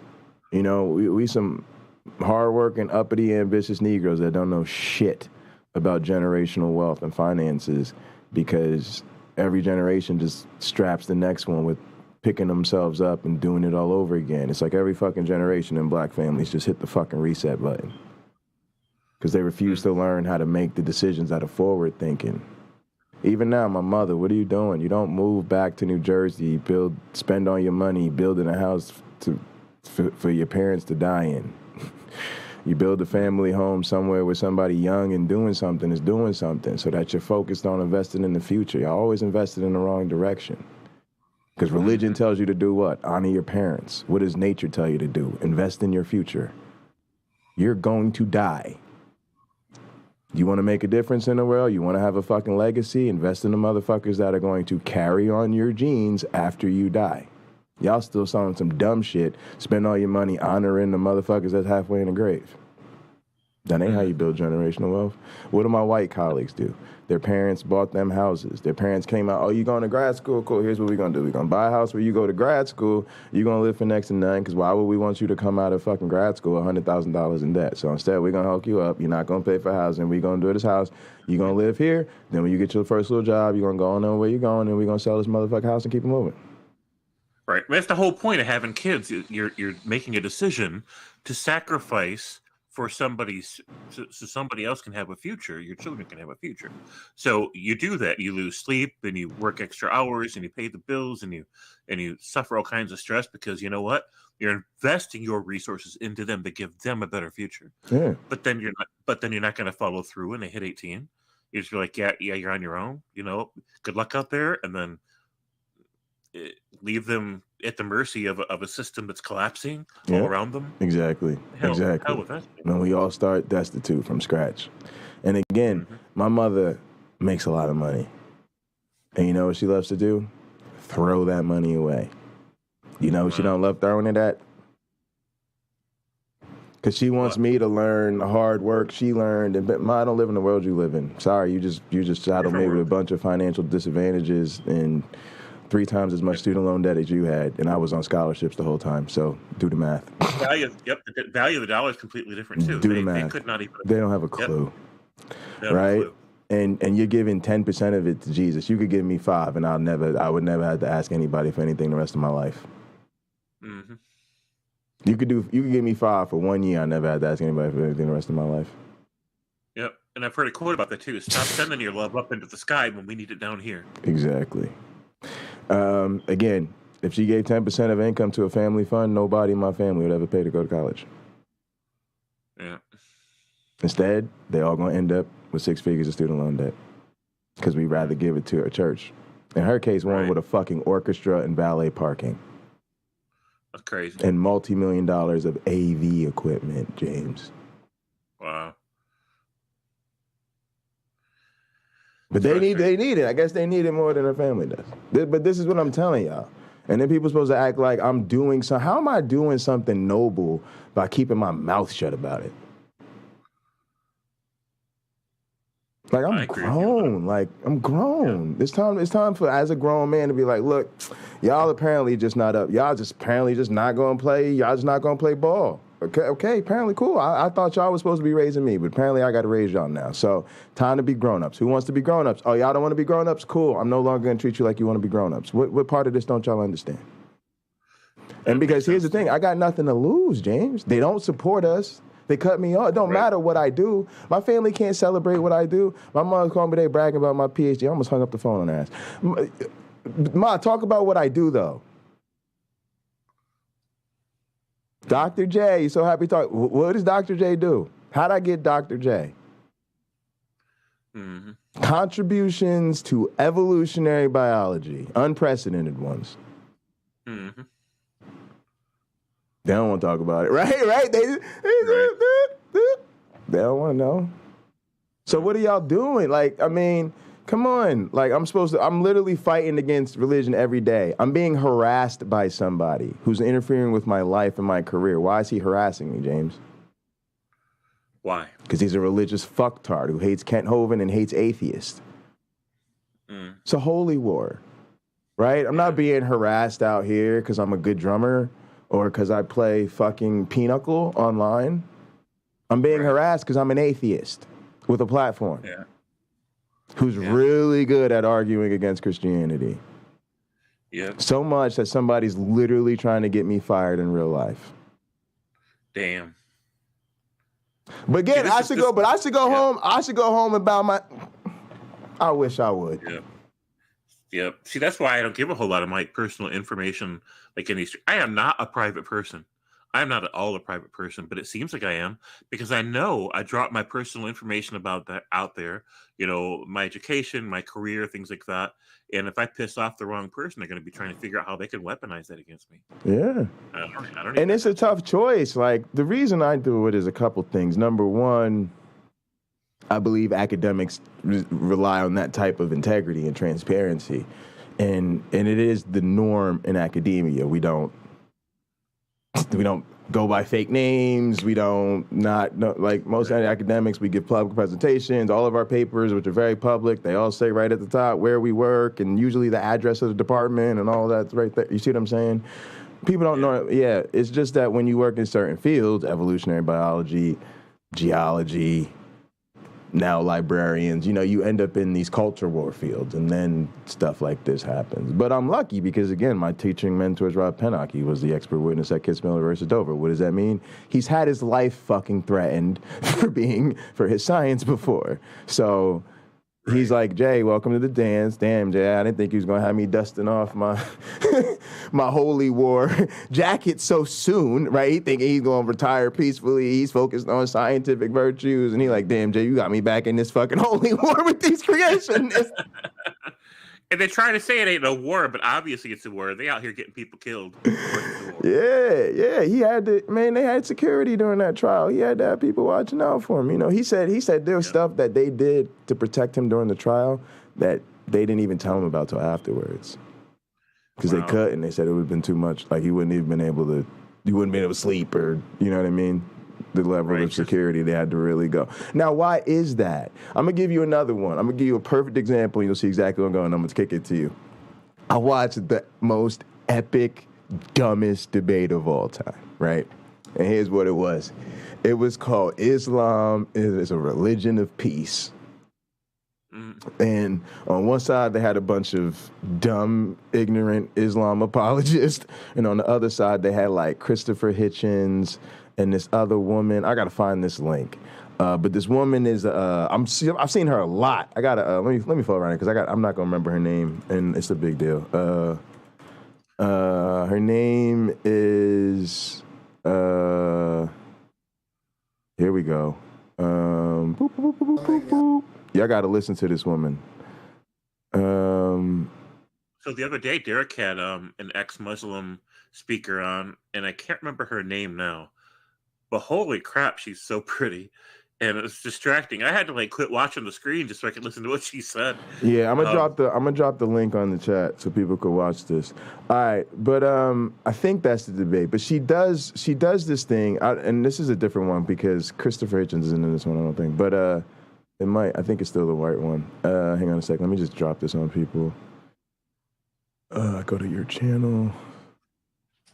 Ever notice how all the women Derek has on his channel are just happen to be attractive? We're not talking. Like, I'm not talking about. I'm not talking about it.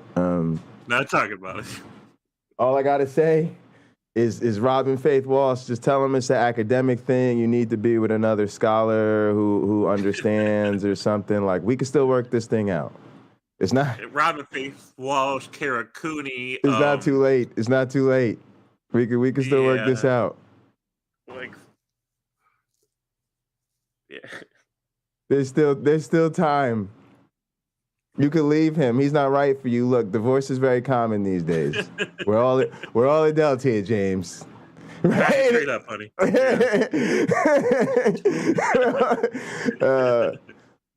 All right, but here's the thing she says in the middle of this debate, right?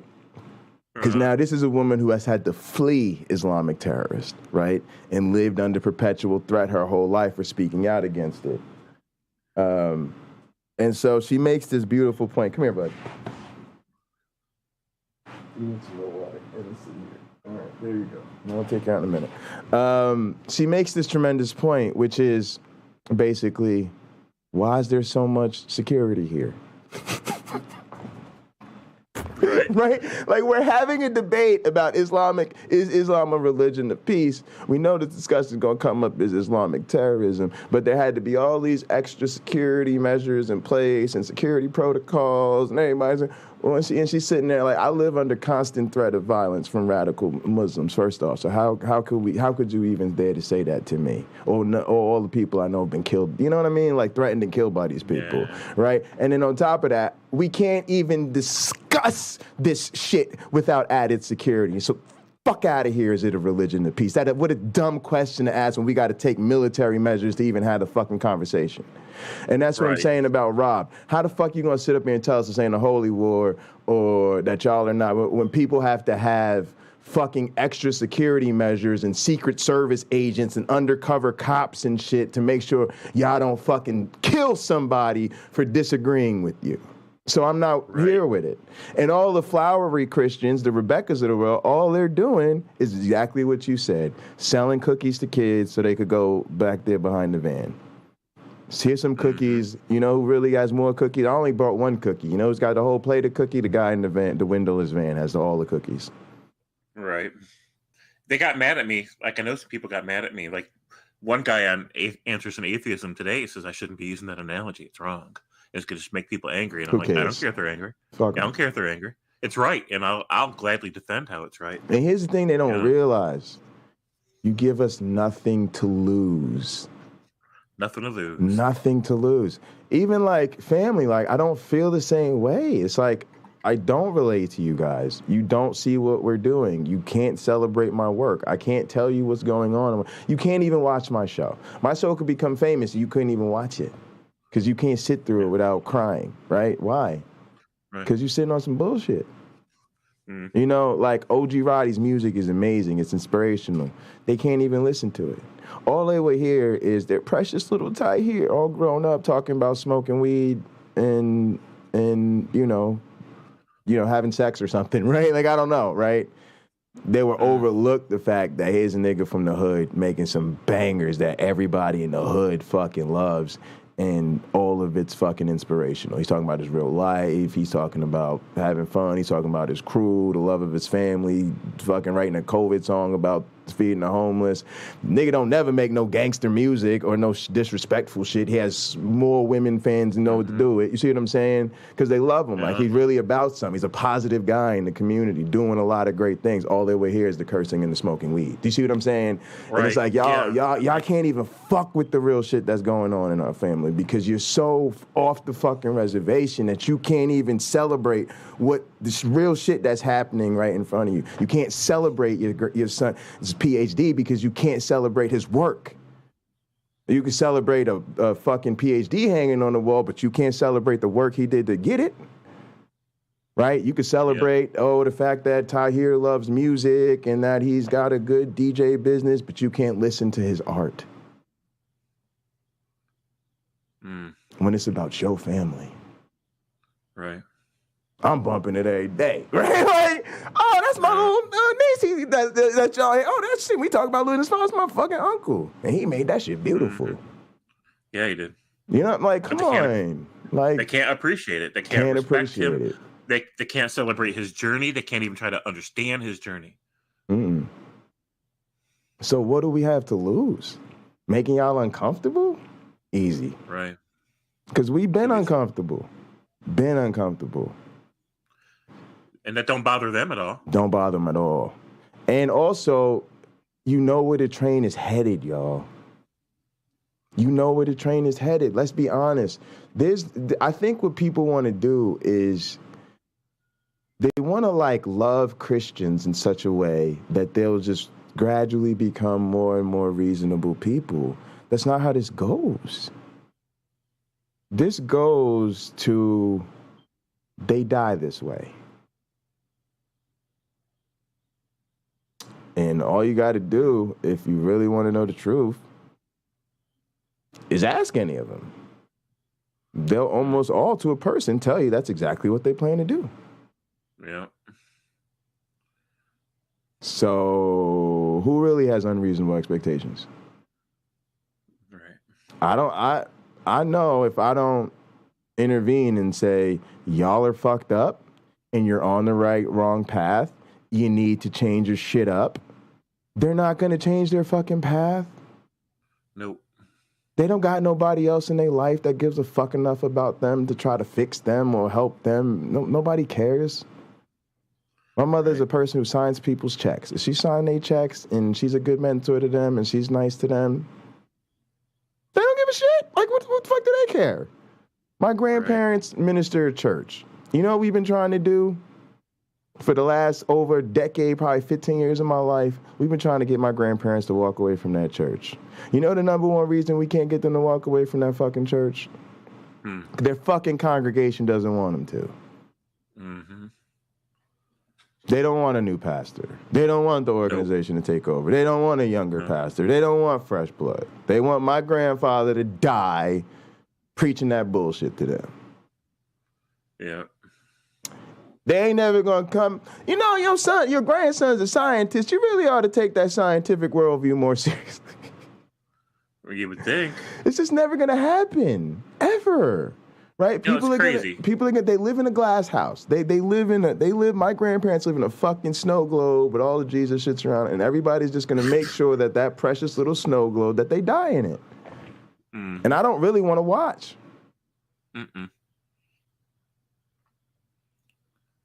Yeah.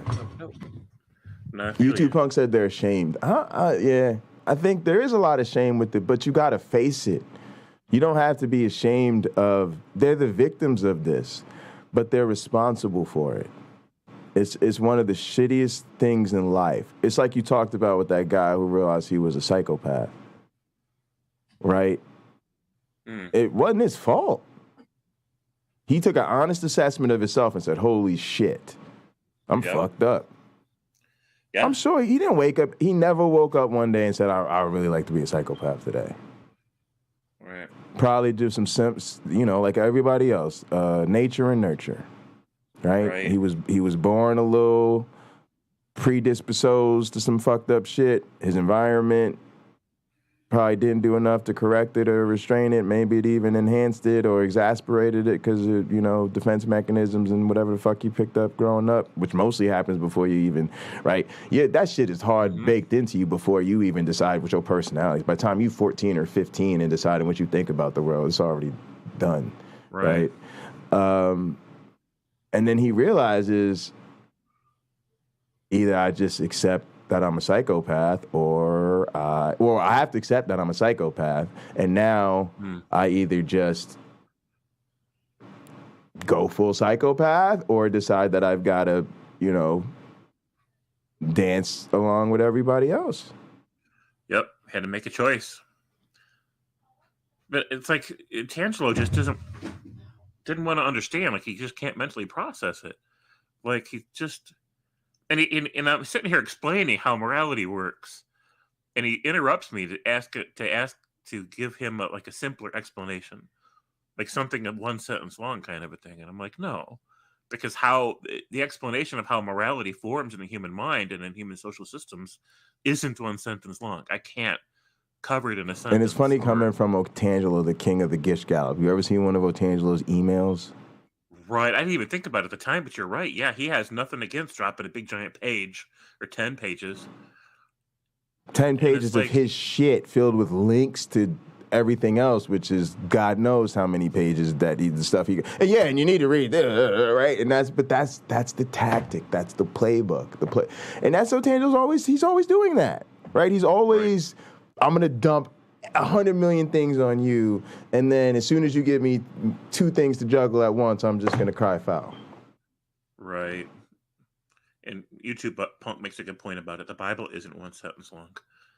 There you go. And I bet if you asked Otangelo to explain back to us what I explained to him today about morality, he wouldn't be able to tell you any of it.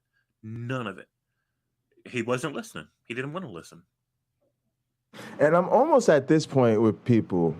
All right, James, pretend you're a theist. Sure. James, is God your basis of morality?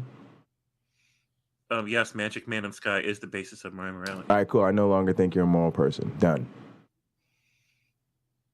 Well, I have no further arguments except my Sky Daddy's going to smite you. Yeah, exactly.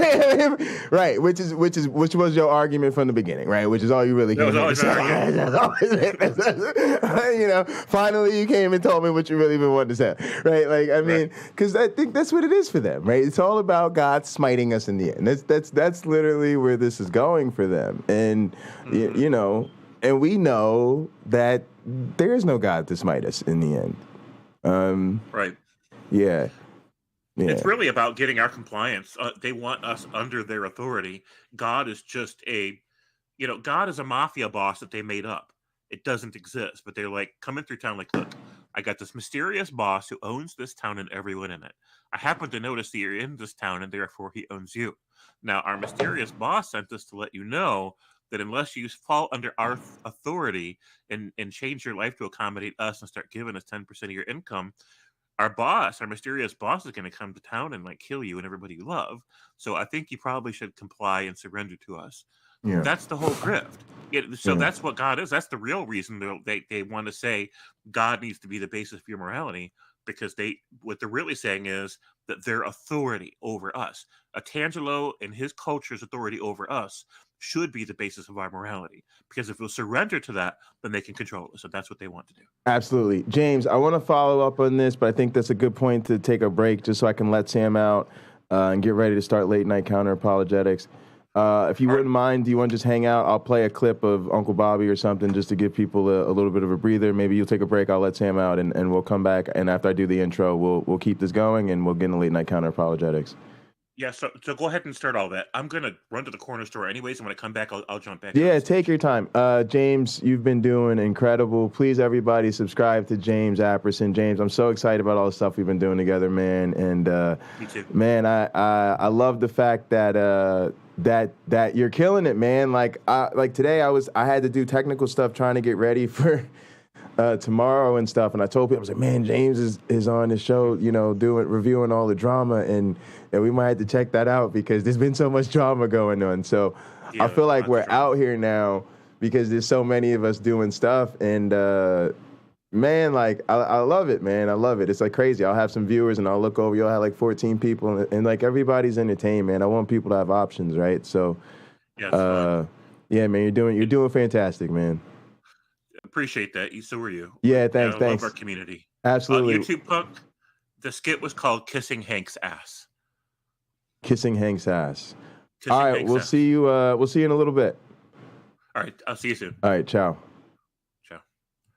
All right, gang, I'm going to put on some Uncle Bobby. That'll be a good way for us to get excited. Sorry about that. I apologize. I should have hit the cough button. Didn't make it.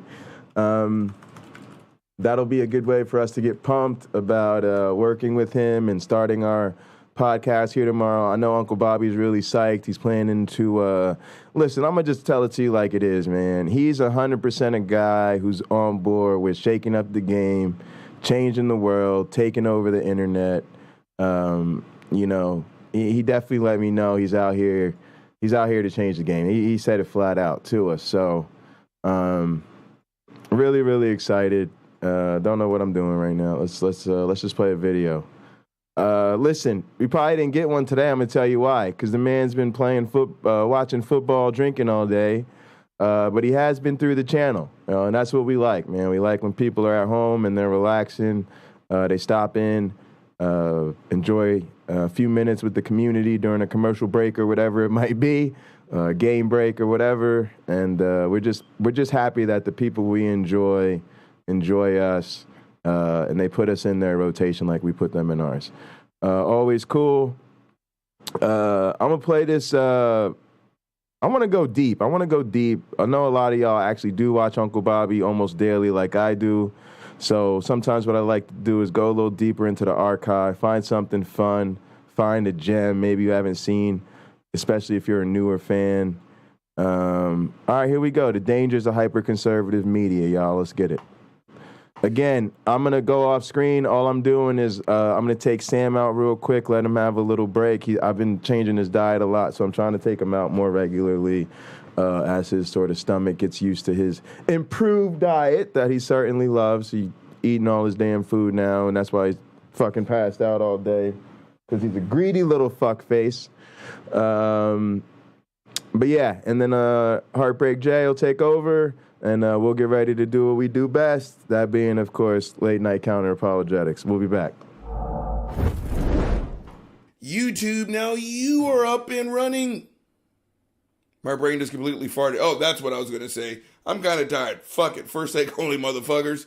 No, Luke. I am your father. All right, gang, let's jump into this shit.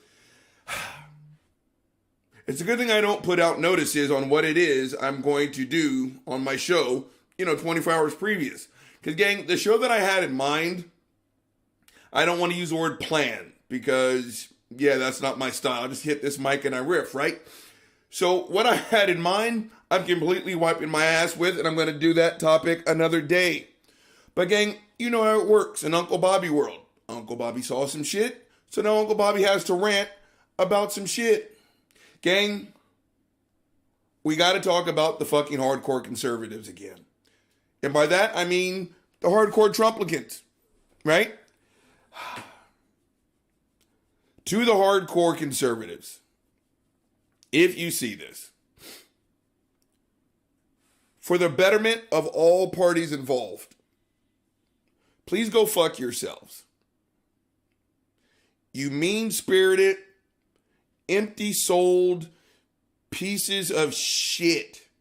I am pretty sure your only mission is to make this world worse than how it is you left it, or the way you found it, right? I mean, it's got to the point to where, again, these fucks, they don't even try and hide how fucked up they are. And you know what this is, gang? Parenting. Kids learn by pushing boundaries, right? Parents teach by setting those boundaries. Now, you can tell your kid, look, you can have 1 through 9, but once you get to 10, bam, that's your boundary. Those are the rules. Now, when your kid steps to 10, that's when you get the consequences. That's how they learn. Gang, if you tell your kid 1 through 9, and then they hit the 10 and you don't do a goddamn thing, they're going to go for 11. They're going to go for 12. Next thing you know, they're at 30. Next thing you know, they're at 149. You see what I'm saying? Okay, that's what like the hardcore conservatives are like. And by them, I really mean Fox fucking News, right? I would like to sit here and say, let's ignore Fox News, but we can't. Again, I have a very small, thank you so much for listening. I have a small yet growing audience. Gang, if Fox News had my audience, no one would have heard of them, right? I'm going to blow the fuck up. You guys watch. But I'll never be at the Fox level. It's not going to happen. That is why they cannot be ignored. Fox News is that child that was told you cannot step to 10. Then they stepped to 15 and not a fucking thing happened. And now these fucks are just stupidity run amok. And everything that they claim to stand for, they openly fucking violate. Right? Freedom of speech. Oh, what, you don't like what I said? What are you, a snowflake? And freedom of expression and everything else. And they're absolutely right. They're all about freedom of speech. As long as it is their freedom of speech that's being protected. They're absolutely right. They are all about freedom of expression until you express yourself in a way that they don't like. Right? Freedom of religion even. Right? You guys see fuckface Charlie Kirk? Again, I would like to sit here and dismiss the fucker, but I can't. When he straight up said, oh, I'm all about freedom of religion, as long as it's for Christianity. He said the quiet parts out loud. That is what they think, gang. That is what they think, and that is what they're pushing. They've got millions upon millions of views a night. This is the home of fuckface Tucker Carlson. They start off every news hour with Fox News, America's most trusted and most watched source of news. They're not fucking around, gang. We watch this shit and it raises our blood pressure. Other people watch it and they write this shit down. It is quite literally their fucking gospel. But again, everything that they claim to stand for, they are violently against. Again, the fuck knuckle who I'm about to play, I remember when she chimed in on the baker in Colorado. He didn't want to bake a cake for same-sex wedding. Gang, the fucks at Fox News went fucking nuts. Yeah, what about his First Amendment? Then they started doing all this bullshit about, Muslims making pork pies and just what are you making a Jew paint a Holocaust, whatever the fuck. And I was just like, Fox News, seriously, go fuck yourself. And so they would, again, they're all about freedom of expression as long as it is the type of expression that they approve of. Now, gang, I was slightly ignorant. I probably still am when it comes to the whole Disney thing. But again, it's like if David Duke or Strom Thurmond gets up and says, oh, that person over there, they're incredibly racially tolerant. I just assume you're a polished shit. I'm not going to take the word of two literal Ku Klux Klans members when they say, oh, that white person over there, don't worry, Robert, they're good to go. Please go fuck yourself. So when Fox News starts to go in on a topic, I just assume I'm probably on the antithesis, right? If they say it's 12 noon, I probably assume they mean it's 12 midnight. These fucks stand for if you have 2 working brain cells and just 6 ounces of empathy, you don't like Fox News. That's just the bottom line. And seriously, go fuck yourselves. That is a shit factory. But again, I was like, this whole Disney thing, what is it? And this is what made me change the scope of my show today. Gang, super long story short, if you're not aware, because again, this is in Florida. And so Florida just passed what they will call the parental rights bill, and everyone else says the don't say gay. Now, quick rundown on that shit. Shut the fuck up. No, they're not showing gay porn in fucking elementary schools. Fuck faces. I mean, on the strength, I got a belch, and this wasn't an anger belch. Hold on. All right, false alarm, back on topic. They're not showing fucking pornos in fucking 3rd grade, right? Again, if you're Gen X, which my analytics tells me you are, think about your 3rd grade. right? You remember how heteronormative it was? It was nothing for us to read a story about, here's Pug, see Pug run. Pug, that's Johnny. Here's Johnny's parents, Paula and Paul, right? That's. We did not sit here and talk about how sexualized the books were. Gang, that's really all this is about, right? The don't say gay shit. It's like, oh, by the way, you little fuckers, gay people exist, bisexual people exist, trans people exist, pansexuality is real. And they're not going into fucking details. The teacher's not sitting there, eating her girlfriend's pussy out in front of a bunch of 5th graders. Go fuck yourselves. But no. When Fox gets a hold of this fucking information, what do? They're sexualizing our kids, blah, blah, blah, blah, blah. Please shut the fuck up. Those children are getting exposed to the exact same amount of fucking sexuality as we were. Except Fox News has got their underwear bunched up in their buttholes, because now they're going to start showing, like, again, here's Pug. See Pug run. Pug lives in a house with 2 dudes. They're married. I mean, again, let's rewind all the way back to season 1. We're not having the same conversations. That's why the country's the way it is now. One side says we are going to normalize all forms of relationships and sexualities and gender identities. The other side says, don't jerk off on my daughter's face. We're never going to get anywhere. Not with this bullshit. And so it goes to the whole Disney thing. Gang, you know what Disney's doing? They're making themselves more inclusive. They are. Now again, maybe I'm missing a big part of the story. And y'all know the drill. Hit Uncle Bobby up in the comment section. Let's talk about it. But gang, it's things like, when they start one of their shows, it's no longer ladies and gentlemen, boys and girls, right? It's like, hello, friends. Hi, family. Oh, anything but that, right? You know what this is like? There's another analogy on top of another analogy. It's like Black Lives Matter.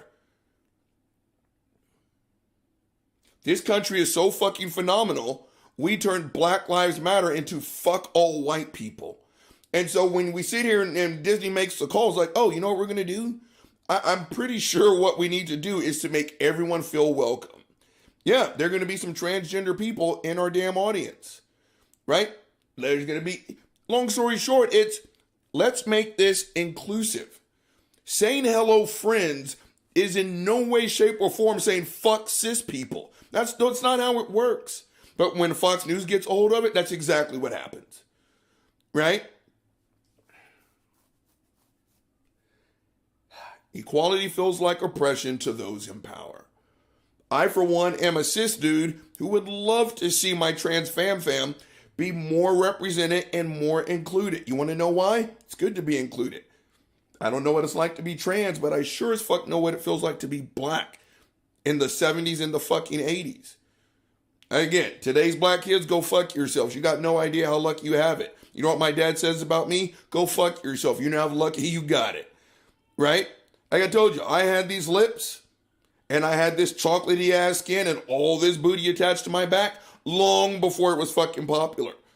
Right? I was black before Wesley Snipes hit the fucking scene. So I got teased incessantly about how dark I was. That chocolatey ass fool hits the scene, all of a sudden it's okay. Go fuck yourself. Right? Where the fuck was I going with that? But you see what I'm saying, fuck faces? Oh yeah, it's good to be included. In the long or the short, all Disney's trying to do is to be more inclusive, right? You're never going to see 2 dudes, unless they're fucking Catholic priests or Republican senators who are trying to pass these gay and anti-trans bill. But you're not going to see 2 dudes sucking dick at fucking Disney. You're not. That's not what they're pressing. They're not sexualizing your fucking kids, and they are not attacking cis people. All Disney's trying to do is to make sure everyone walks through those fucking doors, is acknowledged, recognized, and more importantly, accepted. Now, before I play this fucked up ass tape, again, Fox News is stereotypically the home of pro-life. But yet they do everything they can to shorten other people's lives, and more importantly, the people that they don't approve of. I told you guys, exclusion is devastating for 90+% of people on this planet. I told you, I got no problem sitting in a room by myself. Bam. I'm a little bit borderline on the misanthropic side, or so I've been told. But for the overwhelming majority of people, being included in a circle is everything. This is what we have evolved to be, a social community. Exclusion is literally fucking homicide. You hardcore conservative fucks. It is that exclusion that makes our LGBTQ plus brothers and sisters and family members fucking do something they can't take back. All Disney's trying to do is to include everyone. Now, gang, we're going to play this fucked up ass tape. It's only 33 seconds. Let's listen to it first, and then Uncle Bobby will give you a reaction. So this is the human fuck knuckle, Laura Ingraham. You guys ready for this? Let's roll the tape. And when Republicans, they get back into power, Apple and Disney need to understand one thing. Everything will be on the table. Your copyright and trademark protection, your special status within certain states, and even your corporate structure itself. The Antitrust Division at Justice needs to begin the process of considering which American companies need to be broken up once and for all for competition's sake and ultimately for the good of the consumers who pay the bills. And that. Did you hear that, gang? There is no other way to translate that other than that is a direct threat. That is quite literally, right? Say that shit one more time. That's a threat. That is an absolute threat. When Republicans bit.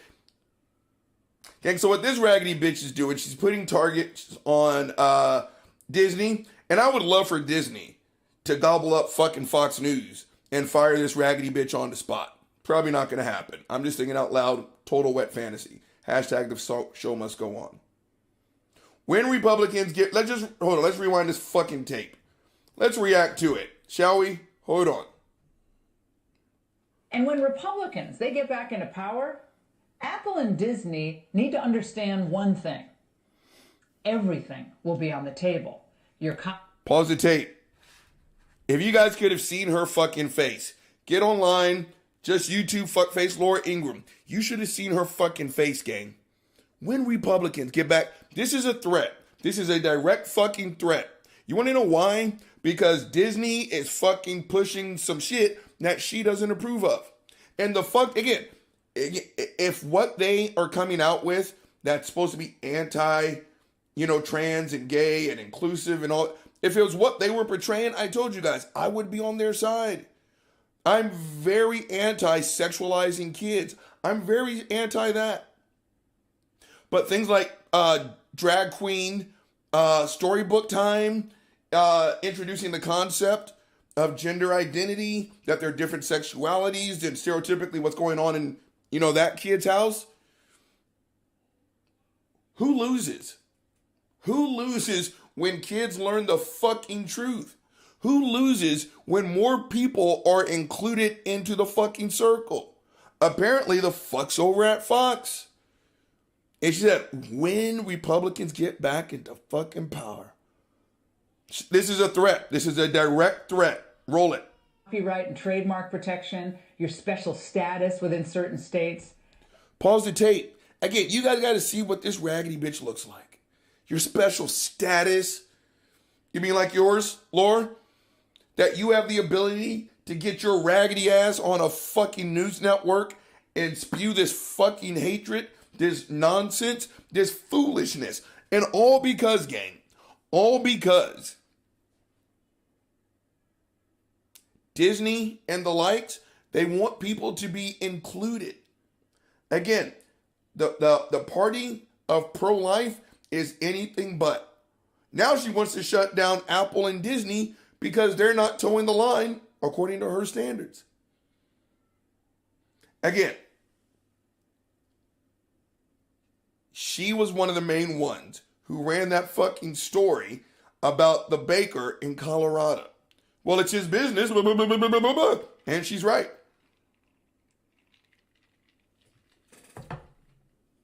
Again, I'm not a legal expert, but I know his fucking face. Now, we all do. Not a threat, but an absolute promise. I wouldn't shop there for any kind of money on the fucking plane. I don't care what he can whip up for me. Right? I understand the dynamics are different, right? Both Disney and Apple, publicly traded companies. I understand it's a little bit different. But the mouse ears are still the fucking mouse ears. And no, she doesn't have to like it. But yeah, I've got every right to sit here and rag this raggedy bitch to the fucking mud.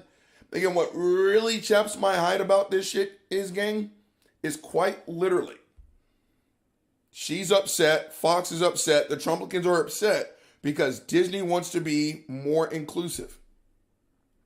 Let's roll this fucked up ass tape. I'm going to have a stroke. And even your corporate structure itself. I just spelled hashtag unprofessional. The Antitrust Division at Justice needs to begin the process of considering which American companies need to be broken up once and for all for competition's sake and ultimately... Pause the tape. That part right there. Gang, if this is not some re-education camp type of rhetoric, then I don't know what is. Deciding which companies need to be broken up and sold off and shit like that. We are living in some, as my voice just cracked, maybe because I'm pissed off. We are living in some very dangerous fucking times, gang. This is shit that we read in books, but it was about other fucking countries. As we sit here and jerk off all over ourselves about America as fuck this bitch. I'm gonna kill it. America is the home of the brave and the free and the blase and the flavonoids and all this other bullshit. But when we were kids and we saw other countries doing shit like this, we're like, oh, well, that's Russia, that's Uruguay, that's all this other crap. Not thinking it could ever come and hit us right here. But this is where we are. And again, I can totally understand the fire and the fury, gang. Hold on, let me get my next thing up. I could totally understand the fire and the fury if people like Disney were doing something fucked up. But they're not doing something fucked up. Disney wants to make everyone feel fucking included. So as a result, the hardcore Trumplicans, the unforgiving Christian conservatives, Fox News, they can't stop talking shit. So again, this is a sign. We've had thousands of signs. 1, we elected Donald Trump. 2, we're going to lose the midterms. Independents, reasonable Republicans, Democrats, we're going to lose. I have every reason to believe that Republicans are going to this is going to be ugly. And I also have every reason to believe that if not Trump, then definitely a Trump disciple will be the next president of the United States. This is why I keep making these shows like this. Why I keep talking about this shit on Twitter. We are definitely in some dangerous fucking times, gang. When a company says we're going to make a move to make more people feel included, and these type of fucks get up and do news spot. Gang, this was an 8.5 minute clip. This is the part that I just wanted to focus on. Again, maybe by the end of next month, I'll have, I can't remember how my brain just completely farted again, but I'm growing. Chances are I will never be as big as a fucking Fox News. Again, we listen to this shit, we laugh it off as like she's just a fucking ignorant sack of shit. That's us. But how many tens of millions of people are consuming this fucking product and writing it down like it was etched in stone by God his fucking self? So again, we're going to switch topics before I have a stroke, but I can't make this more clear. This shit, hold on, you're probably going to hear a noise. Oh, right there, that was lovely.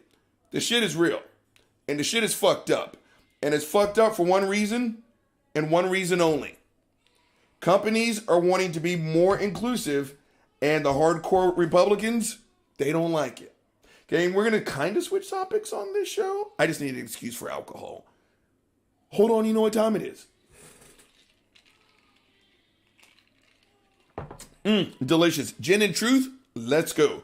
All right, gang. Another clip from fucking Fox News. It's entitled, Conservative Actors Speak Out on Cancel Culture in Hollywood.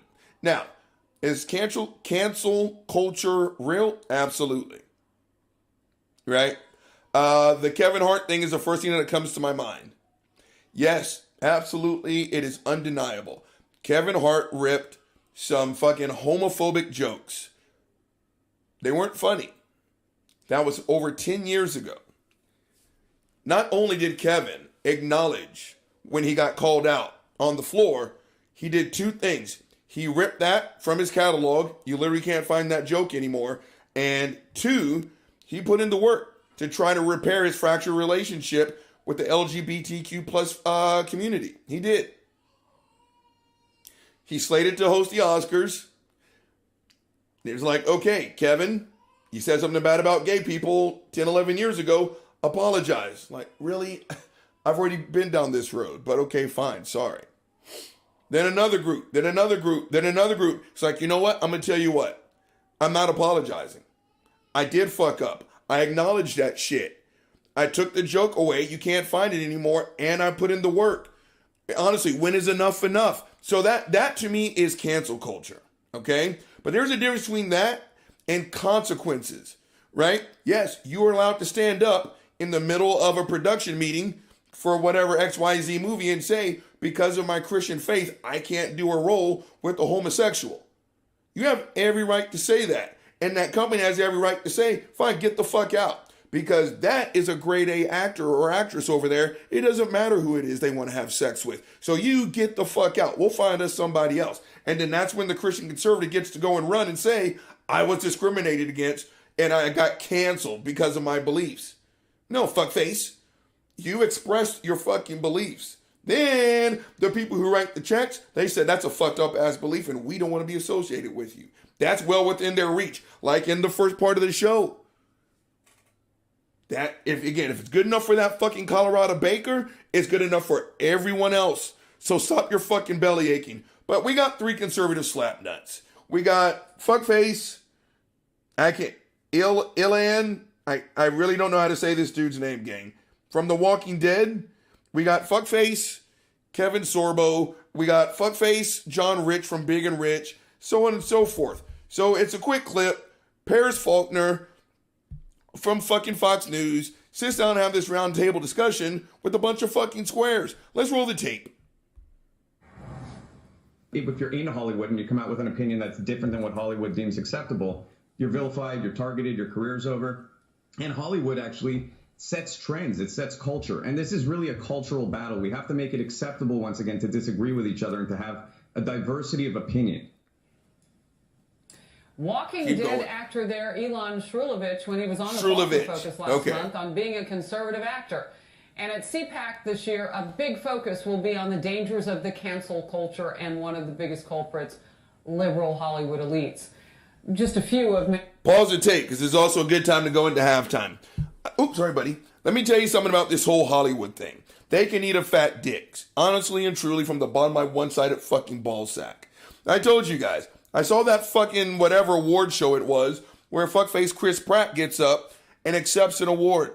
The first 2 minutes, sophomore humor, fart jokes, poop jokes, stuff like that. Then he starts going into a sermon, a literal fucking sermon. It's okay to be a Christian. Don't be ashamed to read your Bible. Please spread the gospel. Prayer works. Blah, blah, blah, blah, blah, blah, blah, blah, blah. Gang, at least 80% of that audience got up and gave that man a round of applause so loud you could barely hear him on the fucking mic. So again, it's one of those, I was at work and I'm the only Christian at work. While I was at school, I'm the only Christian where I go to. Again, where is this fucking place? Yes, I am quite sure Hollywood is filled with liberals. But you'll never guess what, fuckfaces. I can probably name just as many fucking conservatives. So again, this bullshit that, it's hard to be a conservative in Hollywood, let's just say I severely doubt it, okay? Gang, let me tell you what. Thanks to the world's greatest DJ, I'm looking at the clock, pressing up on the 29-minute mark. You know the drill, say it with me. The weasel is about to be drained. I'm about to freshen up this delicious motherfucking Hendrix. Then we'll be back for part 2 of Gin and Truth. Let's go.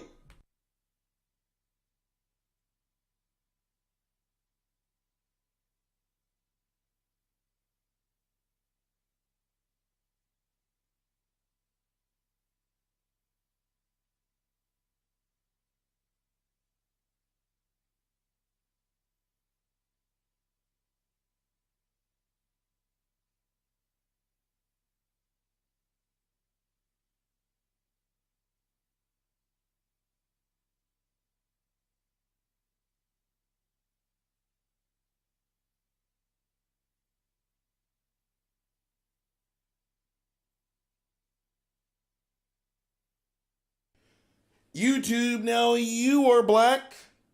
Optimus Primal, maximize. All right, gang, let's get back to this bullshit.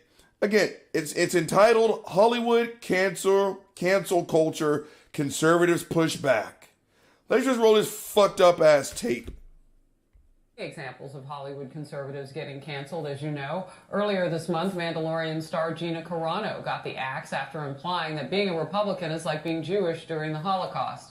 James Wood says his agent dumped him because of his conservative values.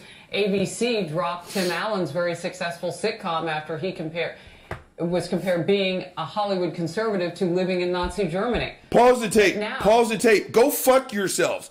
Please go fuck yourselves. Please go fuck yourselves. Gang, that is no different than the idiots making an excuse for the reason for the Civil War. Well, the Civil War was about states' rights. To own niggers. I need you guys to shut the fuck up. I told y'all, Gina fuckface Carano. The Disney ears told her to shut the fuck up. Gina, you work for us. Shut the fuck up. She didn't shut the fuck up. So they cut her monkey ass.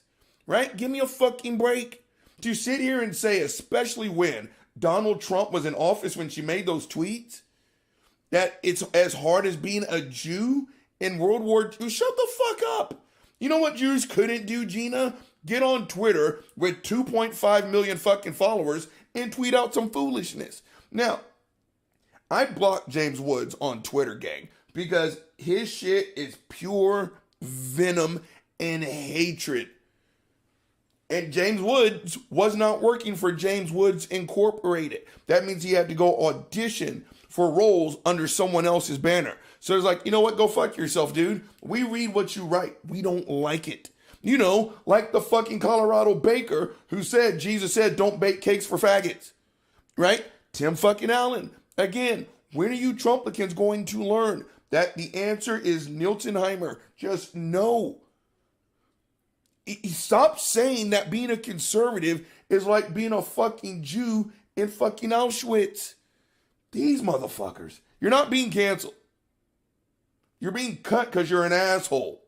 Right? Gang, I don't care how hot she is. If her breath smells like she's taking a shit from the back of her throat, I'm not going to kiss her. I'm not obligated to hang in there and put my tongue in that orifice. You see what I'm saying? Same thing here. If you are walking pig shit on 2 feet and that company doesn't want to hire you, then they don't want to hire you. They're not obligated. Just because you are who you are, go fuck yourself. Roll the tape. Cancel culture has gotten so out of control in Tinseltown, liberals themselves are being canceled for the smallest and most inadvertent transgressions. Our panel of stars, who now are fighting back. Kevin Sorbo, who will be at CPAC this weekend.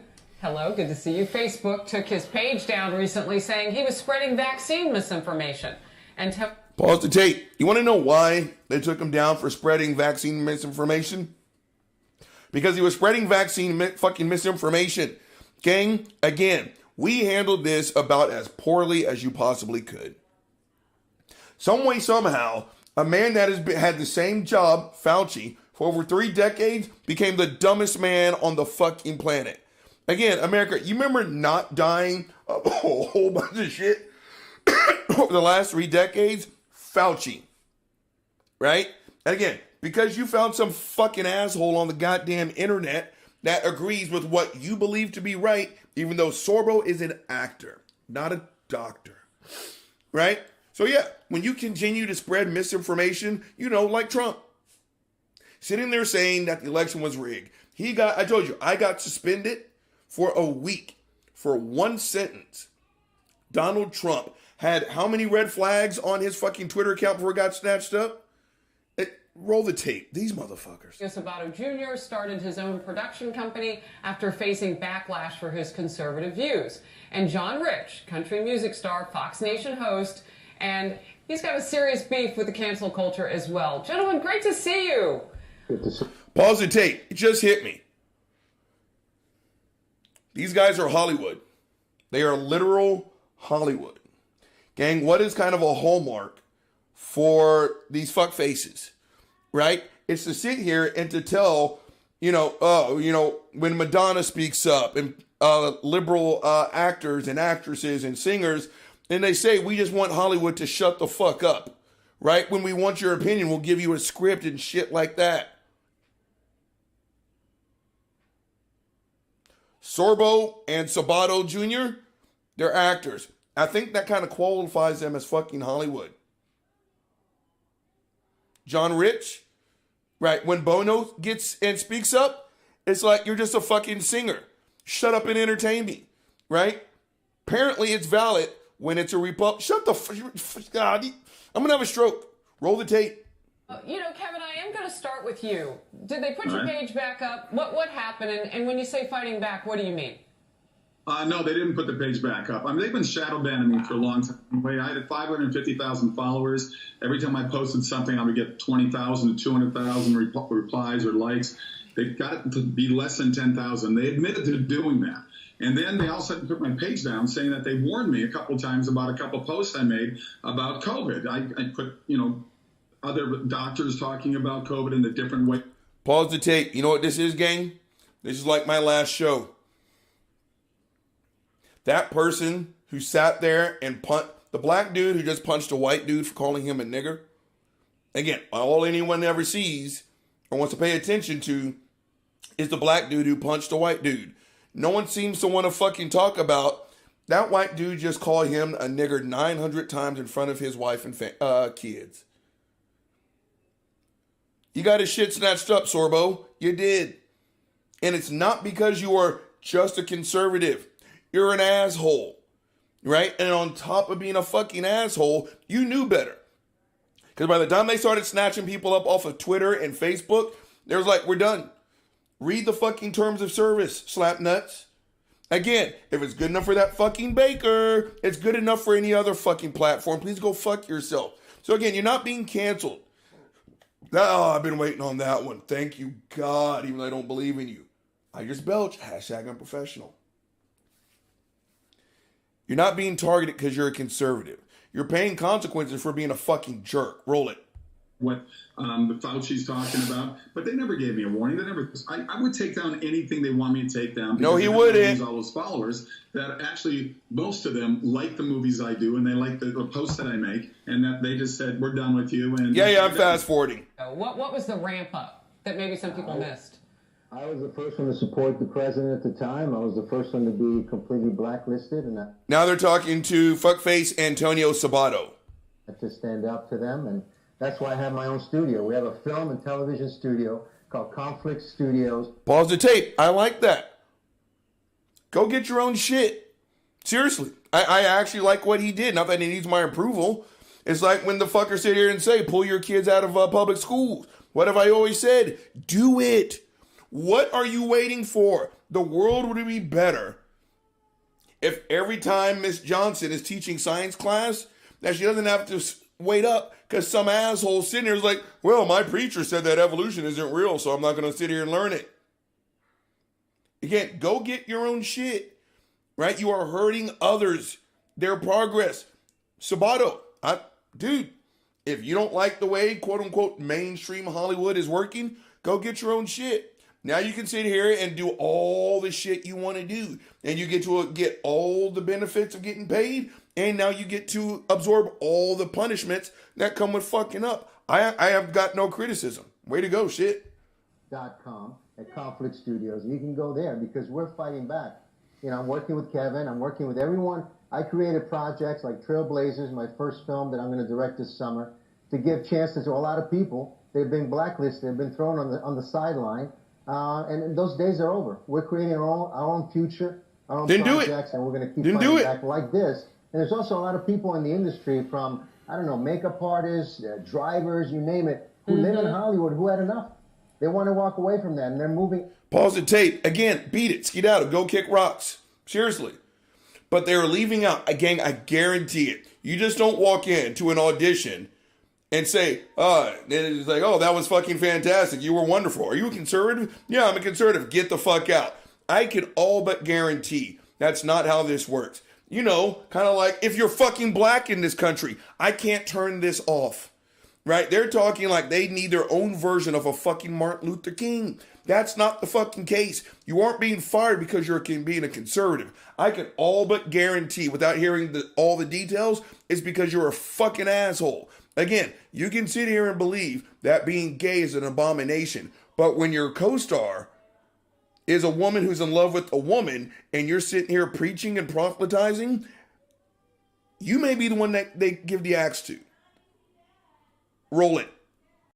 Out to states like Florida or Texas to have a future in the entertainment world. You know, it's a dream that you have, John, and I know for you, because I've seen you perform, it comes from inside. So it's not fair that somebody gets to shut that down just because they don't agree with you. So what is your idea of fighting back right now, and what has your experience been as a star musician? You know, in country music, if you look at all of our artists, there's all kinds of political leanings amongst our artists. Yeah. But the only ones you're really hearing from are the liberal artists. You're not hearing strong conservative opinions coming from the conservative country artists. And pause the tape. Will someone go get this whiny baby a fucking tissue and his baba, his binky? Dude, seriously. Gang, if the country western audience is anything, it's fucking conservative, right? You guys remember when, is it Natalie Maine, the lead singer of the former Dixie Chicks?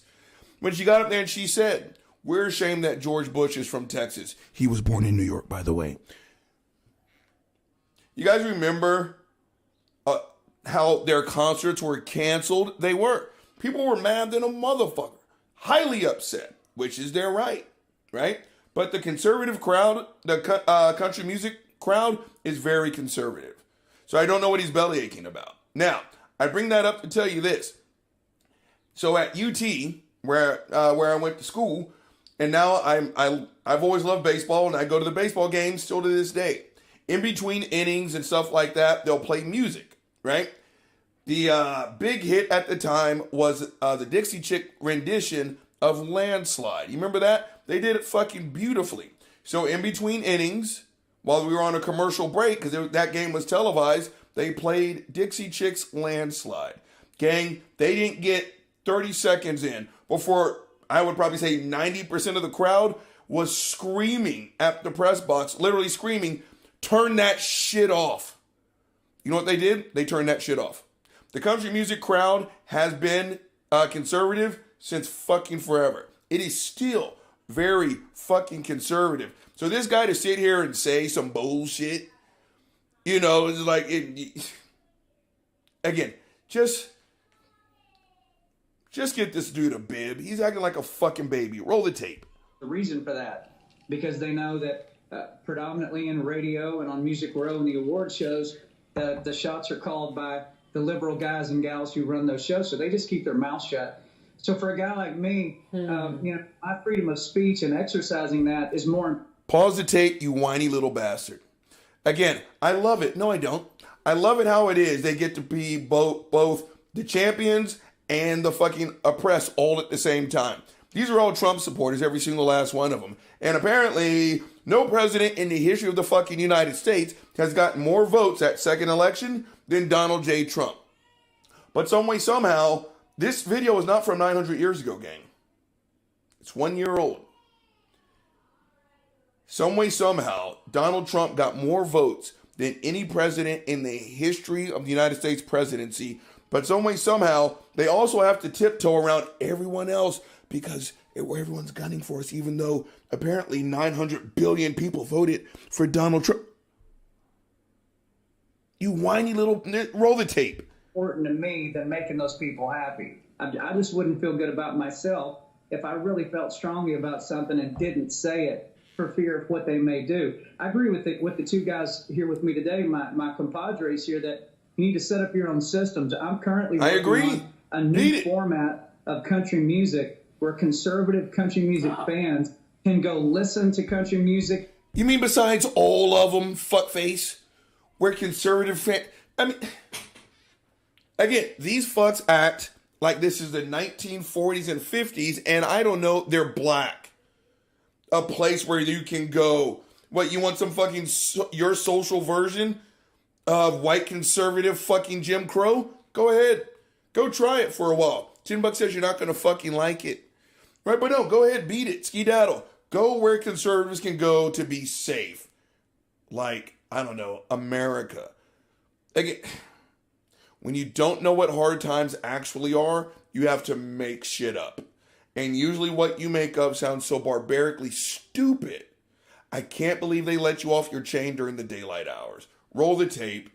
And some other elements that really turn them on and entertain them, kind of like a hybridized situation. So I'm working like these guys are in my own industry to create alternatives. Bongino did a great job with his team setting up Parler. You know, that was brilliant. And it gave people a hill to run to. They say they're going to run for the hills. Well, you have to have a hill to run to. I think guys like us are built. Pause the tape. He's talking about Don Bongino, or Bangino. I hope I'm saying that right. I think it's Bongino. He's a contributor on Fox News. He's also a total fucking asshole. So, again, you are judged by the company you keep. When you lay down with dogs, your monkey ass gets up with fleas. He's sitting there saying Don did a great job at being an asshole. I just belched. You guys hear that one? God damn. Hashtag unprofessional. But he's sitting here talking, well, what did he say? This motherfucker. Those hills right now. Parler. You know, that was brilliant. Oh, yeah. And it gave people a hill to run. So he set up Parler, you know, like conservative Twitter. Then fuckface Mike Lindell, the My Pillow guy, you know, wanting to set up his own version of a social media platform where they're all about free speech. Unless you bash Trump, you bash Christianity. He literally listed the things that you could not talk about on his platform, even though he screamed that he was a First Amendment platform. Who's the snowflake now, bitch? They say they're going to run for the hills. Well, you have to have a hill to run to. I think guys like us are building those hills right now. You know, I'm writing that down, and I'm wondering how much Hollywood is missing. Kevin, I want to come back to you on this. You know, if you just think dollars and cents in business, why would you want to leave anybody out? Like, I know I went to college in Southern California. I know friends who work in the industry now. Pause the tape. I'll answer that question, because sometimes your dollars and cents, they're not worth it. They're not worth it. Gang, I will teach just about anyone's self-defense. Just about. I'm pretty sure if I thought about it for just 5 seconds, I can come up with a list of people's and personality traits and belief systems that I just like, no. Well, whatever your rate is, I'll triple it. I don't care if you fucking buy 500%. I'm not taking your money. So when she sit here and says, you know, well, why are they excluding conservative money? Because maybe someone said your checkbook is not worth my fucking soul. Which is, I know, I'm quite sure is a weird concept for people like this to understand. Because they're probably so used to be able to pay people off to fucking lick their dirty asshole. Some people are actually saying, we don't want your fucking... You know what it's like, gang? The first guy who ever gave... My first degree black belt was given to me by my deceased instructor, Professor Tony Morrell. Love you, Mr. Master. Especially when Tony was first starting, he wasn't making any money. It was hard for him to live, much less keep the doors open, but he was very passionate. Now, I was there. When a new student walks in, you're just like, oh, ching, right? I can, you know, pay rent this month. And I remember a dude walked in, and Tony was very old school, very traditional. Okay, my first degree black belt wasn't just this 30-minute exercise. It was an entire afternoon. They literally tried to fucking kill me. He was a very old school, very traditional. Martial arts is all about respect, self-improvement, self-discovery, all that good stuff. Gang, a dude walked in and wanted private lessons. That is some money. And so Tony was like, tell me your story. What do you want? You know what the reason was? Long story short, no details. He wanted to take revenge against somebody. You know what Tony said? Not with my knowledge. Get the fuck out of my door. Seriously, beat it. It's like, no, I'll pay you right now. I heard what you said. But that door that you walked in, yeah, I need to see your butt cheeks on the other side of it. Sometimes your money does not fucking matter. Because, again, the moment is like the people who voted for Trump. That's one thing. But if you're still supporting them and you say, look, Robert, I'm not going to lie. My bottom line's never been fatter. I'm like, okay, where you started in 2016 versus where you ended at 2020. The difference in between financially, we just found out how much your soul was worth, right? So again, she's sitting here saying, you know, people don't want conservative dollars. Maybe some people are starting to realize it's not worth their fucking soul. Let's roll it. That's some real money they're leaving on the table. Yeah, we answered that. I'm looking at your bowls. Attention to 80 million households out there that want not necessarily faith-based, but family-friendly type of movies and TV shows. When my movie came out, Let There Be Light, a couple of years ago, I got a call from Netflix, and they said, hey, we see that you have a big, step inside this family-friendly. Pause the tape. I've heard him talk about it. I've heard fuckface Kirk Cameron talk about family-friendly films. Gang, I haven't seen Let There Be Light. I've watched the reviews. I've watched other people review it. I can see if I wanted to. Yep, can't do it, Mike. I don't want to pay the money because I don't want to put anything more in Kevin Sorbo's pocket. Gang, these faith-based, family-oriented films that they're talking about are fucked up. I've already broke down God's Not Dead. You want to know the gist behind Let There Be Light? It's every fucking Christian talking point there is. And it's all kinds of fucked up. He, of course, plays the atheist who, wait for it, he's not an atheist. He's a Christian who's mad at God. You want to know why? His son died. Oh, we haven't heard that before, have we, fellow atheists?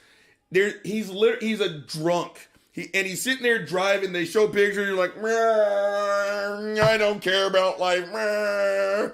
He's rude. He's disrespectful. The gay person is quite literally the lispy queer type of homosexual. It's not just like me who just so happens to be attracted to dudes, right? Just like, hey, no. It's like, it's like, shut the fuck up.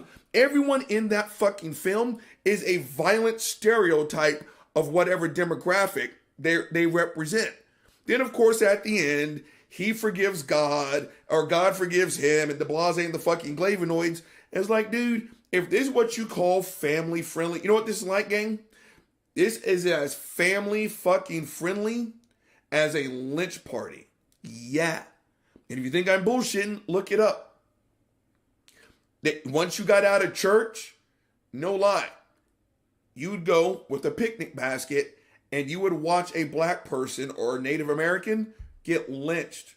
Then they would fucking dissect the body parts and hand it out like a fucking carnival prize. Just roll the tape. God damn. Well, we'd like to set up an inspirational division here at Netflix. So I had 3 meetings with them. They're wonderful. They're very nice to me.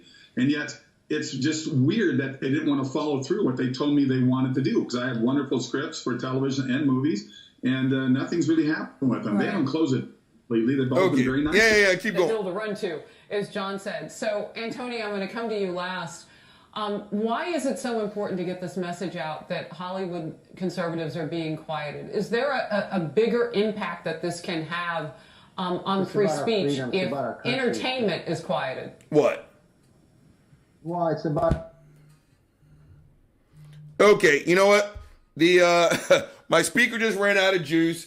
But that was kind of anticlimactic because I wanted to hear his fucking answer. But who gives a shit? Let's just sign this shit the fuck off. Okay, Uncle Bobby's actually only giving you one fucking problem. So as a result, Uncle Bobby's going to give you one motherfucking solution. And it's fucking Fox News. Shut the fuck up.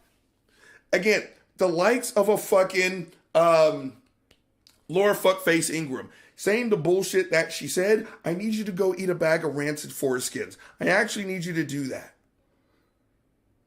Disney has the audacity to say, let's make things more inclusive. And Fox and the likes, oh, we can't have that. We cannot have that. And then to put out that video, which is nothing more than a fucking threat. That is quite literally, if you say that one more fucking time, I'm going to, right? When Republicans get back in office, you better believe. And now she's talking about chopping up these big ass companies. all because they committed the oh so unforgivable sin of wanting to be more inclusive. I cannot believe, yes I can, I cannot believe this is where we are in this fucking country, where when people and corporations are doing the right thing, they're getting chopped the fuck down. Oh, the humanity. Now, the next one up is this fucking Paris Faulkner and Antonio Sabato and John Rich and fuckface Kevin Sorbo.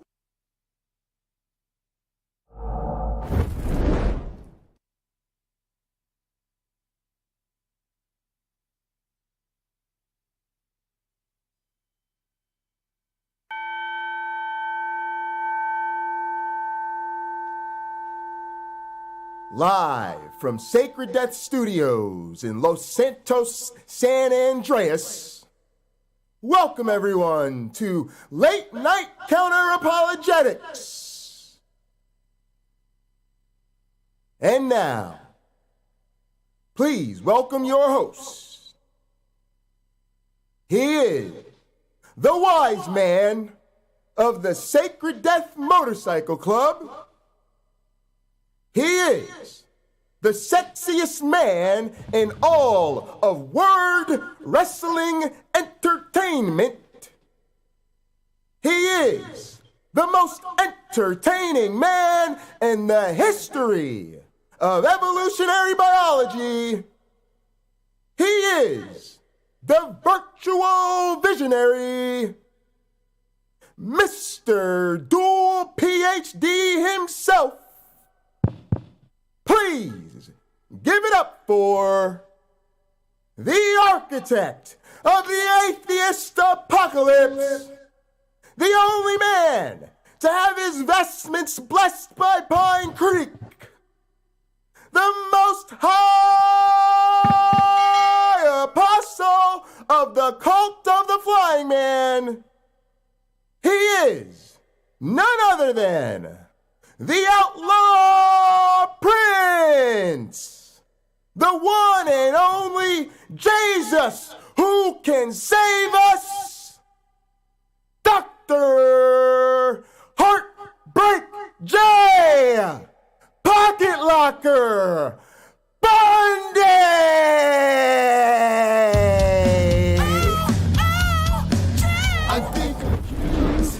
I know I'm sexy, I've got the look that drives the girls wild. I got the moves that really move them. I send chills up and down their spines. I'm just a sexy boy. Are you ready to go, man? I'm not that fucking nerdy ass to put me all way the fuck up out of here. The fuck sexy boy, my goddamn sexy boy toy. I make them hot, I make them shiver, their knees get weak. Whenever I'm around, they see me walk, they hear me talk. I make them feel like they're gonna pound me. I'm just a sexy boy, I'm not your boy toy. I'm just a sexy boy. I'm not a boy toy. That might flick on. Eat your heart out, girls. Hands off the merchandise.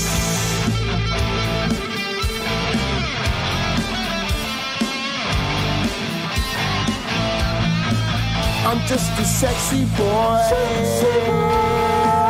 I'm not your boy toy. I'm just a sexy boy.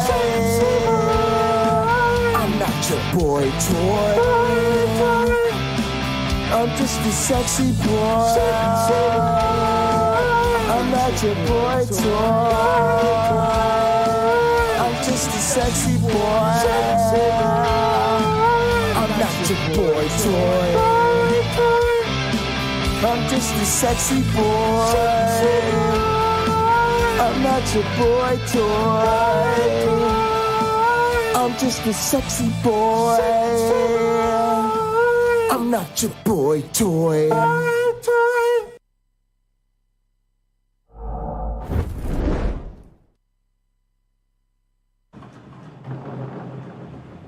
Do y'all see this hair? First off. Oh, that's where the echo was coming from. I found it! Oh, because I put that shit through the air. That was fine. Oh, yeah. All right. Let's, hold on. Let's switch off our little audio device here so we could get back to normal. Boom. There we go. Switch it over to 100. Boom, boom. Now we're ready. You know, is it just me? Or is this hair just amazing? I mean, acting like my hair is not laid when you know that it is. When you know you can't fuck with. When you know I got the most fabulous hair in all the Counter-Apologetics. I mean, bar none. I mean, let's call it what it is. Let's be honest about it. The ladies are jealous.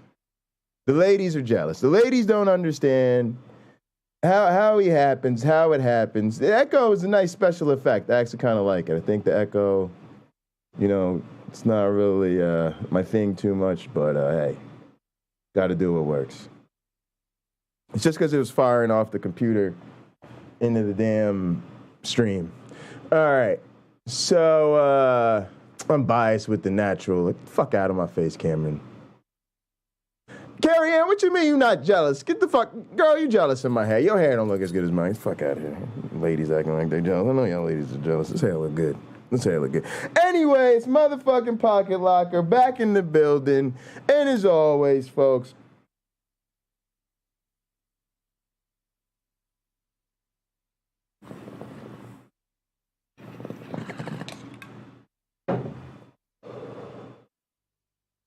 I am in airplane mode. Now, James. Where is James? Oh, James is back. All right, let's see what we've got here. Let's see. All right, James. James, you getting in here? Now, the rest of y'all, you know, we need to get out of here.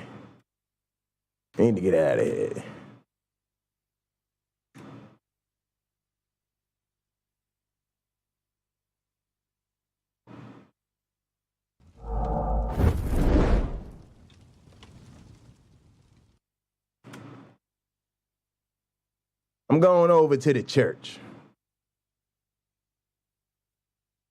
You know, I'm not getting things started till I get into the church. There we go. There we go. Then we go with a little screen share.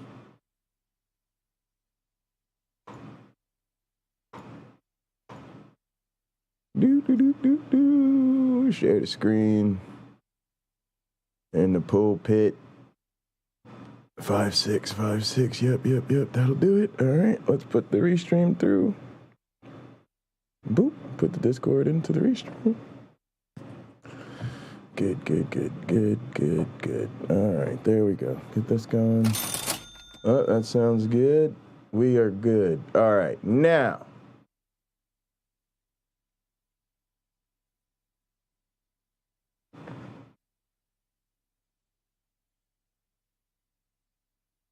It is time to talk about, wait.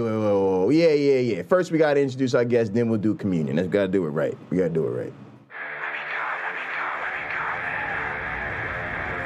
It's time to get very word wrestling entertainment in here.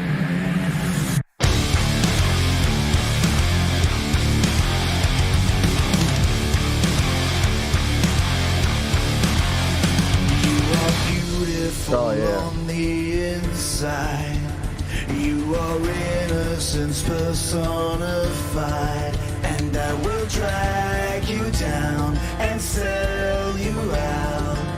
Run away. I am cold like December snow. I have carved out this soul made of stone, and I will drag you down.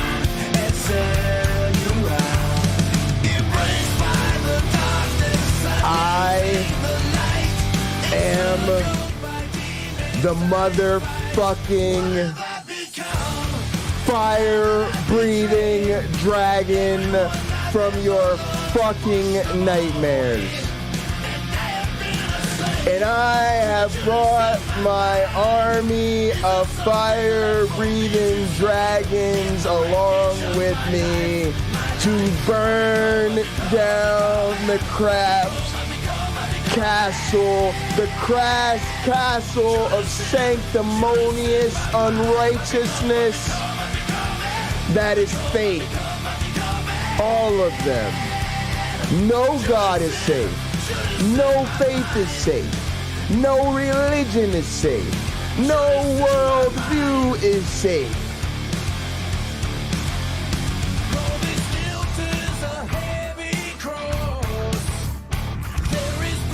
You know, there are people out there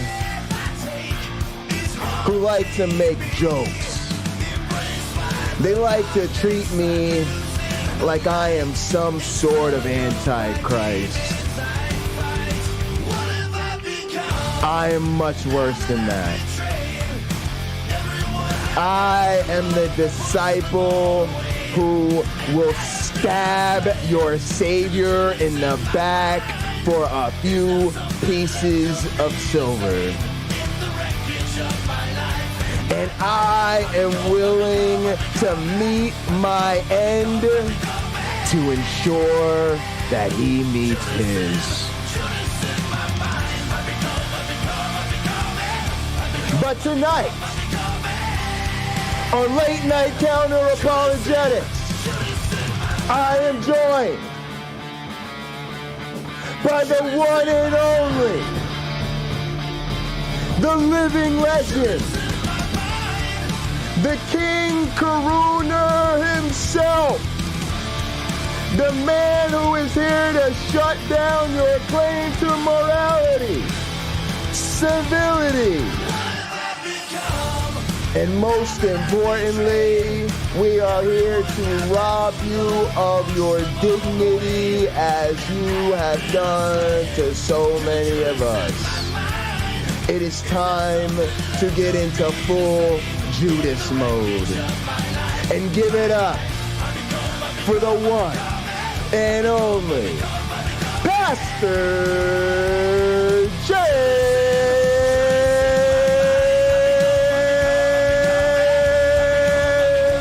Epperson.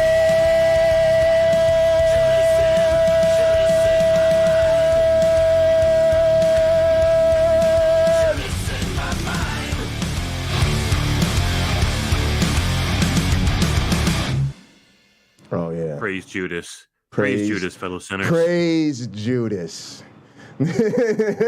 Seriously though, that guy was ahead of his time.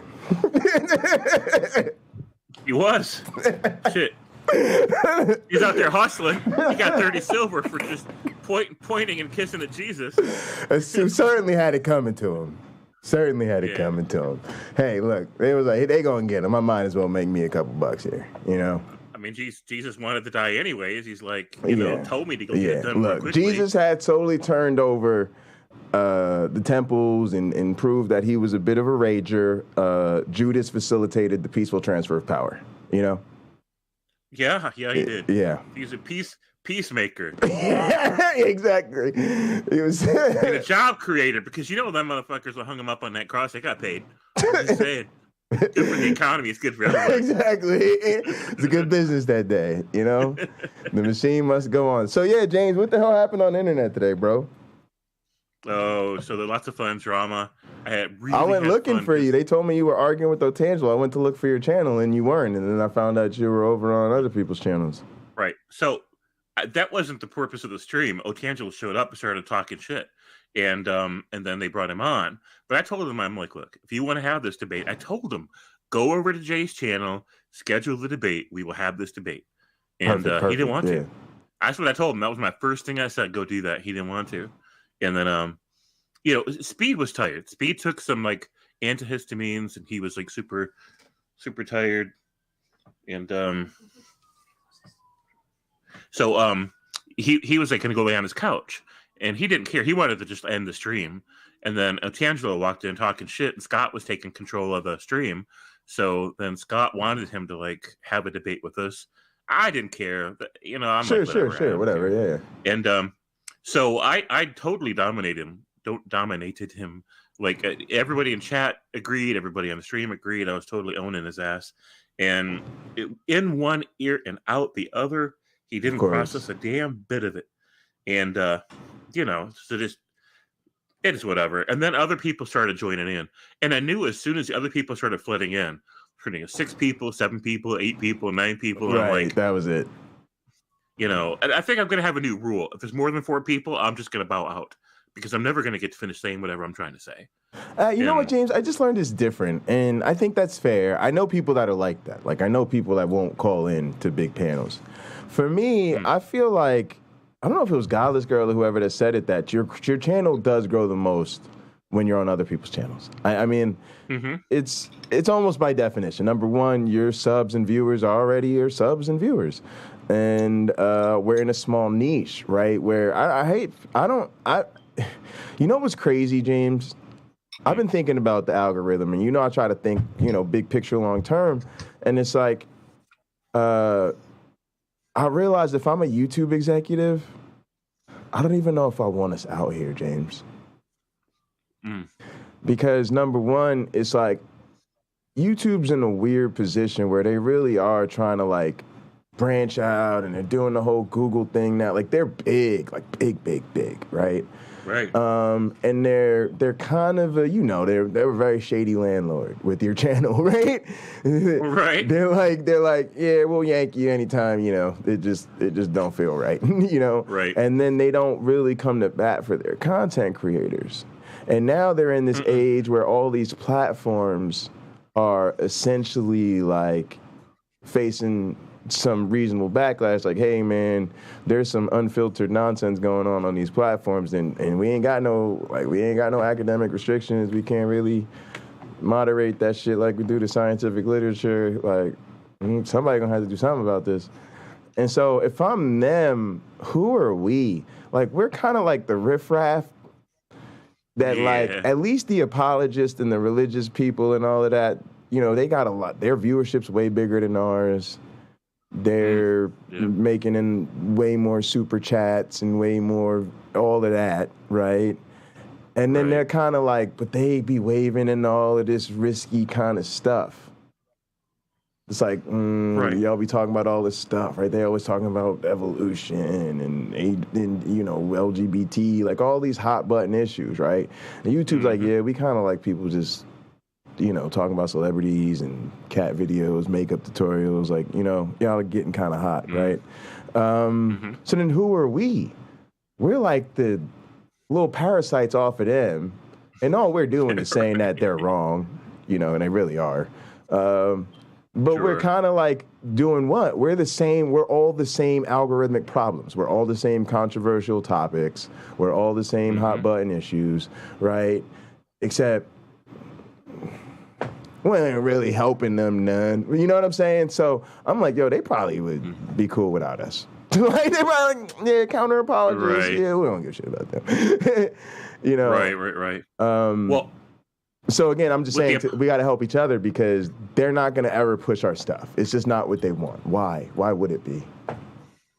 Right. There's advertisers aren't begging for the chance to advertise on our streams where we're like offending the Jesus people. Right. And exactly. And most of the money in the host is on the side of the Christians because like look, they're so desperate for validation over there that they will pay their minor celebrities in their circuit to validate them. Hang on, I got a delivery person here. Okay. All right, I'll have to bring that in a minute. Go ahead. You can go get it.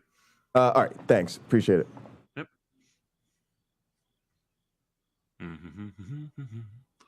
Go ahead. I'm going to hear you. I can hear you, so I'm going to just let you talk. Oh, okay. So they're desperate for validation. They're insecure about their beliefs, even though they won't admit that they're insecure.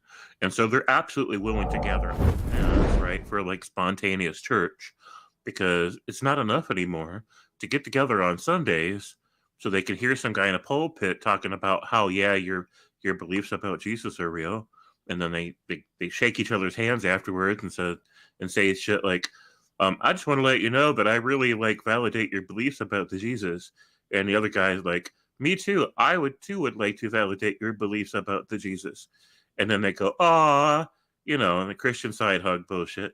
And but then they go home and they feel empty. Like, man, I just wish I had somebody else that can validate my bullshit right now. But then they're like, hey, I can go on YouTube, sometimes even pay money for extra validation if I really, really need it, right? And have somebody tell me that my bullshit's real, right? And that I'm a good little boy and girl for the big daddy in the sky, and make me feel all safe and warm and loved. And atheists are just like, look, we're autonomous, mature adults. We don't really need that kind of validation, right? We like to hear the voice of other sane people. We like to have sane discussions about important topics. But yeah, we don't really feel like empty when we log off or go home, that there's nobody here to reassure us that there's no, daddy in the sky. Like, we already know there's no daddy in the sky. We're comfortable with knowing there's no daddy in the sky. Like, we just don't need the validation. So we don't gather together in huge groups and basically pay each other to say obvious shit to each other. We just don't need it. So it's a completely different paradigm. Randolph Richardson says, thanks at Kerry Chrysler. I was playing around with emojis to see if they'll show up on the live stream video. It looks like they do. Yeah, whatever you feel most comfortable with, Kerry. Certainly are all mad here. Yes, we are. We're all mad here. YouTube Punk says, scientists do not join hands every Sunday saying, yes, gravity is real. I know gravity is real. I have faith. I believe in my heart that what goes up must come down, down, down. Amen. Right? And if scientists did do that, YouTube Punk, it would be pretty obvious that those scientists are really starting to doubt gravity, right? Because that's the only time you get together and reassure each other about something, is when you're doubting it. I mean, that's what prayer is if you think about it. Prayer is an ultimate expression of doubt. It's like, dear Sky Dad guy, Mr. Magic Pants, please reassure me that all this is real, and that you love me, and that I'm going to the golden castle in the sky when I die. And, and please help me, find peace in this religion, because I'm kind of struggling to find peace in it right now. And, it's just like, give me reassurance. Like, I'm confused, and I feel lost, and I feel afraid, and I feel small, and I feel vulnerable, and I feel this stuff. And it's like, basically prayer is just letting God know that that your faith is wavering, that you're not entirely confident in the narrative, that you don't feel sufficiently comforted by the church people. So you need him to telepathically beam reassurances into your head, because you're just not getting enough of it anywhere else. So again, prayer is not an expression of faith. Is it a confession of lacking faith? Cameron says, James, you've been on all day, man. Yes, I have, Cameron. Apparently I just never get tired of hearing myself talk. It's a thing. I would discuss it with my therapist, but I never let them get a word in edgewise, so I'm not really sure what their opinion is. It's probably great, though. Cameron says, really gave it to Otangelo. I feel like I did. I feel like I gave it to him pretty hard. Harder than he wanted it. But, Otangelo's always looking for that Goldilocks zone.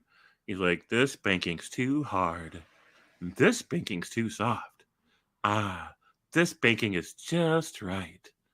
Right? This is that's his whole thing. And then he goes to the next cottage in the woods, the next atheist live stream, and he starts it all over again. And he wants it just the way he wants it. Don't go too soft, don't go hard, just the right level of spanking. And if he doesn't get it, then he just huffs and he puffs and he just storms off. Yeah, I spanked him pretty good today, and he knew it. He won't admit it, but he knew. Jerome says, I've been playing Smash Ultimate online for 5 hours to improve my secondary I have no idea what Smash Ultimate is. I'm hoping that's a sex game. That's all I'm saying about it. Unfortunately not, right? Oh, is it not? Nah. Nah. Because I was gonna say, hey, I played Smash Ultimate. Great. Right? Everybody won. Yeah. So yeah, it's really interesting, man. All right, so look, before we go any further, man, let's do communion. We're not gonna be streaming crazy late, so somebody asked me a question. I don't see it. What do you think about Rebecca shutting down her channel? Yeah, we'll come back to that in a second. We'll come back to that in a second. Yeah. We got. Also, James, you should be here in the pulpit with me, man, in the gather. But it's all love, man. I know you got things going on. It's all good, fam. I just, you got them pulpit privileges, man. You got to use them. Mm-hmm. All right. Appreciate all your help in there, by the way. I really do. Yeah, it's fun. All right, so we've gone all the way to the hood, James. We've gotten really into dice games the last couple of days. The last couple of days have been about dice and black people games. All right, here we go, y'all. James is here. We're going to do our cheer song for communion song, but appreciate you, James. Also, I forgot to do the fucking... Hang on a second. Got all the music pulled up on a computer that everybody's watching. I don't want to take it off. They should do this. I should use the computers more wisely. All right, here we go, guys. Please raise your glasses and hold on to your asses. Through him, with him, in the unity of the flying man. All glory and honor is yours who flied for our sins forever and ever. You may drink. There we go.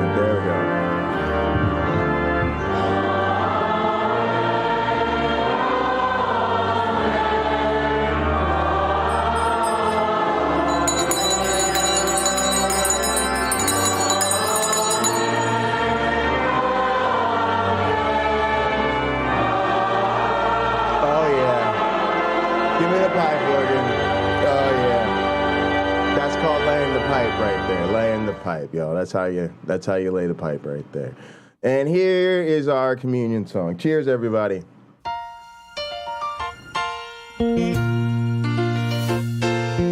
Making your way in the world today takes everything you've got. Taking a break from all your worries sure would help a lot. Wouldn't you like to get away? Those nights when you've got no lights, the check is in the mail, and your little angel hung the cat up by its tail, and your third fiance didn't show. Sometimes you wanna go where everybody knows your name, and they're always glad you came. Where you can see our troubles are all the same.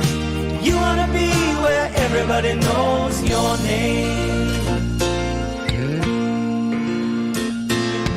Roll out of bed, Mr. Coffee's dead. The morning's looking bright. And your shrink ran off to Europe and didn't even write. And your husband wants to be a girl. Glad there's one place in the world where everybody knows your name,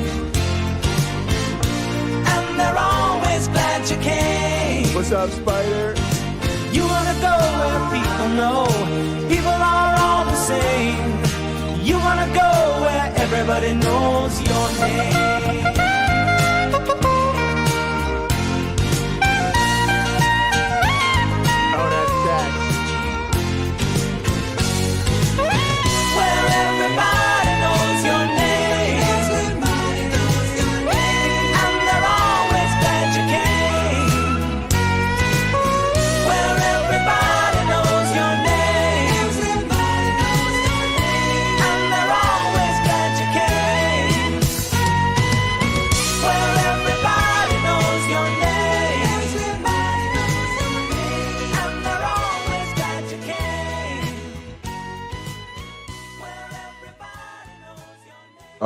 nice. Speaking of which, Carrie Ann Caterpillar, Jerome, YouTube Punk, Spider, Carrie Ann, Cameron, UC Love.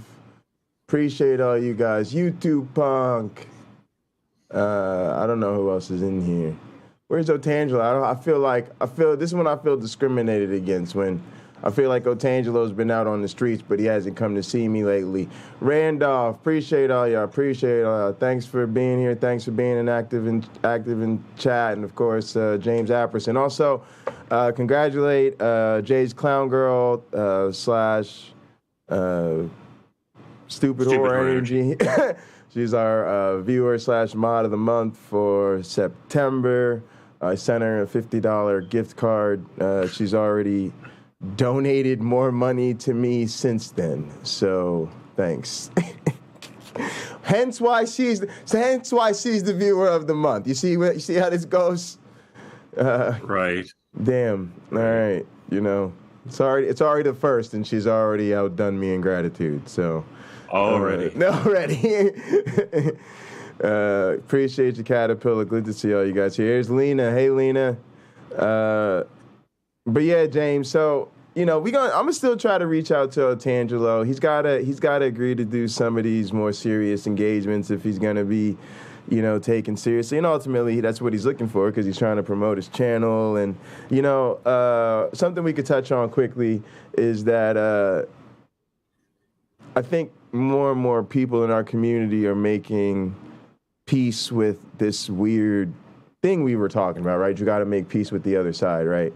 And I think that for us, we should invite that, because we think we're right. And I'm really confident that we are. They got some stories about atheists becoming Christians. I don't believe most of them. And when I hear them, they just sound like emotional decisions. They'll never hit me with nothing that goes, oh, and that was because he found a really great argument or a really good piece of evidence, right? No, they lowered their epistemic bar to the floor. They lowered their epistemic bar to the floor. And, their God just ain't shit. Like, I just wish they understood how unimpressive this figure is to us. You know what I mean? Like, just who, like, he's just a very fundamental, like, who does that? Oh, I destroyed the whole earth. Who would do that? Why would you do that? Why would a perfect being create something and then have to destroy the perfect thing? And we're done. Right. So I don't know. It's weird. But what I was thinking about when we was talking earlier is, studying social dynamics, right? You realize that, I hate to say this, but it's kind of like, what do you think we really are here to do? Most of y'all who accept the scientific worldview, oh, hey, Stupid Horror Energy, appreciate you. Most of us who really do accept the scientific narrative, you have to accept what that means. It means we're bodies for replicators, right? We got these genes that program these monkeys. Sorry, I just think we're monkeys, just is what it is. We got these genes that code for monkeys, right?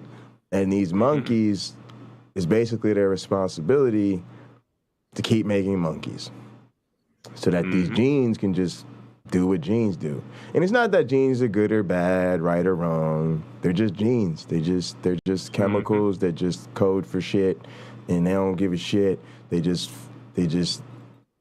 don't think, they don't process nothing. They just chemicals that just say, oops, sorry.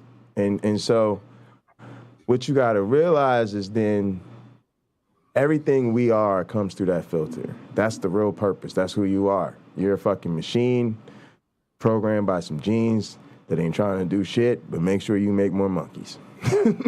Right? Right. And so where I'm leading this to is when people are trying to study this shit and figure out what's the game? How does this work? Who gets to do what with who? What?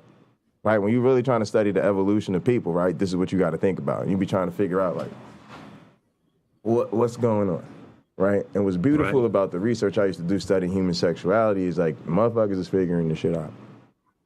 And It's beautiful. It's beautiful because we have so much evidence, and y'all will be amazed at the evidence that we have and the clever ways we got it.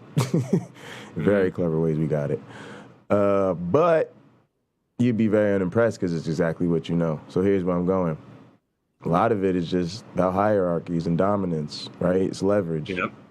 The higher you up in the hierarchy, you get leverage. You get to, people do stuff for you. They lighten your load. It's easy. There's all types of advantage of have being higher up in the hierarchy, right? We're a hierarchical species. So what these people, to your point earlier, want to do is dominate us. Mm-hmm. And that's their agenda. Now, here's the fucked up part. The thing that hurts me the most is that some of us, they've crippled our ability to fight back against them because they indoctrinated us to hate conflict. They programmed us to love our enemies and keep the peace and don't start trouble and don't go against the green. So that the thing you need to do, which is confront something, you can't do. Right. This is one of Nietzsche's primary. Yeah, I was going to say, they've just ensured that you're thoroughly unequipped to do that. You don't have that skill in your tool set. Go ahead. That was one of Nietzsche's primary complaints about Christianity, though he had plenty of them. It was that it's basically teaching people how to be slaves and be happy with their lot as slaves.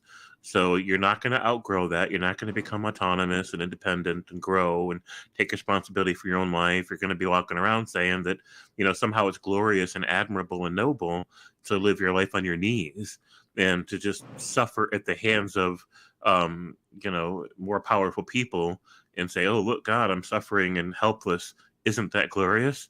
And I'm thankful for what I have without wanting more out of life. Isn't that glorious? And I'm like, of course it's not glorious, because this is the only life you're ever going to get. And you're living it on your knees in the supplicant position, looking for who's going to be your daddy, who's going to be your master, and not trying to better your life, really, because you're so focused on trying to make it to the next kingdom. You're not really living in this one. You're not really living in this world. Absolutely. And that is, man, like that just is the essence of dignity, right? To me. So I don't know. It's very tough. I want to talk a little bit about grieving. Like grieving as in grieving the loss of Rebecca, or grieving as in like actual people dying that we care about? Somebody in our community lost a relative. And I didn't know this. Yeah. I don't want to put their business in the streets. If they do, that's fine. Right. But I will say I want to put something on the ranch for the person that they lost. And I just wanted to kind of talk about why and what's going on.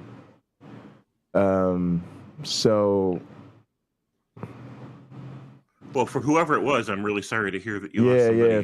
For sure. Definitely sorry about that. And you'll probably be able to figure it out. Yeah. Oh, wait, James. Oh, hang on a second. They want you to talk about this Rebecca thing. Jerome keeps asking everybody about this Rebecca thing, man. It's like we've been over this so many times, but I guess he just hasn't been around. Go ahead. Not heard what I had to say about it. So here's the thing. Rebecca, just like everybody else, is a complex person, right? When I look back at my ex-girlfriends, for example, long-term relationships involved with them for years, no matter how bad they burned on me and no matter how much shit I could rightfully say about them, I miss the better parts of who they were, right? There are things about the people that have left my life that I miss. Their smile or certain skill sets they had. No, I don't really mean sexually. I just mean like things about them that I found admirable, right? Things about them that I love being around. There are things and I would never dated Rebecca, to clarify this. I'm simply saying there are things about her that are worth admiring and that I will miss when they're gone. Not the same way I missed people I dated, but in a lesser impactful way, right? Like, because it's not like we were best friends or anything. But there were aspects of who she is that this community needed and that we welcomed and we celebrated. Right. But at the end of the day, she's right. she was never going to get us to budge, and we were never going to get her to budge. And I think that was a big part of the problem, because these are mutually incompatible goals. We kept, most of the atheists in our community kept holding out hope. She's going to come around. She's going to come around. And for a while, I kind of kept an open mind about it. But I was one of the first people to say, nope, she's not going to come around. Forget about it. Right. Forget about it. Right. And right.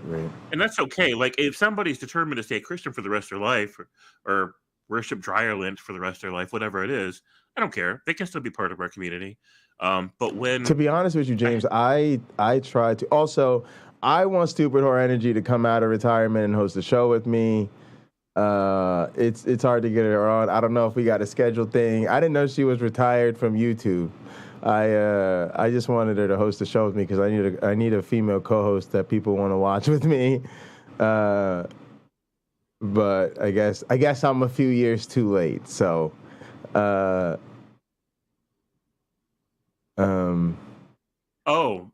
men going their own way freaks, the red pill guys.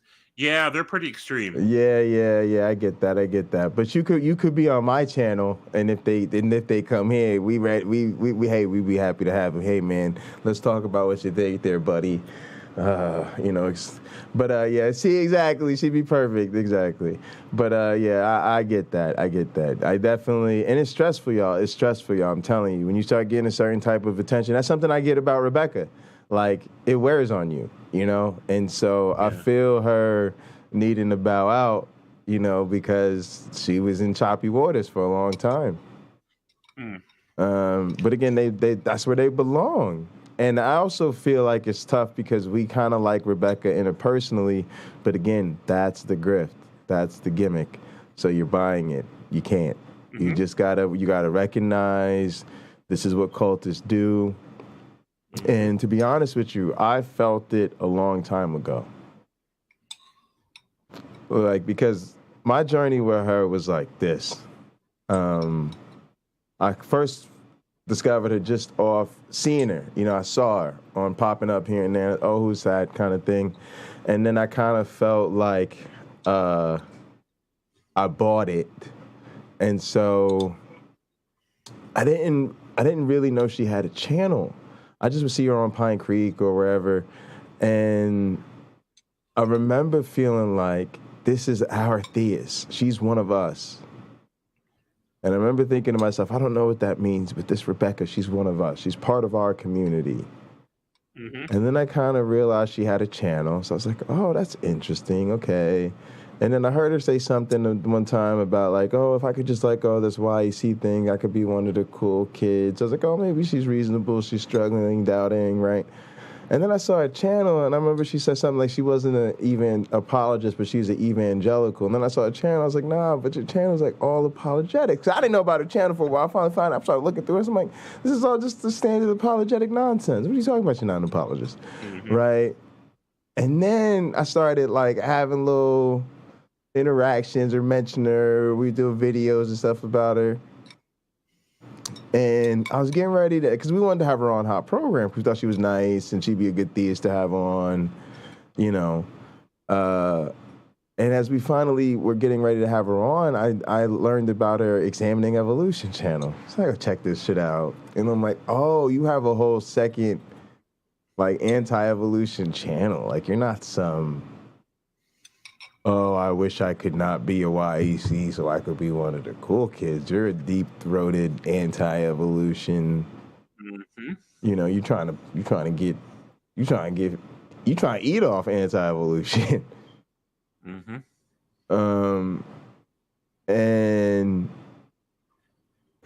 And then I realized she was just sophisticated, like you said, that there was a sharpness that she had figured kind of this whole thing out. And I realized it was very underhanded because I noticed that she never mentioned the other channel. Like, you notice I have, the links to all my other channels in the description, and we're always telling people to go to the casino, and we go live on both channels at the same time to show people what we're doing at the casino. Because if you're really trying to build multiple channels, it's kind of what you do. Even Derek isn't shy about having another channel. He's come on and talk about his other channel, drop the link to his other channel, right? Like, that's what normal people who have multiple channels do. Most of the content creators that have multiple channels, you see their videos, I'll be watching their tutorials, they'll be like, oh yeah, and don't forget I stream on Twitch under this name, right? And I'm saying, how you got the second channel all about evolution and you never mention this on Bread of Life? I had to find this in like your secret stash or something. Like, what the fuck is this shit? Right. So and it was all dishonest shit too. Like it was Sal teaching her how to fake an awareness of how evolution works without actually giving her material. It was like analogies and stuff that don't really reflect the science, and is willfully dishonest approach. Like if they say this, if somebody who believes in evolution says this, what do I say in response? So he was just teaching her how to memorize things that sounds like she's done some kind of research. She don't even know what the words mean. She's just like repeat these words, and that's just willfully dishonest. But she admitted to me later that her agenda to like fight against evolution came before and matters more to her than her missionary work to win souls to Jesus. Her first love is fighting against evolution, and that's where most of her passion is at. That's why, because she said, that's why you shouldn't think that I'm being led down that path by Sally. She's like, I was already looking for someone to help me. She was, she was, and I said that she was looking for him. I've been said that. I said she was basically like a liar in need of someone to lie to her. Like she needed to be fed that. She was looking for that. Now I still hold him responsible because he presents himself as somebody who's supposed to know better, and he's not. And but that's the thing is so I basically was on her from there, and I treated her well, and I did appreciate her interpersonally, and she did us a solid when she came to our program. It was like our most popular episode by far at the time. She was really cool. It was really early on with my one black friend. He was still nervous about technical stuff, and she was really wonderful about it, and she promoted it ahead of time, even though she's normally nervous the first time she goes on the channel. I mean, she was really solid for us, and so I always try to treat her with respect after that, because it was like, streamer to streamer, it's a tough gig.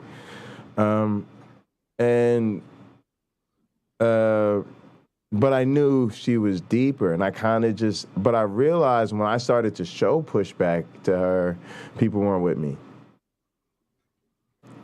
Like they were still in the sauce. They were still drinking the Kool-Aid. Yep. And so I was like, nope, I gotta work harder to peel back these layers and get more into this stuff. And then I glammed onto you, because you came at her with the child abuse thing. And then she tried to shame you, and I was like, yep, see, she tried to bully him. I knew, and see, I knew, and I told you, I said, James, don't fucking back off that shit. But I needed that, because I was like, finally somebody else is starting to see through it. I think over time, more and more of us started to come around. I think part of it's me and you were talking about it a lot. Like, look, people, it's more going on. It means, I gotta pay attention. Like, right. She's grifting on the level that my mom wants to grift on. My mom tries so hard to play that bake you an apple pie, want to give the world a hug kind of like sweet lady thing. But Rebecca's just better at playing the game. And, so I don't know if we want to celebrate that or like call it for the villain thing as it is, but it is a skill set, right? It is a grifter skill set. So, and like I just kept giving her the benefit of the doubt, but the more she answered my questions and the more she made decisions that revealed aspects of her character, and then I started reading her book, and then I started like really noticing things that were in her book, and then she commented some more and it answered some more questions, and then I was like, holy shit, now I get what's going on, because she's real careful on her streams. She avoids divulging too much. Careful about the words that she uses and what she doesn't give away, because she knows if she puts it all out there, it's going to be grossly offensive and super aggressively awful. And so she has to be really careful. Like when she would say when she would say that atheists, if they're a good person, can go to heaven, later on she admitted that the defining factor about whether or not an atheist is a good person is whether or not they would become a Christian if they heard the message, or are in the process of becoming a Christian having heard the message. And if you're not in one of those categories, you are not a good person in Rebecca's book. You're a bad person and you deserve to die, literally die. And when you think about that, that's just so beyond excusable. Right. But she's careful not to say that shit in her own streams because she doesn't want people to know that she's got this aggressively, violently, horrifically monstrous worldview. She doesn't want you to know. Yeah, and it really is. And her undoing is ultimately what I think for me was just obvious. I know Rebecca's. I know lots of them. And I'm just too ready for it. Sometimes, and you are too, they don't realize what they're up against. And her point is she tried to do, I admire her for trying to do what she tried to do because she tried to fight the good fight and then take the not take the easy way out. I'm going to go to the atheist. I'm going to get the atheist back. I'm going to win the lost souls. But she didn't get the supernatural support she was probably counting on. Ultimately, our resolve was very strong, and then she let go of her Christian flavor to really, so she sacrificed a lot to try to reach that audience, and then it just wasn't effective. And I think in the limited communication I had with her, that's what she said. It just isn't working. She said it just isn't, it just isn't doing what just isn't what she's. And I don't know if she's gone forever or just going to make some different stuff or rebrand herself or take a break or what she's doing. But I know a big part. So that's the part where I feel like that's what it should be. If you think you're going to just come on, smile at us, make us some cookies, read the Bible to us, and we're going to come to Jesus, bitch, you got to try harder. And what I saw from her was a lot of privilege. There was a lot of this white lady, homeschool hero vibes, either, valedictorian in the class of one or small school type mentality. I thought there was a lot to her with the Muslim stuff. That made me think, whoa, you went out and seen the world, you speak different languages, you do have some sophistication to you. Mm-hmm. But ultimately, just violently ignorant. And entitled to be so. And I'm running out of reasons why she thinks that she is like, she just hit me as that nice white lady who doesn't realize that she's just a tragic victim of her own privilege. And that, but she did, yeah. It's a game. It's a game. It's a game to them. Yeah. Not legitimate at all. She knows. She knows she's sitting on some bullshit. Does not care. So, did she leave because of me? Sort of. She left because she realized it was never going to work. Her grift wasn't going to work in this community. But I helped her realize it wasn't going to work by exposing more of the grift. She was too exposed. She could no longer run the con now that people understood what the con was. Right. So she's like, yeah, I might have to go somewhere else with this then. Yeah. And that's how we should do it. And also, y'all, I'm going to be honest with you. I say this a lot, and but I appreciate, the support of the community, but I'm not here to make friends. And I wouldn't be here if I wasn't worried about these fuckers. And so, I think Wayne understands this in the community probably sometimes better than I do. We need to make it clear that we're not here to, uplift these people. We're here to call them out on their shit. Right. And we want some of them to start to understand that if you're going to challenge people like us, there are going to be consequences. And truth be told, we like the idea of a lot of y'all Indian channels. We like the idea of you being called out. We like the idea of people understanding that that call to the flying man sets their sights on you, you might have a problem. Because then what are you going to do to them? They're not going to go for it. They're not sitting on some bullshit, right? We're going to start talking. We bringing James Appison and Jay and Lena and my one black friend and fucking Tux and fucking Gin and Truth. What? That's us, y'all. They should be very fucking worried. Yeah. We the type of people that's like, you know what I'm saying? When I read your blog, I was like, oh, James Apperson is here to take bodies. Right. I read that shit. I was like, James is not fucking around with these people. And that's why I reached out to you. I was like, because that's what I was saying in the community. It's some of y'all out, even some people now, it's some people that is watching right now that we don't really know them. We see their little comments and stuff like that, and you know, we kind of know where they're at or a little bit about them, but we don't really know your thoughts like that. You see what I'm saying? I really had the chance to sit there and read you, and I was like, oh, James is on some shit. Yeah. So that's when I was like, yeah, we got to link up, man, because... But that's what we trying to do. We trying to assemble a whole squad of people like that ain't fucking around with them.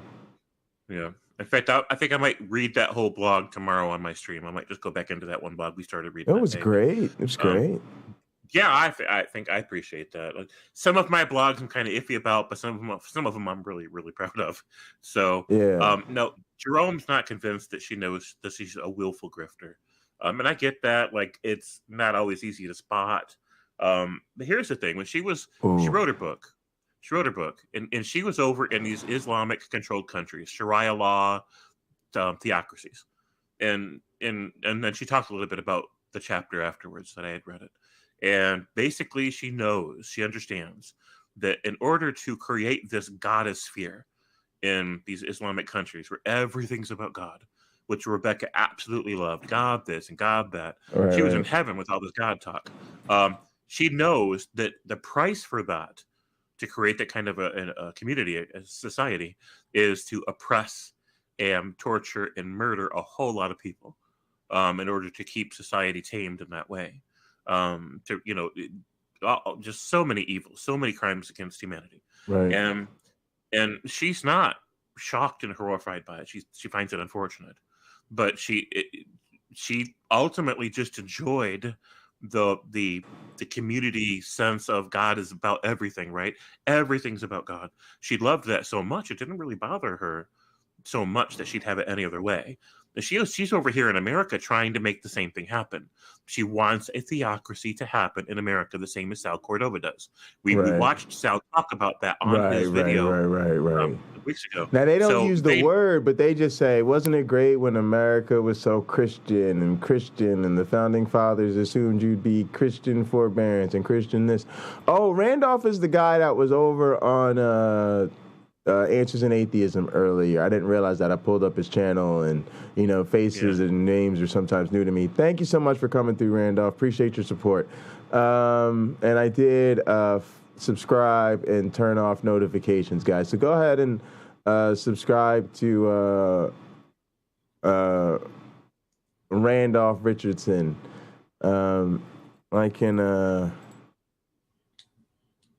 should be able to drop a link here somewhere if I see where we're... Oh, Lord. Now I've got myself in a bind. All right, here we go. Oh, nice. I've already muted. Perfect. There we go. All right, hang on one sec, James.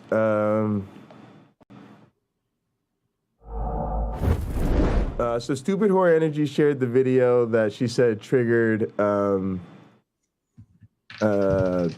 people that were bothering her. So we'll take a quick look at that. All right. Trying to get better at switching cams here. There we go. Look at that. Nice and smooth. Without audio, of course. When I was raped back in the winter of 2009, I decided to bury it in the back of my mind and pretend like nothing ever happened. That seemed to work until I found out I was pregnant, and then I couldn't hide anymore. I went to some friends and everyone told me to have an abortion. Seeing how the child was from rape, it would be better that way. But I didn't go through with it, and I'm thankful that I didn't because my daughter was born. My life changed for the better, although it's a real daily struggle. But people have to realize that this isn't for everyone. Many people have the right to be duped by the myth that pregnancy after rape is rare. This is part due to a paper published in 1997. However, as far as I can see, the study only took a very small sample of rapist testimony and only pointed dysfunction on the part of the male, not the female. There is no evidence or even mention of a shutdown mechanism on the part of the female, and it would have been pure speculation on the part of the author anyway, since it was not that type of study.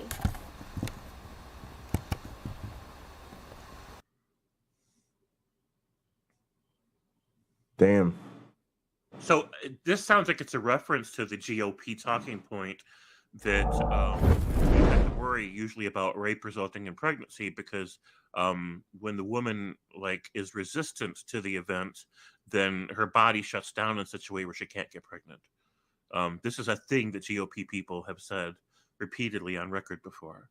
If that's what this is in reference to, then yeah, we're talking about a pretty horrific GOP talking point. But if it's in reference to something else, then I just don't have enough background about the discussion to know. I just don't understand how you react to certain things, people.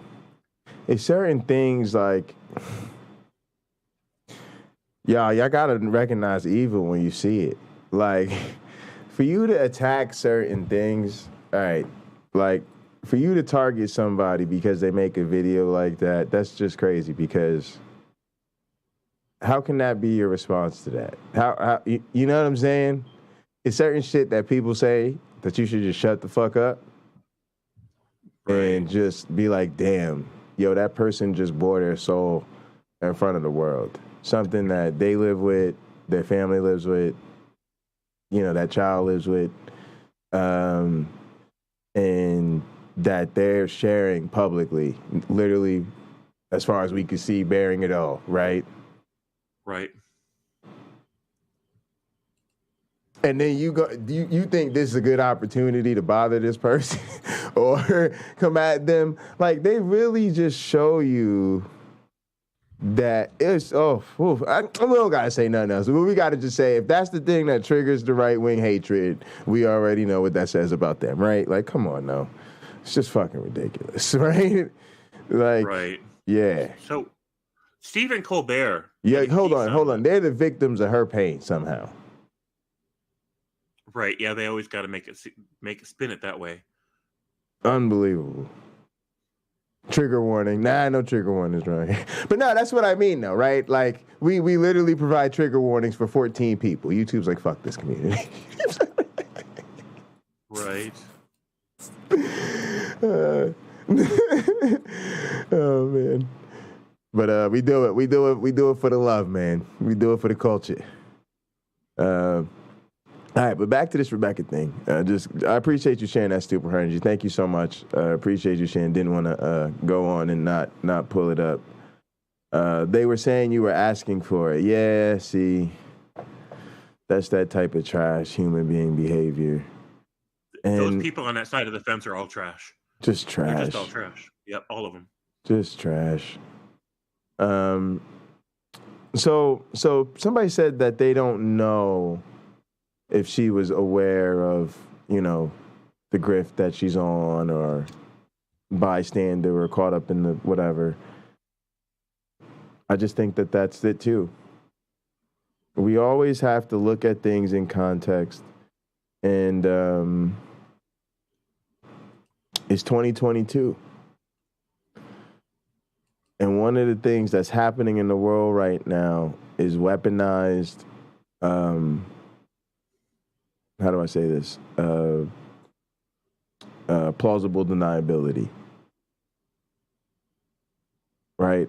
There are so many things where you could look at it and people are just intentionally remaining ignorant about certain things so they can say they don't know about certain things. I told you about this, right? It's when the drug deal's going down and the fucking white glove guy knows, oh, sorry, I gotta go. And he knows it's his time to exit the room. Right? Because it's about to be some information shared that will ruin his plausible deniability, right? So he's got to walk out the room. That way he could say, what? They made a drug deal when I was sitting in that room? What are you talking about? No, I just grew up with those guys. We were catching up about baseball. You know what I'm saying? Like, I had no idea, right? It's not, he's not lying. He really wasn't in the room when they were discussing drugs. You see what I'm saying?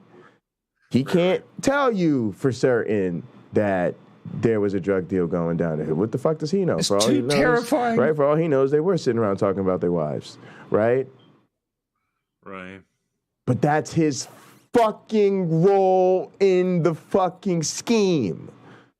Mm-hmm. So, buy the plausible deniability if you want to. And the problem is legally, that's the game.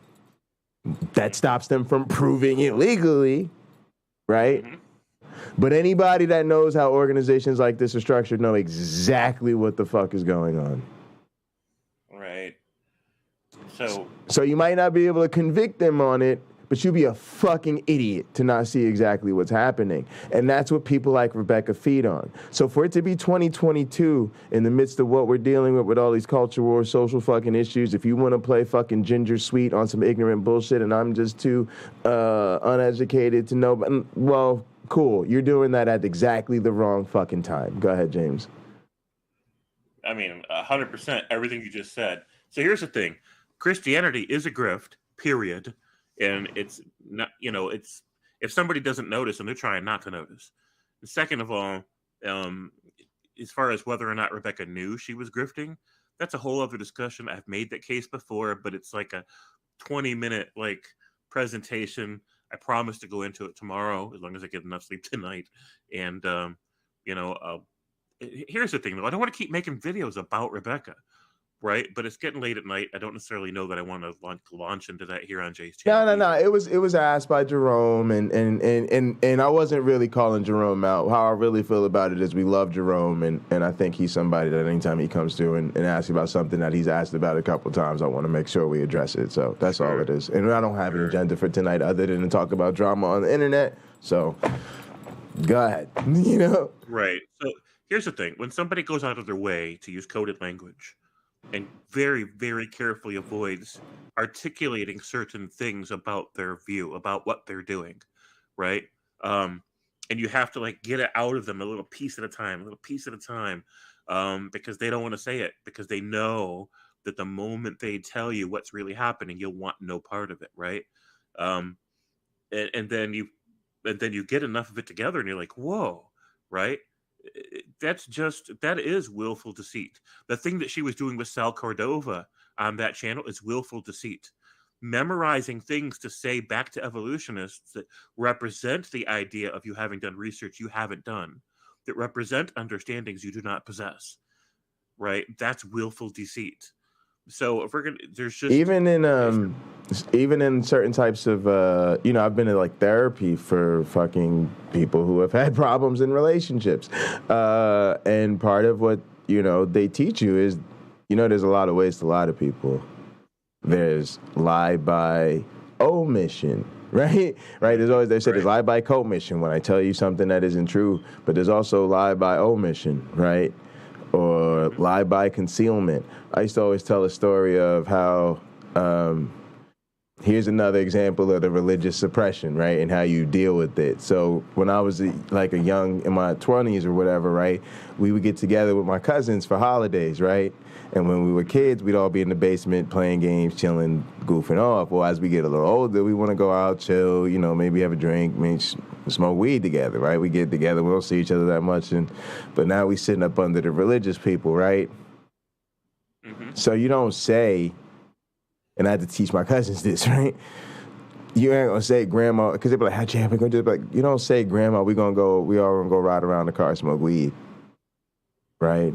You say, Grandma, we gonna go to the store. Do you need anything? Oh, no. Or actually, could you pick up a juice? Right, because I live there, whatever. Right? So okay, cool. Then what do? You get in the car, you drive to the store. Everybody get whatever the fuck you want. Don't really care. It doesn't really matter. Make sure you get whatever the fuck Grandma says she wanted, right? Mm-hmm. Then when you bring your ass home, You park, you chill, y'all smoke weed. How you think? Chill with your cousins for a little while, lay back and low. Ain't nobody paying attention to the time. Y'all said y'all was going to the store. They know y'all gonna be gone for a little while, right? Everybody comes home. When they come back in the house, all the grown churchy people is upstairs. What do? Y'all chill down here in the basement. What I do? I walk upstairs, put whatever I said in the goddamn refrigerator, go back downstairs and chill with my cousins. Done. Right? Now, I didn't lie. I said, Grandma, we're going to go to the store. Do you need anything? And what did I make sure we do? I made sure we went to the motherfucking store, and I made sure she got whatever we needed, right? I just conveniently left out the part about us hotboxing the car for 30 minutes, right? So, you know, that's how the Rebeccas of the world got down. Right? Oh, I'm going to just be here on an atheist channel going, oh, if only I could not be a young earth creationist, I could be one of you cool skeptic kids, and I love my atheist buddies. But I really got an evangelical channel and a master's in fucking apologetics, right? Mm-hmm. And a secret young earth creationist channel that I never talk about. Like, come on. Right? Hustlers know when we game recognize game, right? Game recognize game. So yeah, she's gone now. Supposedly stupid whole energy. She said she's taking some time away from making content, as far as we could tell. Right. Lena said she feels bad about it. See, Lena still, it was tough. She was tugging at the heartstrings. I felt bad at first until I put it all into perspective and realized how I was being played, and I don't feel bad about it at all. I don't lose any sleep over it now. If somebody has a specific religious idea in mind and they think it's legitimate and they're trying to talk you into it, then the idea that they're talking about matters to them at all times. And Rebecca has admitted repeatedly, even on her own channel, that it does not matter how you define Jesus. It does not matter what ideas you associate with Jesus. And let me... It does not oh, sorry. Go ahead. No, you're good. I thought you were good. Go ahead. No, I don't want to... I'll remember. I just wanted to be clear about the fact that I also, am treating it differently. Like I said earlier, I'm with Wayne. I actually, and I'm being honest with the audience. I'm being honest with y'all. Remember that I said this, and I got some haters listening that's going to be posting it on their websites as evidence that I'm evil. Go fuck yourself. Go ahead. Mm-hmm. I don't want my enemies to like me. I've been the opponent of people. I grew up with rivals and enemies. These people wanted to do harm for me. More importantly than that, they wanted to get rid of me. If I could have asked them, they would have probably begged me in between every single year, please just transfer schools and don't come back next year. Right? And I thought about this today. If I wasn't so ingrained in the culture of my school as the only black kid who was a student leader and doing the band and on stage every time the school was gathered together and all of that, that's what protected me. I was just too high profile of a target. You would have pissed off too many people, too many of your friends. You would have been doing it because, you mad that your sister likes me, and all you would have done is made your sister pissed at you, and right? All your friends would have been mad because they're my friends, right? You just, right? That's what kept me safe. But let's be very clear. They wanted to do harm to me, and they let me know, right? And they wanted me gone. Mm-hmm. And that's what I want for my enemies. Now, with that being said, like, if Sal deletes his channel, Bible Research Tools, LPP, Donnie, Ken Hovind, Ken Ham, any of them, especially my main man, Rob, we throwing a fucking party. Like a fucking party. Bye, Felicia. See you later, right? Kick it back, like, right? So, right or wrong, I'm not dancing on Rebecca's channel's grave or her, like that. Like, y'all know that I haven't celebrated. We've talked about it. If you want to know how we feel, we good with it. But, we haven't, like, You know what I mean? We haven't celebrated. We tried not to dance on a woman's grave. We've tried to handle it respectfully. Victory, So yeah, but honestly, it does feel like a victory. Like, look, there's one less apologist out there, at least for right now. You know, I don't think the world's worse off for it.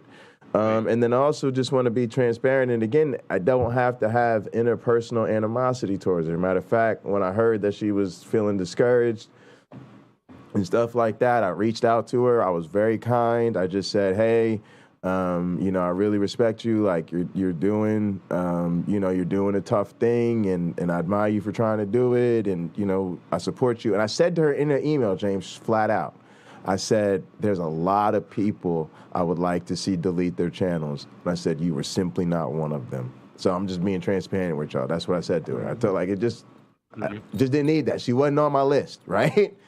People were on my list because of her, but she just wasn't on my list, right? And even I think with you, like you didn't, we were calling her out, but you wasn't that like, she needs to go away, delete her channel, we hate her. You were just like, just wasn't even, we didn't feel that way about her.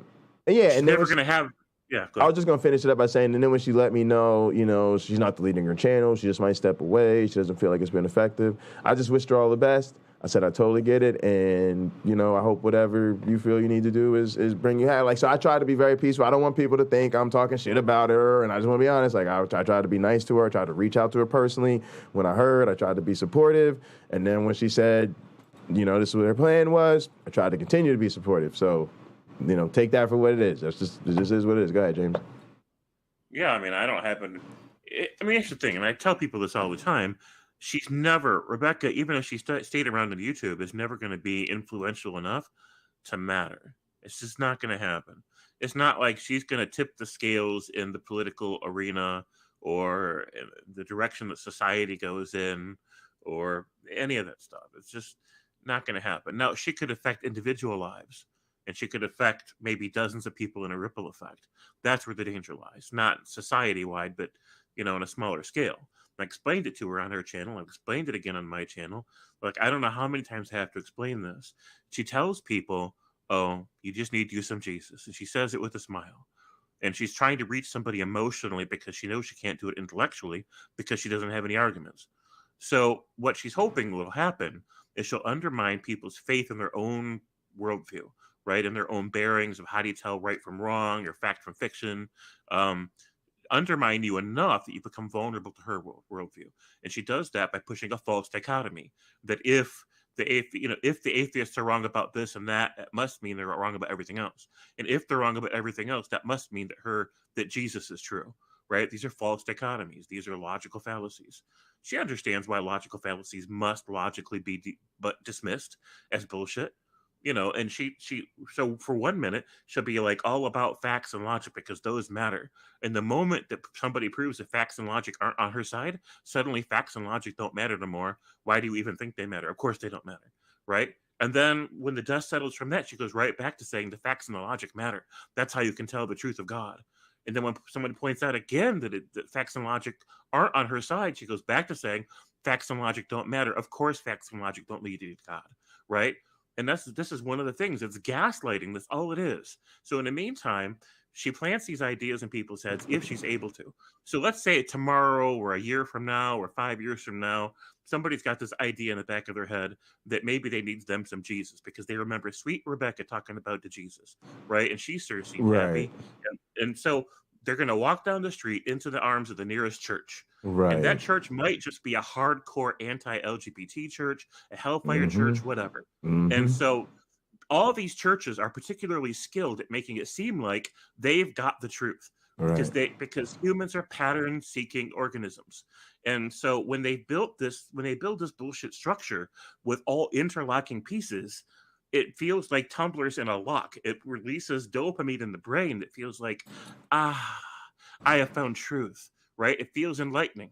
And all of the churches do that across the entire spectrum. They all run the same version of that game. They just have a different structure of ideas that they interlock together. And so they're going to go in there, they're going to get swept into that bullshit, and they're going to get weaponized. and their like 12-year-old daughter's going to kill herself because she's been told that she's awful and disgusting because she's got feelings for other girls, and then their other kids are going to still be enslaved to the bullshit because they're afraid they're going to burn in hell forever. So Right. it doesn't matter that Rebecca doesn't preach a literal hell forever. It doesn't Right. matter that Rebecca's an open theist. She's sending people into the arms of predators, and she knows it because I've explained it to her step by step where even she could understand it, and her response was just to smile, bat her eyes, and move to the next question every single time. Always. And other people Always. other people that are in the stream, including people that are fans of hers, understood it. They've steel manned the position on my channel. They've come back and repeated it back to me that they completely understood the point. And I tell you, so did Rebecca. She's not stupid. Right. So if somebody wants to tell me she's not running a grift, I'm going to say it again. Not only is she running one, she knows she's running a grift, and she does not care because she's trying to help build a theocracy, even though she doesn't want to call it that. She calls it Right. that in the Islamic countries. Right. She wants the same here, the Christian version of it. Right. She'd even settle for a Muslim version of it. She just wants everything to be about God, everything. And, you know, she's also said that no matter who dies, if, you know, in the end, if you don't believe in God, right? If you don't Yeah. believe in some version of Jesus, then you don't even deserve to live anyways. So she thinks my children do not deserve to live if they've heard enough of the Christian message to obligate them and it doesn't resonate for them. Right. If my children and your children hear the message and think that doesn't seem logical to me or doesn't resonate for me, her position is the reason it doesn't resonate for you. The reason it doesn't resonate for your children is because they have willfully chosen to be such horrible people that, of course, they're going to have to die, right? This is her position. This is why she wants to help build a theocracy in America. This is why she's trying to feed this whole conspiracy theory bullshit domain where everything's a conspiracy theory, because she's trying to get people to sucked into this with these false dichotomies about atheist conspiracies and all this bullshit, because that's how they get people suckered in. And she doesn't care what version of Jesus you go to.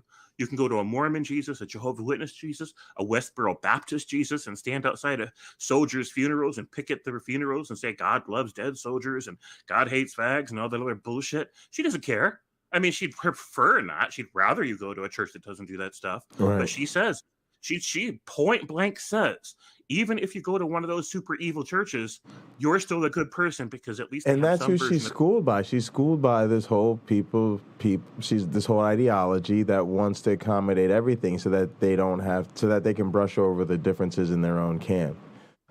We talked about that a little bit in Rob's Tower Babel book. Right.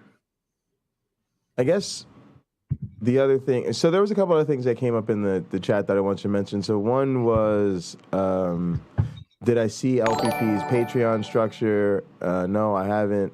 I don't really, care. Again, I don't like these people. Just don't matter to me.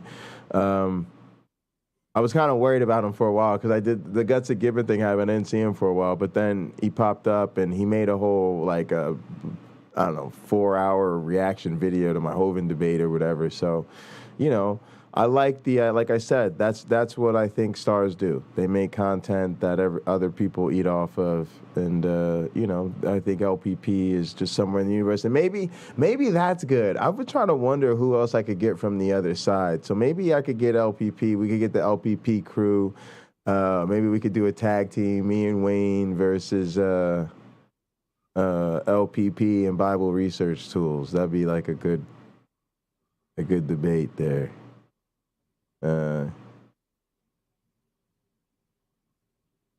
It was hilarious. Yeah, I'm sure. I would check it out. To be honest, I went up looking for the link. I didn't see it. So I guess I missed it.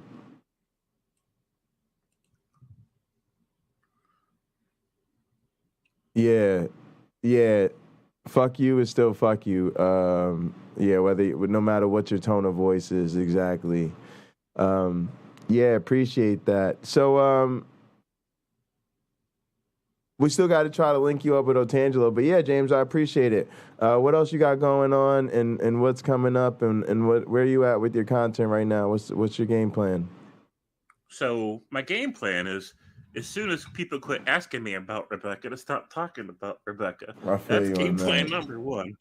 Because I could that wasn't my whole explanation, but I don't want to spend all the time it takes to re-explain something I've explained before and people weren't here for. Yeah. Well, sometimes that's kind of why I do think sometimes it's to just get it over with. Now, hopefully we can leave it alone. I knew Jerome asked, and then Cameron reminded me that Jerome asked, so I just said, let's just put this one to bed. But yeah, I think we're over it. And like I said, y'all, it's like wrestling. Look, we ended that program. Like, we're done. We did that. That's over. We're trying to tell our next storyline here. Somebody asked me earlier about Rebecca in my channel. Somebody asked me a day or two back about Rebecca. It keeps coming up because, I mean, I don't blame somebody. If you just weren't here when I explained it, then you just weren't here when I explained it. Yeah. I don't have a problem with that. But, you know, as soon as it quits coming up, I'm going to quit talking about it because I don't want to make my channel about Rebecca. Wayne, I didn't take any of that personal. Wayne, James got in a conversation earlier with Otangelo about morality, and Otangelo rage quit. But James was trying to set it up for our card so that we could get it on the event. So good. It's good. That just serves as a little teaser interaction. They had their little promo confrontation, and now we could try to pin Otangelo down and get him to sign a contract for the real thing. You know, they cut their promos. Now we got to get them to do their contract signing, and then we could book the match. True that. And Jerome, yeah, you're right. You're not the only one because, I mean, people come in and out randomly to Jay's channel and my channel. There's any number of people who haven't heard me explain this, that, or the other because they just weren't there at the time. And that's fine, right? It's perfectly fine.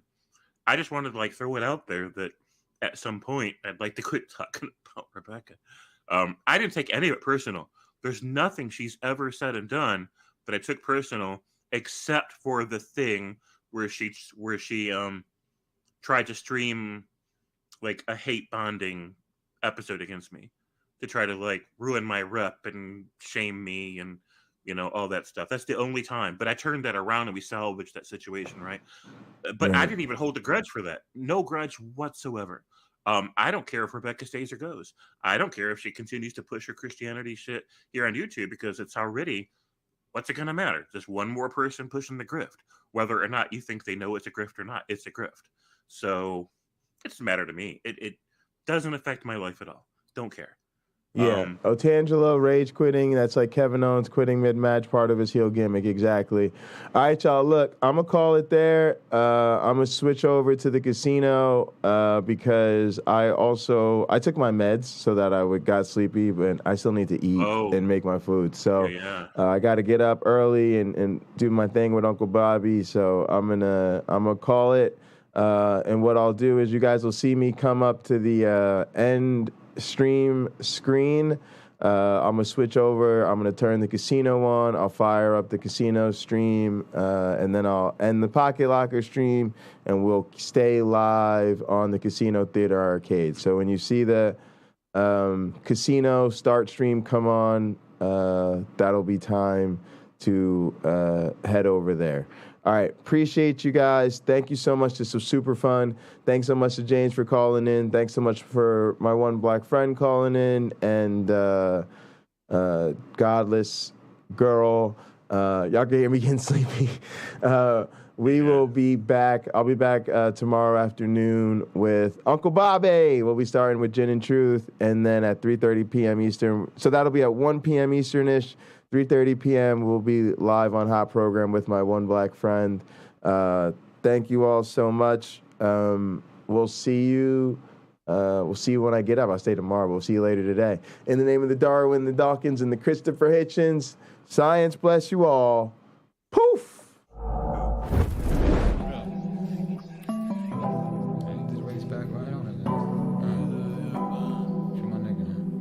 Yeah, well. Too many cars, gotta stay out the way. Especially the streets when they in a rage. I remember my nigga, he caught a case. On a run on the low and he did the race.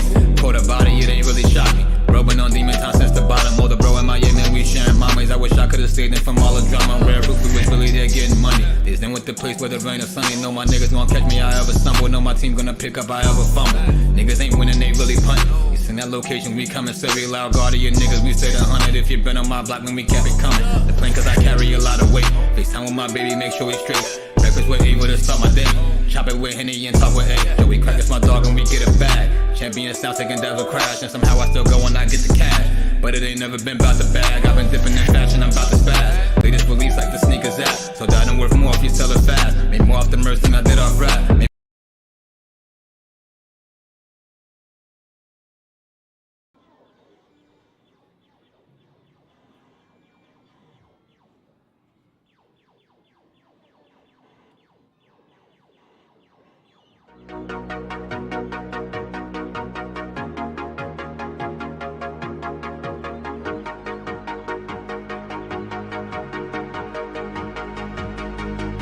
She got that sweet juice, Minute Maid, some of out that lemonade. Take a sip, blowing purple clouds, taste like lemon haze. Conversations back and forth like damn, we could go on for days. Looking back